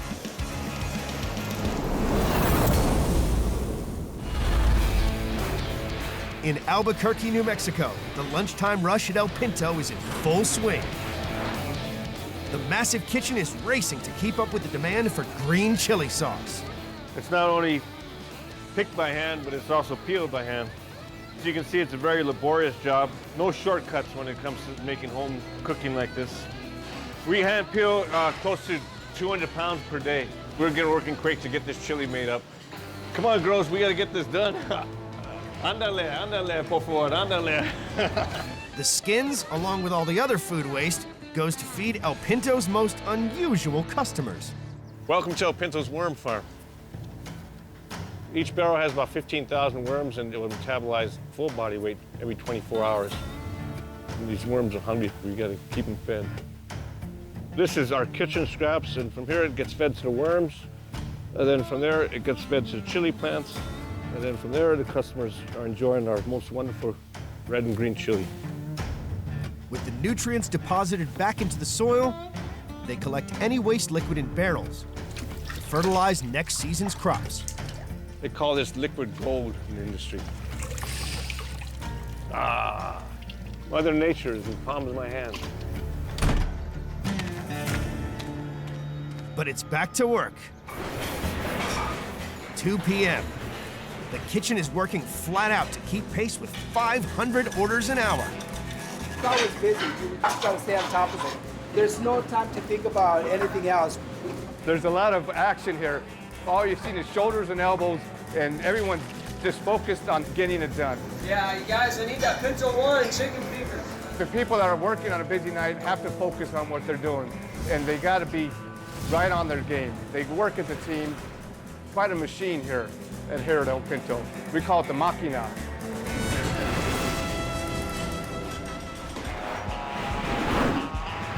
As the lunch rush gives way to the evening event, what a team! The staff are given a last-minute pep talk. We got to be on top of our game tonight like we always are. Good luck, everyone. Let's do it. Come on, high five, everyone. The moment has finally arrived to serve up the super-sized pig roast. Is the pig ready? They're coming in. There's over 200 people out there waiting. Yeah, it's ready. This thing's been in here now for 6 hours. Wow. Be careful. You want me help? So we're gonna go down slow. No drinking and driving, though. Watch it, watch it. We gotta go this way. Okay. Okay. You all right? Who hurt your back, dude? You've been pumping iron, dude. This is hot. It's looking good. Smells good, huh? You put enough garlic in there, right, Pat? The customers can't wait to dig in. Hey, John. There's 100 people out there right now. What do you want to do? These guys want to eat. Well, let's feed them. Let's do it. All right. Pat, let's do it. It's time. The moment we've all been waiting for. Oh, yeah. Like Christmas. Wow, look at that. Holy cow, or holy pig. That's great, Pat. I'm salivating here. They have a little piece there.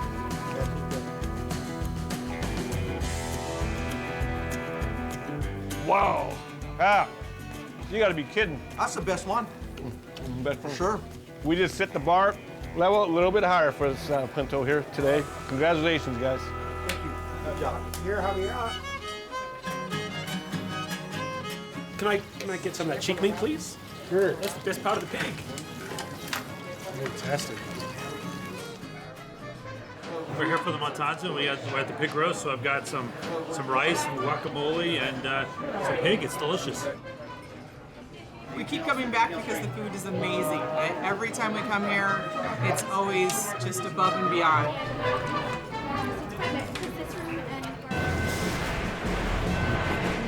"9 p.m. El Pinto is slammed. Will Jim and John's crew crack under the pressure? We're running at full peak right now. Putting out a dish every 30 seconds. Kitchen's doing great, didn't stress to the hilt, but they're hanging in there.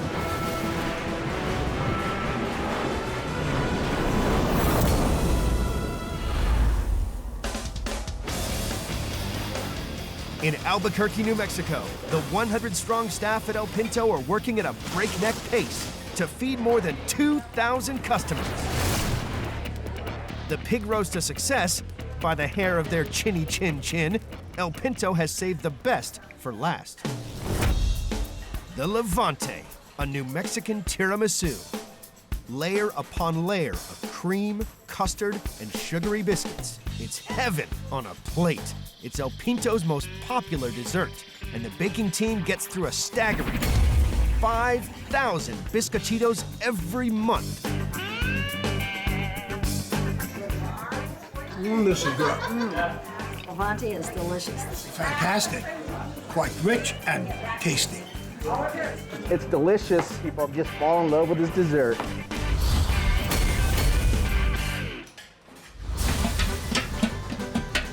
The Levante is built from a foundation of New Mexican cookies called the biscochito. We make tens of thousands of these. People just can't get enough of this dessert. We're gonna put them in the oven. Next step, create the creamy custard.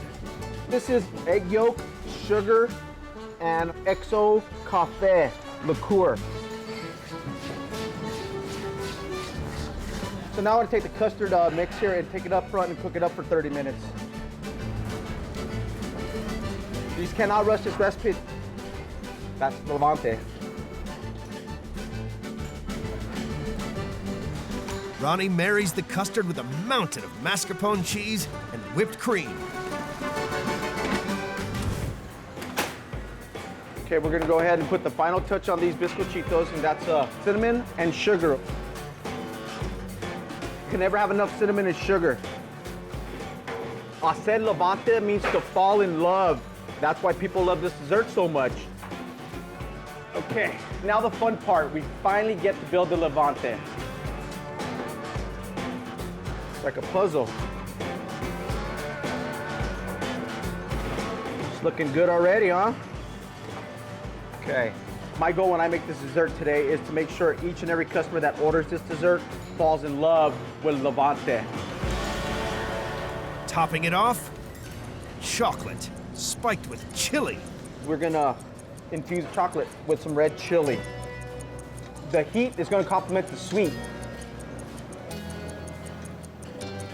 The red chili, it doesn't affect any of your tongue. It's just, when you swallow, it just hits you right down here on the throat. It's unbelievable filling. It's just so warming and lovely. Voila, Levante, the dessert you'll fall in love with. El Pinto serves up 10,000 Levantes a year. Piled on top of one another, that's a mile-high tower of spicy tiramisu. The final result is pure passion for the senses. It's so good. Some of the chocolate has a bit of red chili in it, so it gives it a little kick. It's very good. Chocolate and chili, it's fantastic. Great taste. How many calories in here? I don't care.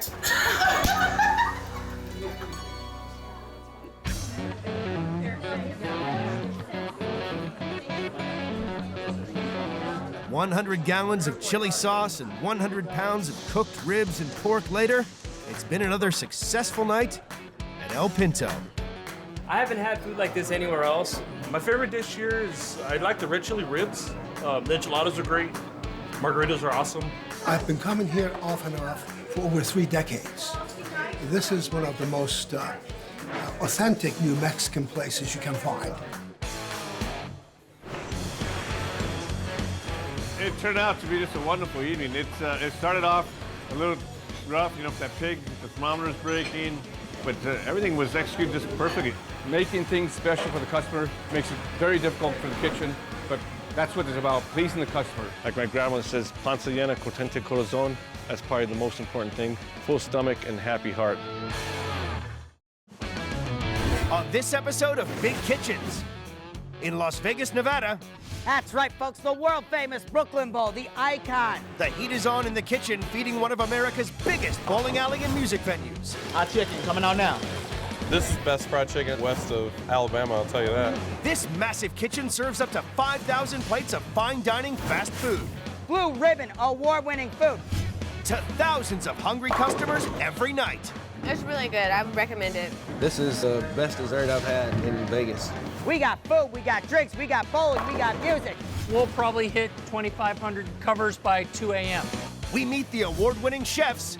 Each piece, there's a whole lot of lemon, there's a whole lot of chicken. In one of the world's biggest kitchens.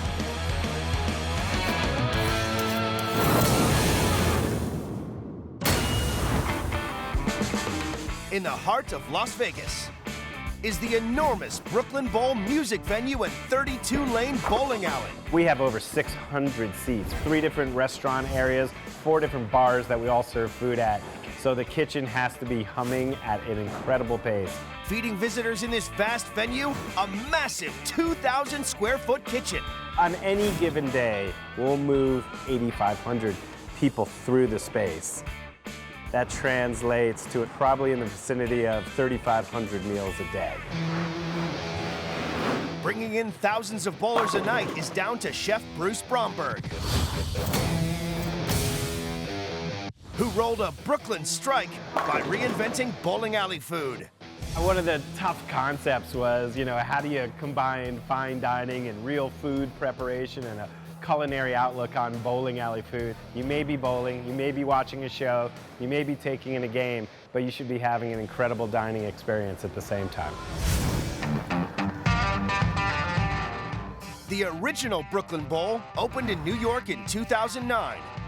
Now, with a London and Las Vegas branch, they've supersized the concept, serving cuisine fit for a kingpin. All the way to Las Vegas, all the way across the country.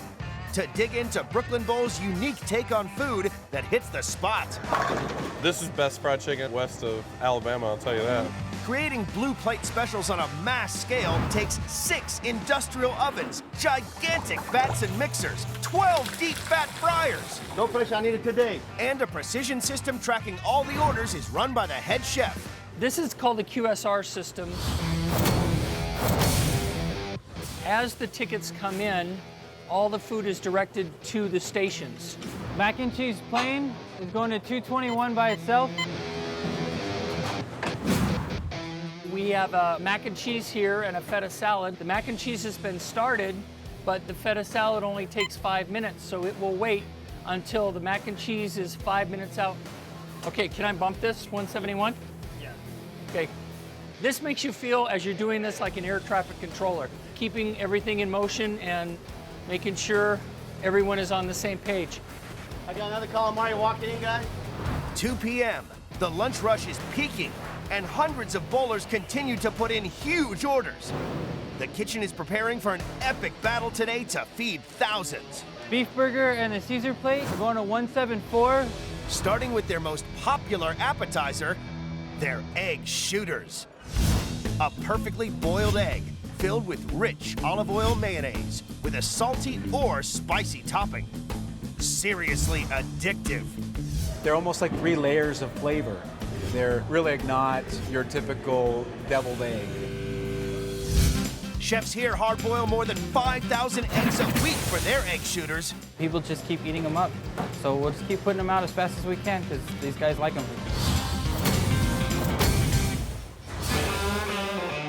It takes unique techniques to create the perfect egg shooter. All of our eggs come from cage-free chickens, and then they're cooked for 12 minutes before we ice them. And that way they come out with no discoloration around the sides. Then all of our eggs are exactly the same no matter how big the batch is. The second secret to their perfect bite-sized appetizer? Our standard egg shooters are the house mayonnaise, house pickled jalapeños, which is green jalapeños and red Fresno peppers. And then we do our house seasoning, which is a salt and pepper blend. With hundreds made every hour, there's even a shooter for those into surf and turf. The other topping that we offer on a regular basis is the oyster shooters. Fresh from the West Coast, the oysters are battered in egg whites and flour, then deep fried to perfection. What we'll do is we'll put a fried oyster on top and then top it with the jalapeños and the seasoning. Shooter assembled? Welcome to the punch. First thing you'll taste will be the natural taste of the egg. Wow. The second sensation you'll get is the warmth of the egg yolk, followed by a nice short bite from the vinegar. But then there's got like a mayonnaise on top of it. And then a spicy kick from the jalapeños. There's the sinuses. They're really a cut above any deviled egg I've ever had. Never had an egg shooter before like that. Wouldn't expect us to get this here, but love it. Chefs at Brooklyn Bowl boil and dress 260,000 eggs every year for customers. They've made enough egg shooters in 6 years to run the entire length of Manhattan. The lunch rush may be ending, but hundreds more bowlers are flooding in. There's no let-up in sight. It's really busy right now, but in an hour from now, it could double, it could even triple. You never know. It's really unpredictable. For us, just efficiency is paramount. If we're not efficient, if every department in this place isn't working together, receiving, the chef, the cooks, the dishwashing, the floor staff, the management, if everything's not in sync, this is just too big of a place. Things can get really bad really quickly. Las Vegas. At the biggest bowling alley and restaurant in town, the dinner service has just started and it's hitting hard. We've probably done about 260 covers so far, and the doors have been open for 45 minutes. Salad, fried chicken and the fries, and this is kind of the calm before the storm. For the city that never sleeps, the night brings bigger, hungrier crowds. Calamari. To keep up with demand, Brooklyn Bowl throws down to keep the quality up. Rodney, bump the right toes. We're all going to 151. Thank you. I mean, normally when you go to a bowling alley, you don't get food like this. You go to a bowling alley, you get hot dogs, you get popcorn, you know, vending machine food. And it's down to Chef Bruce, who has developed the most talked about dish at Brooklyn Bowl, the knish. A flawless, savory combination of potato and onion wrapped in pastry.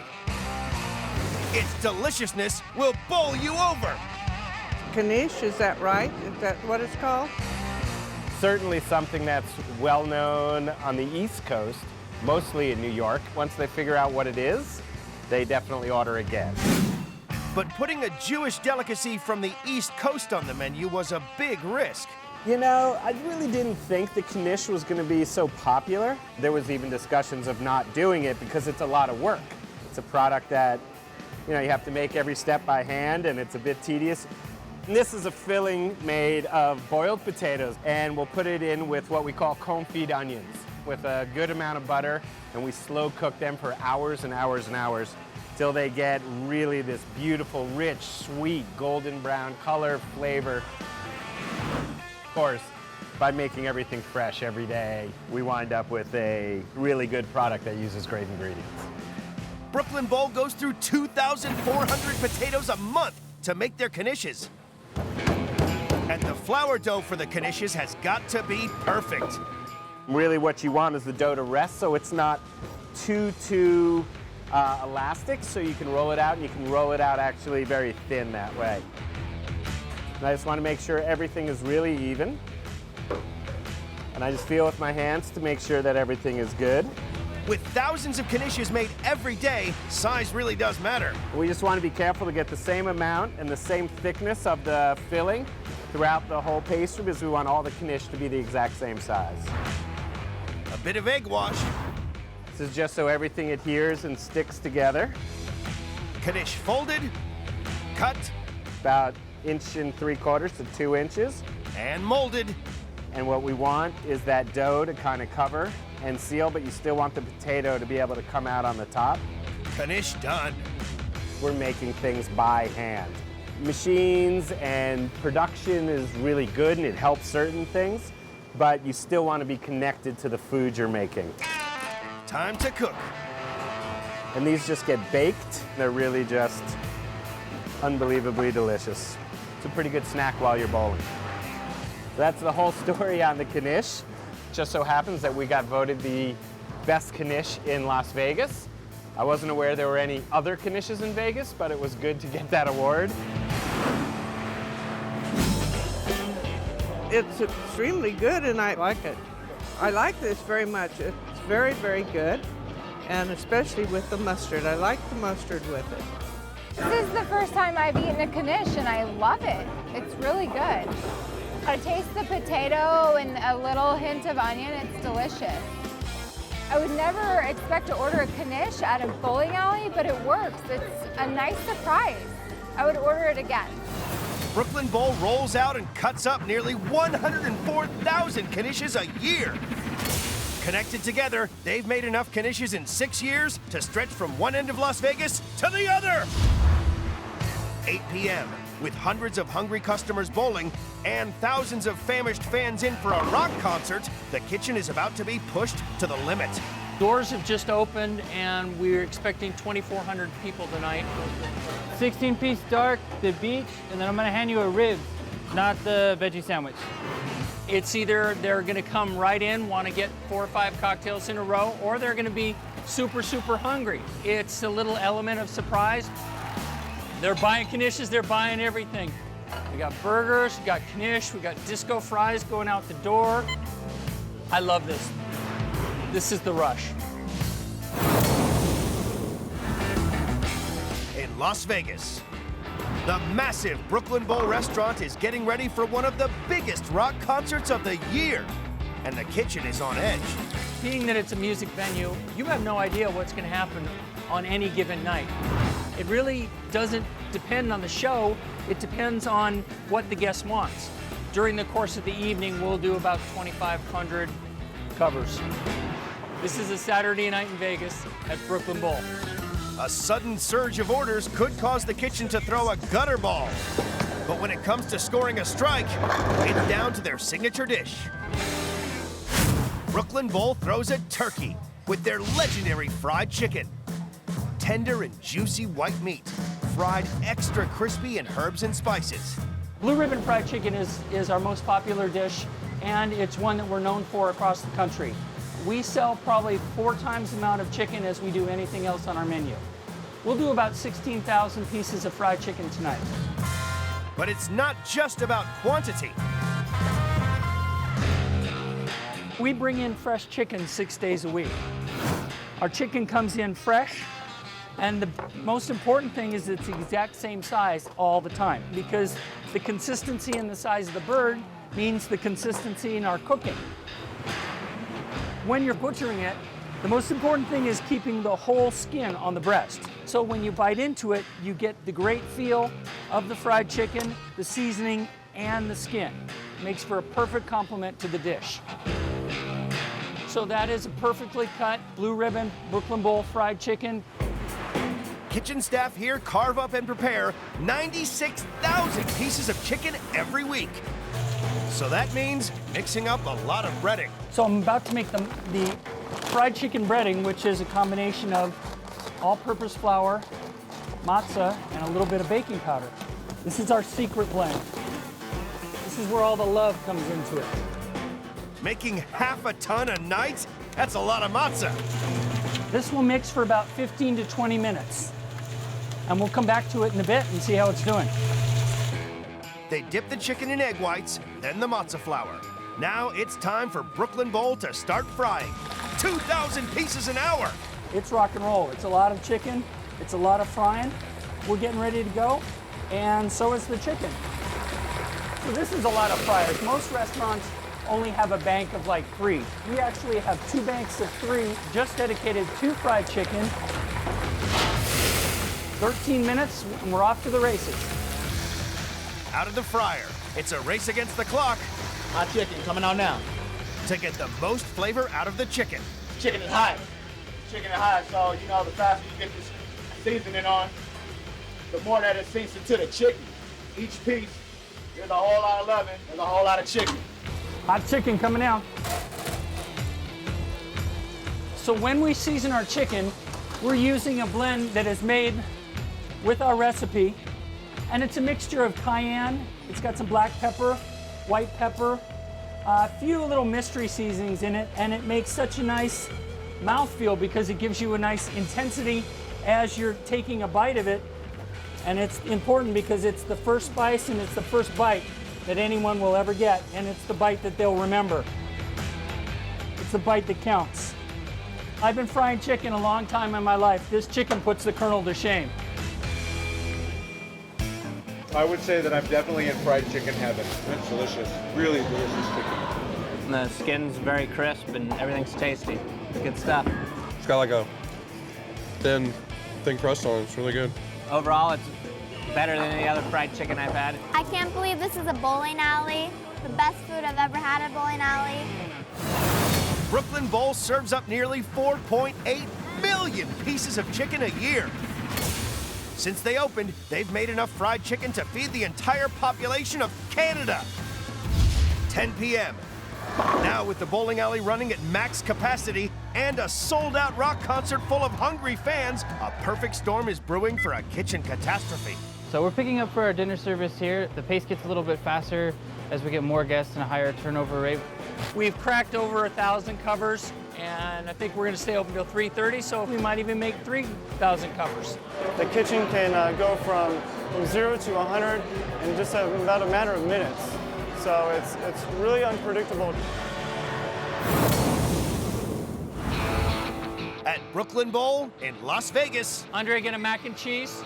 32 bowling lanes rammed with hungry customers and a sold-out rock concert is pushing the kitchen to breaking point. Okay, so that's good to go. Being that it's a music venue, you have no idea what's going to happen on any given night. Mac and cheese, 221. Being that we can feed them on the bowling lane, everyone can eat anywhere in the building. But as the night reaches climax, it's down to the kitchen to keep rolling. We have one chef in front of the house and one chef in the back of the house, so there's a whole lot less confusion that way. Is this one going? Okay, good. As with any kitchen, it can get stressful, but we managed to keep it simple and professional. There's no throwing of pots and pans or not even small things. For those customers who have any room spare for one last bite, it's down to Chef Nestor Conradi to satisfy their sweet tooths. Chocolate chip bread pudding. A sugar rush you'll never forget. It's one of my favorite desserts, and it's one of our most popular desserts. Nestor starts with a fresh batch of sweet custard. First, we get our heavy cream. So 1 gallon of heavy cream and 4 vanilla beans that we're gonna cut it, split in half, and we're gonna bring that to a boil. I know you're not gonna smell this, but trust me, you can smell the vanilla flavor. It smells really good.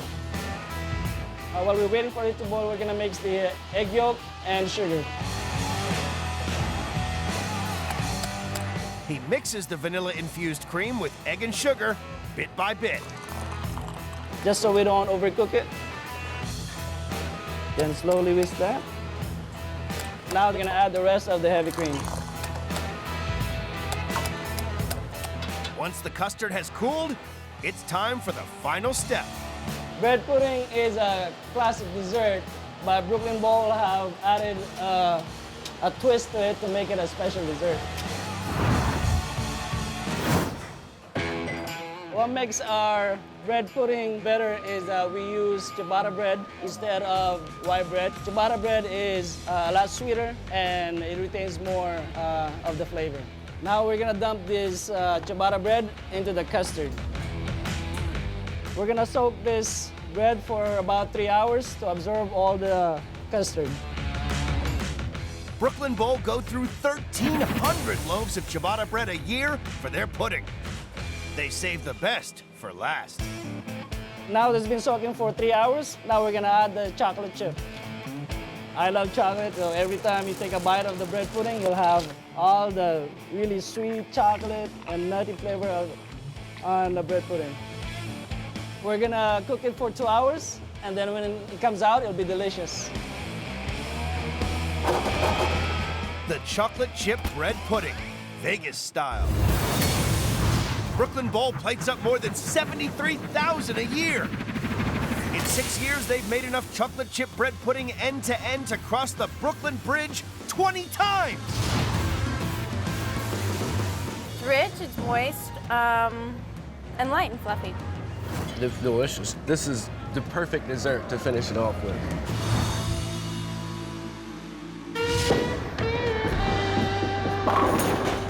Another day, another dollar. 4 a.m. After frying up more than 16,000 pieces of chicken, 1,000 knishes, and 1,500 egg shooters, Brooklyn Bowl's night is finally over. Everything we've had has been great. The fried chicken, the deviled eggs, the oysters, it's nothing like you would expect in a bowling alley. It's a full restaurant with a great menu, awesome quality food. I would definitely come back here. So it's the end of the night. We've gone through a great service. We did almost close to 3,000 covers tonight. We've sold almost a ton of chicken. Generally, we really hit it hard, but tonight we really hit it hard. At the heart and soul of Brooklyn Bowl is really the customer's experience. I think that's part of our success. It's really making sure that the whole Brooklyn Bowl experience is amazing. End of the day. That's how we roll at Brooklyn Bowl.